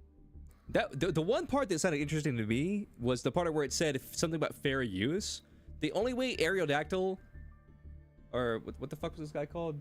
Ravadactyl? The only way Ravadactyl would have been fair use is if the guy who made the comic never went through and actually copyrighted his comic. Like, kind of like if DC never made a copyright for Batman, and so technically, like, anybody can just make a Batman comic, that's the only way it would be, like, fair use. Genre or theme are therefore not copyrightable. Putting words in the mouths of the defendants here, a guy in a mask that covers his face is too standard for superheroes to be copyrightable. So from here, you'd expect the court to issue a scheduling order and for the case to start. There is a management plan in the files for this case that explains some dates for discovery, joinder, and a start date of November of 2008. So what'd they decide? Oh, I don't know. The thing about, well, most legal disputes, but definitely legal disputes between a small corporation and a giga-mega international one, is that they usually don't go to court. Big companies don't want to waste time, resources, and lawyers on stuff like this, and small companies can't really afford it, so they often settle. Settlement agreements can be reached through the legal process or through an alternative dispute resolution like arbitration or mediation. I had to sign up for a free trial on a legal document review website, but I do have confirmation that this case was settled. Outside of court, the two parties came to a consensus on how to resolve the issue. But if it was resolved, then where's Air Neos? Well, settlement agreements are just contracts. You can put anything in there. It's likely that any settlement agreement signed by someone who wanted to retain independent use of his character would include a provision to get what he wanted, an end to the print of the material he alleges violated his copyright. I think... Like, here's my thing, man. I'm sorry, like,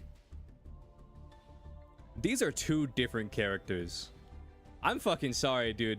Like, I mean, you can definitely argue this character could have been inspired by this character, but these are two different fucking characters. alleges violated his copyright. I think, and again, this is pure speculation and doesn't remotely represent a legal conclusion, the company's probably settled for substantially less money, but an injunction on printing the card and an NDA that prevents them from replying to Ruxin's emails. Keep in mind, this was happening at a similar time to Konami v Upper Deck, so it's also possible that Konami wanted out of this litigation alongside a party they didn't see eye to eye with. So there you have it. After nearly 2 decades, the best evidence yet about the disappearance of Yu-Gi-Oh's most mysterious card. As a conclusion, I know how the internet works, and I know that the discussion that's already erupted about this situation is going to get a lot of people a lot of hate. But being completely reasonable here, if you're a mostly independent comic creator looking for his big... Like, where would the hate come from, though? It's a fucking Yu-Gi-Oh card that isn't even meta anymore. Like, who gives a shit? break and a company you've worked with before debuts a character you think looks like yours, you're gonna be hurt. If you're a big company and a creator you work with and want to continue working with has questions about the originality of your product, it might just behoove you to come to a consensus that works for the both of you. I know it's not the outcome we want as players. After all, this is cardboard we can't have. But the parties at issue have put this behind them. Let's do our best as a community to be excited we finally had our questions answered instead of using this as an opportunity to open old wounds. See you next time. Okay, here's my thing. I feel like this isn't like super new information because I forget where I saw this, but I saw this information kind of years ago. What's up, Sindar? I saw that information kind of years ago. It was speculative, but I did see that whole like Ravadactyl guy like years ago. Well, I didn't see him, but in the video, it was one of those things where I don't think they name dropped Ravadactyl. It was one of those things where they said like, oh, well, there's this one superhero. Allegedly, there was this one superhero or this one comic or this one character, whatever, however it was worded, that looks similar to this character, etc., etc.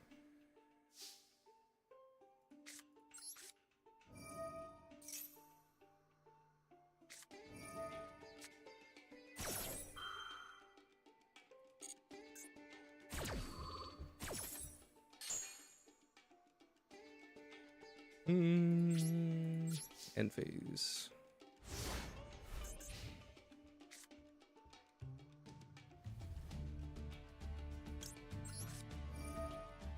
In hindsight, I should have at least set a card, because now this card doesn't do anything.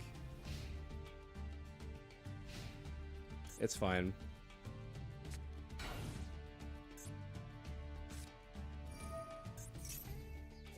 Summon Breaker?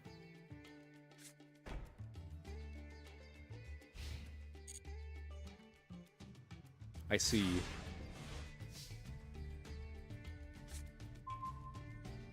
You want Air Neos back? Get you a proxy.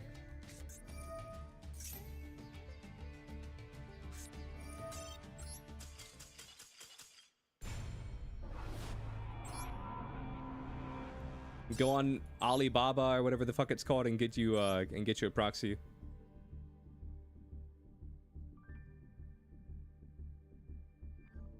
So when are we getting Elemental Hero Ravadactyl? That's a great question.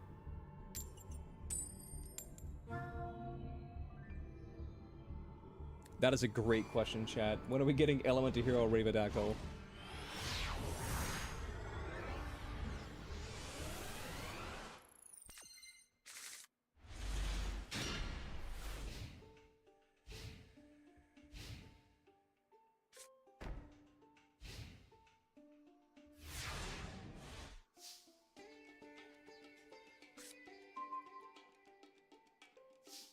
All they had to do was redraw Air Neos. Here's the thing, I guarantee you, if they could have redrawn him, they would have. But it was probably one of those things where the way the settlement worked. Okay, listen, I'm not a lawyer, but like, I'm just gonna say it like this.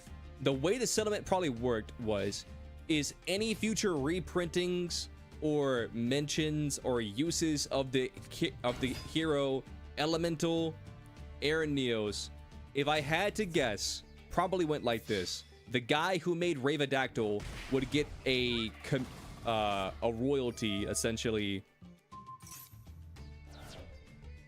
of the Air Neos reprint. So, instead of them actually going through and reprinting it,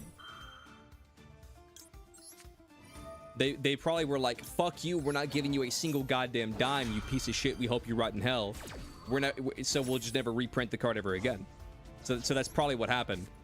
It's probably just two people being fucking petty. He was petty and he sued them, and then they were petty, and they're like, okay, we'll just never, we'll give you a deal where if we ever reprint the card, you'll get some royalties from it.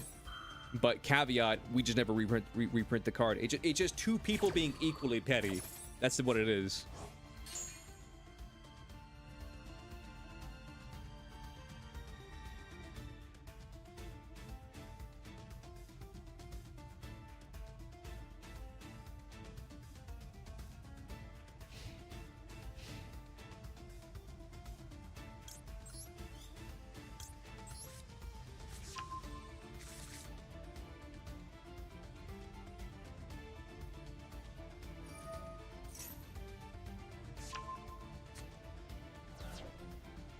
I'll be real, I forgot that Masked Hero Dark Law had that effect.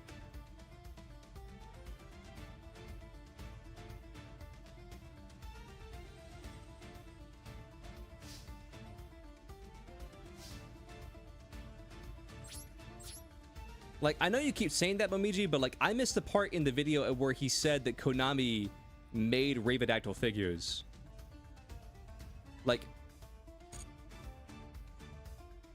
Like, where was there ever a point in the video where he said that, like, Ravidactyl, or Incorporated, or whatever you want to call it, like, Ravidactyl Incorporated and what's his face were, like, ever in cahoots with one another? Oh my god, this is getting fucking annoying. Okay.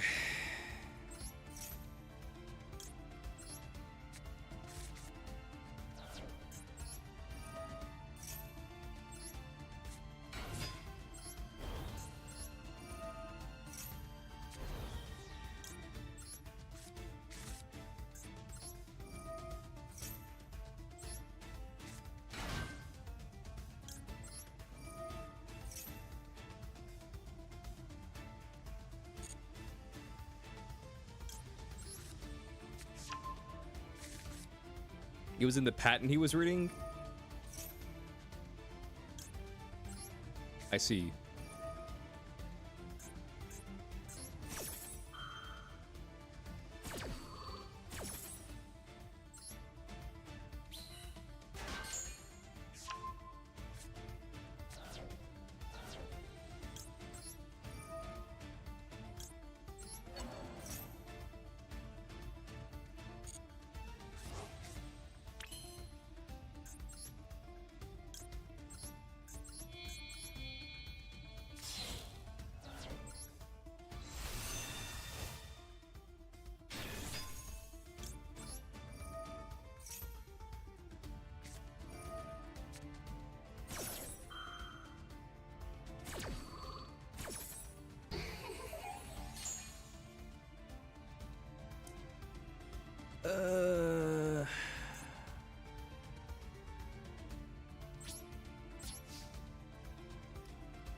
Yeah.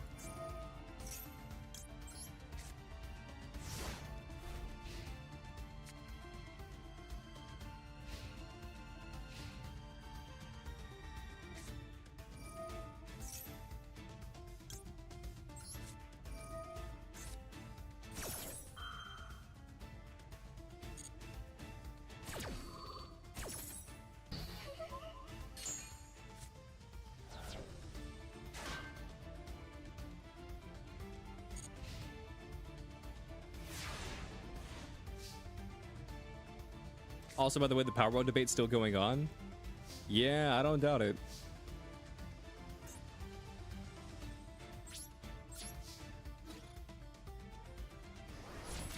Stop banishing my cards.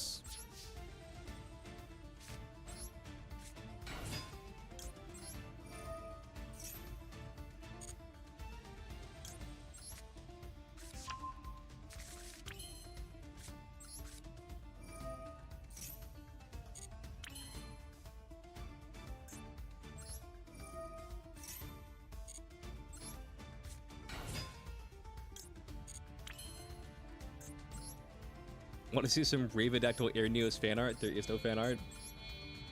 Amazing.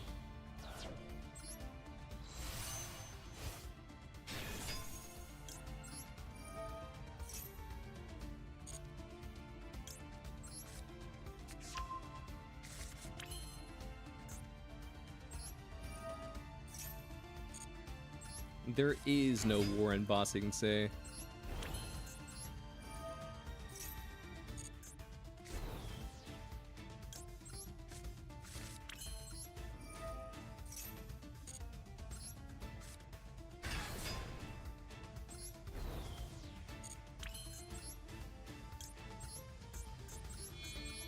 I'll be real, I think they're cooked. Like, Dark Law did banish a lot of my cards. But I think my opponent is just cooked.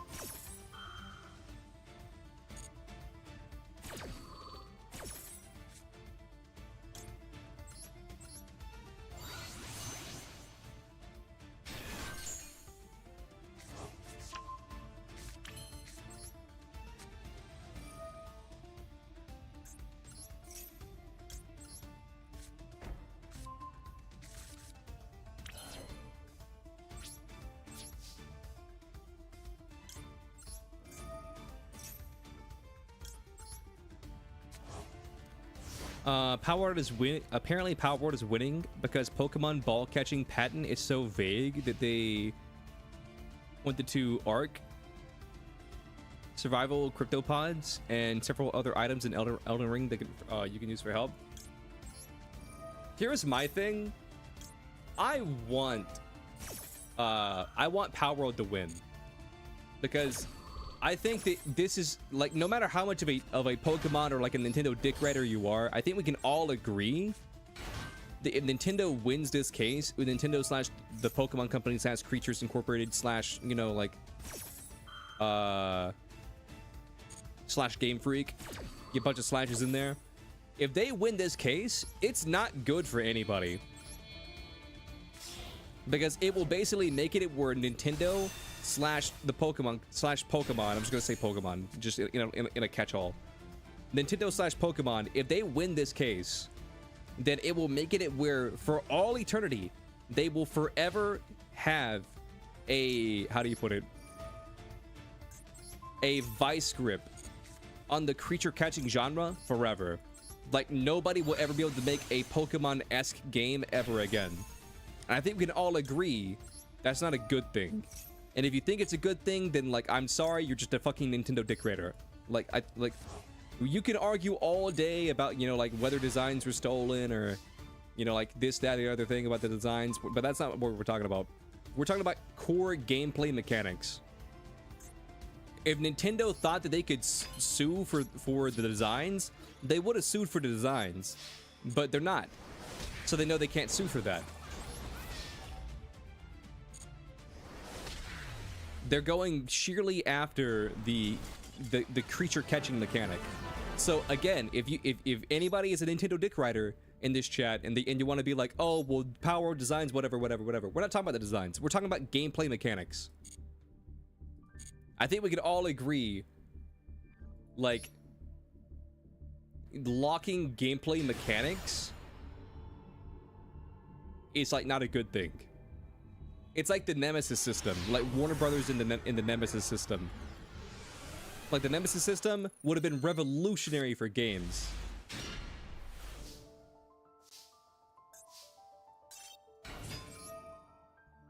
But now we can't have the Nemesis system for like, what is it, like 15 years, 15, 30 years or whatever? Because the people who made the Nemesis system are like, nope, we control the idea of basically getting your ass kicked by a monster and then coming back and the monster stronger because it kicked your ass. We now own that. And I also heard this, Momiji might have said this, so take it with a grain of salt. I also heard the reason why you don't really see mini games in loading screens anymore in games is because apparently somebody patented that and they were like, oh, we own the concept of having a mini game play out during a loading screen.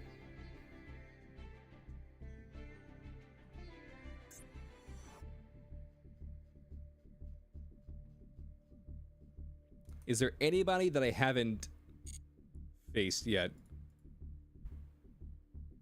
But no.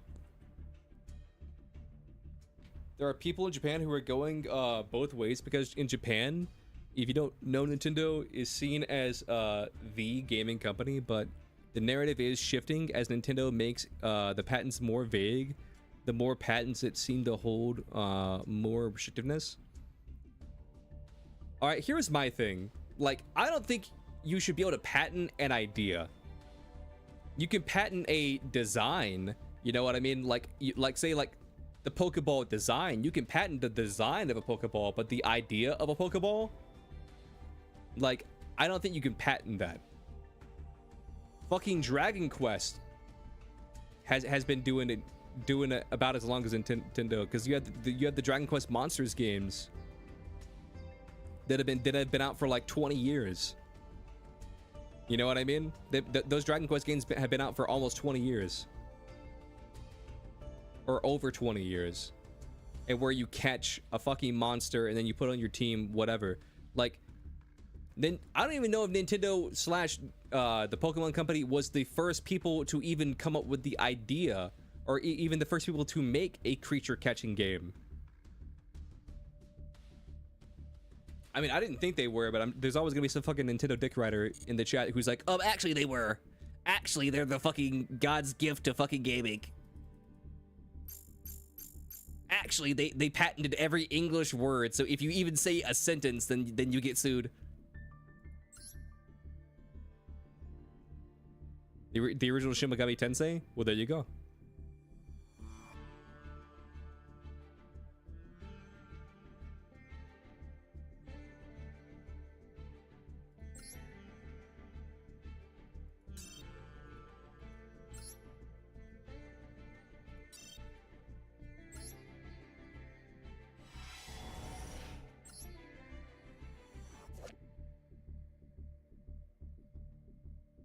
Activate by shooting 2 monsters. Your opponent cannot activate spell cards unless they also send a spell card from the deck to the graveyard. That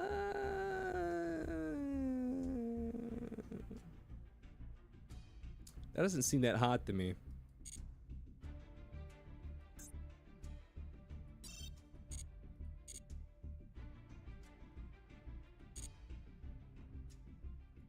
It came out on Super Nintendo? Yeah. It was a demon catching game before it became just a Persona AU. I see.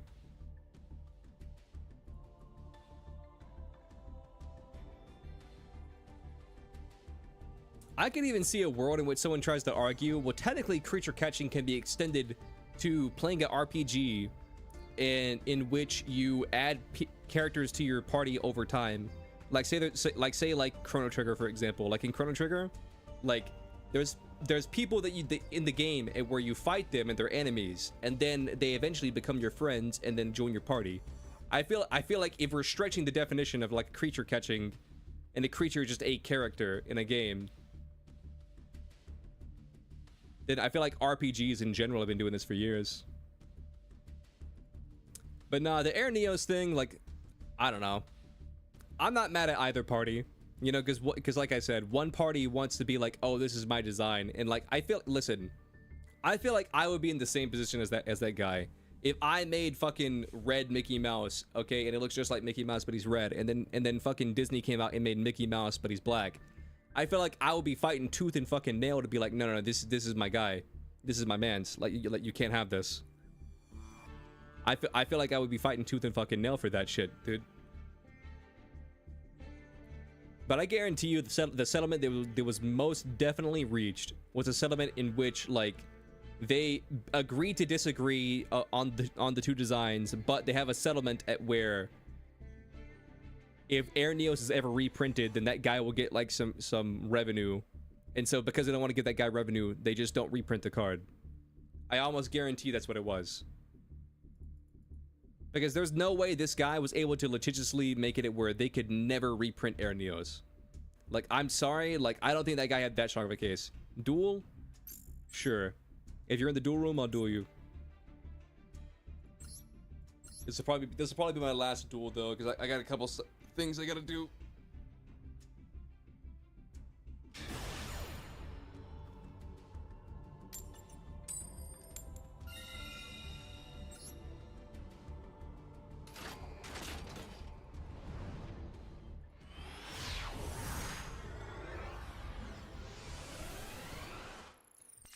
Okay.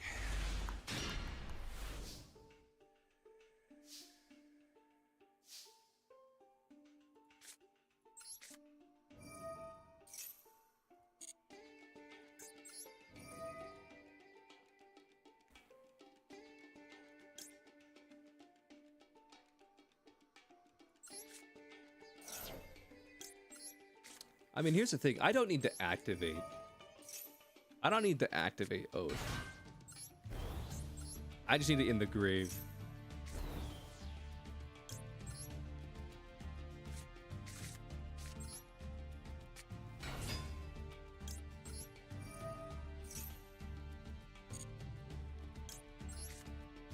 Again, apparently he wanted to keep being reprinted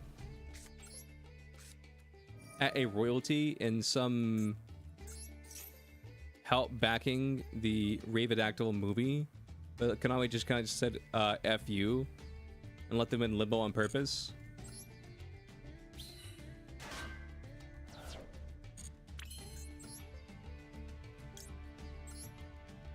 I mean, yeah, I can see it.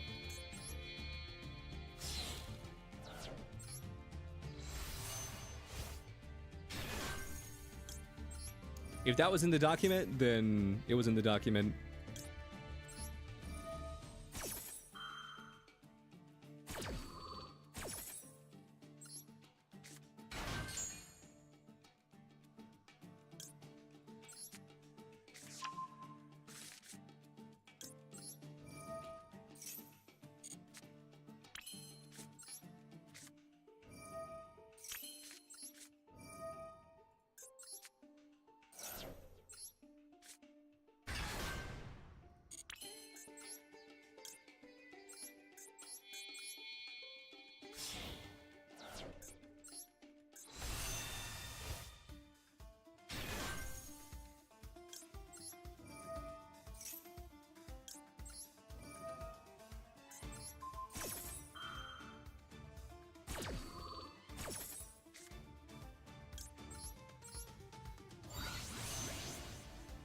Why do I feel like as soon as I go end phase, I'm gonna get Kaiju'd?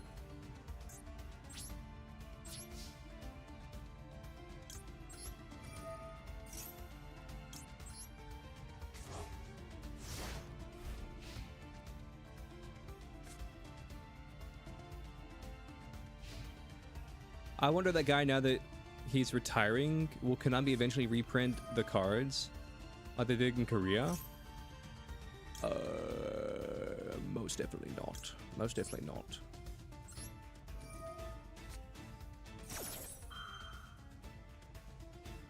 I'm doing this just so they can't kaiju it.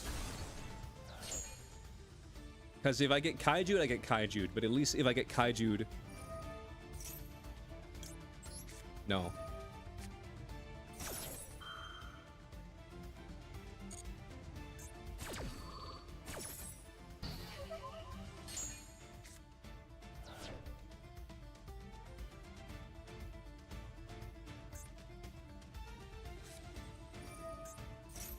Lyralisk OTK. Okay.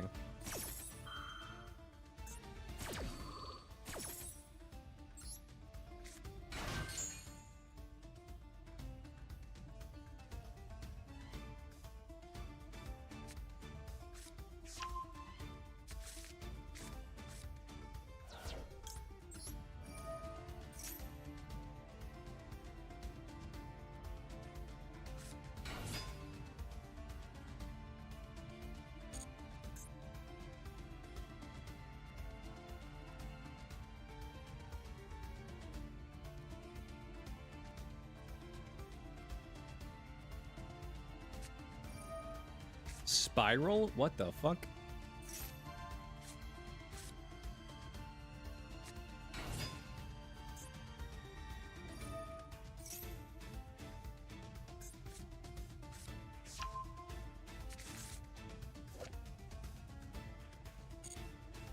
It's kind of crazy that Spiral at one point in time was like the best deck in all of Yu-Gi-Oh!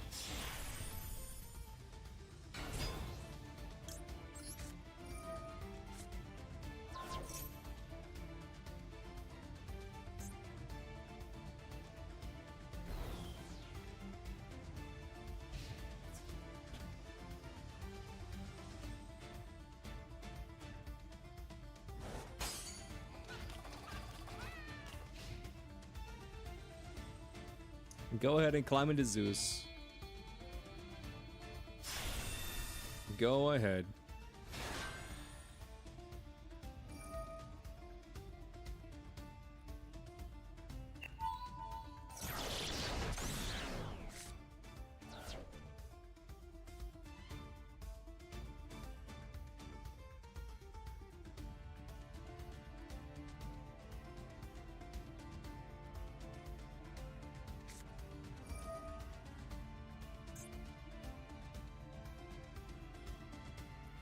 Sparrow kind of got ruined because they wanted to use, with the new support, they wanted to use puns on spy and not actual spiral.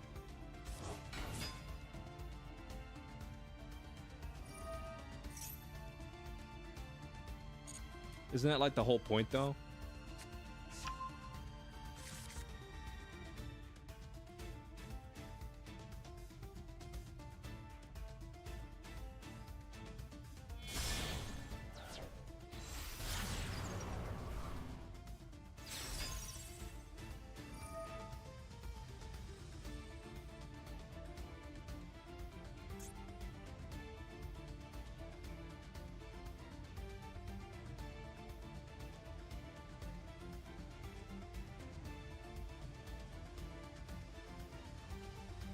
No, they changed enough words to that the support can't actually search the needed cards. Oh, I see what you mean now.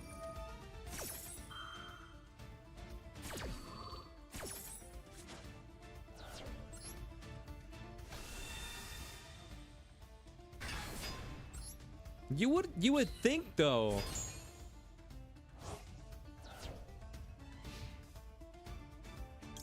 You would think though that they'd have thought of that and be like, this card's always treated as a spiral card.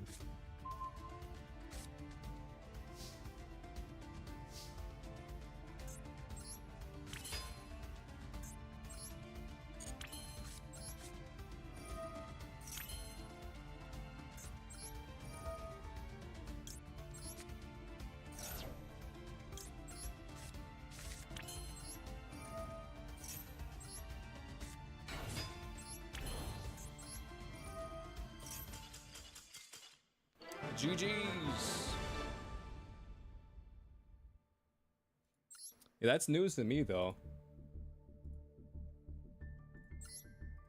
That's news to me. But yeah, that's all I got. I gotta get going, chat. I gotta get going. I gotta go help my brother out with something. But in the meantime, I'll see you guys tomorrow. All right, goodbye, YouTube. And then Twitch.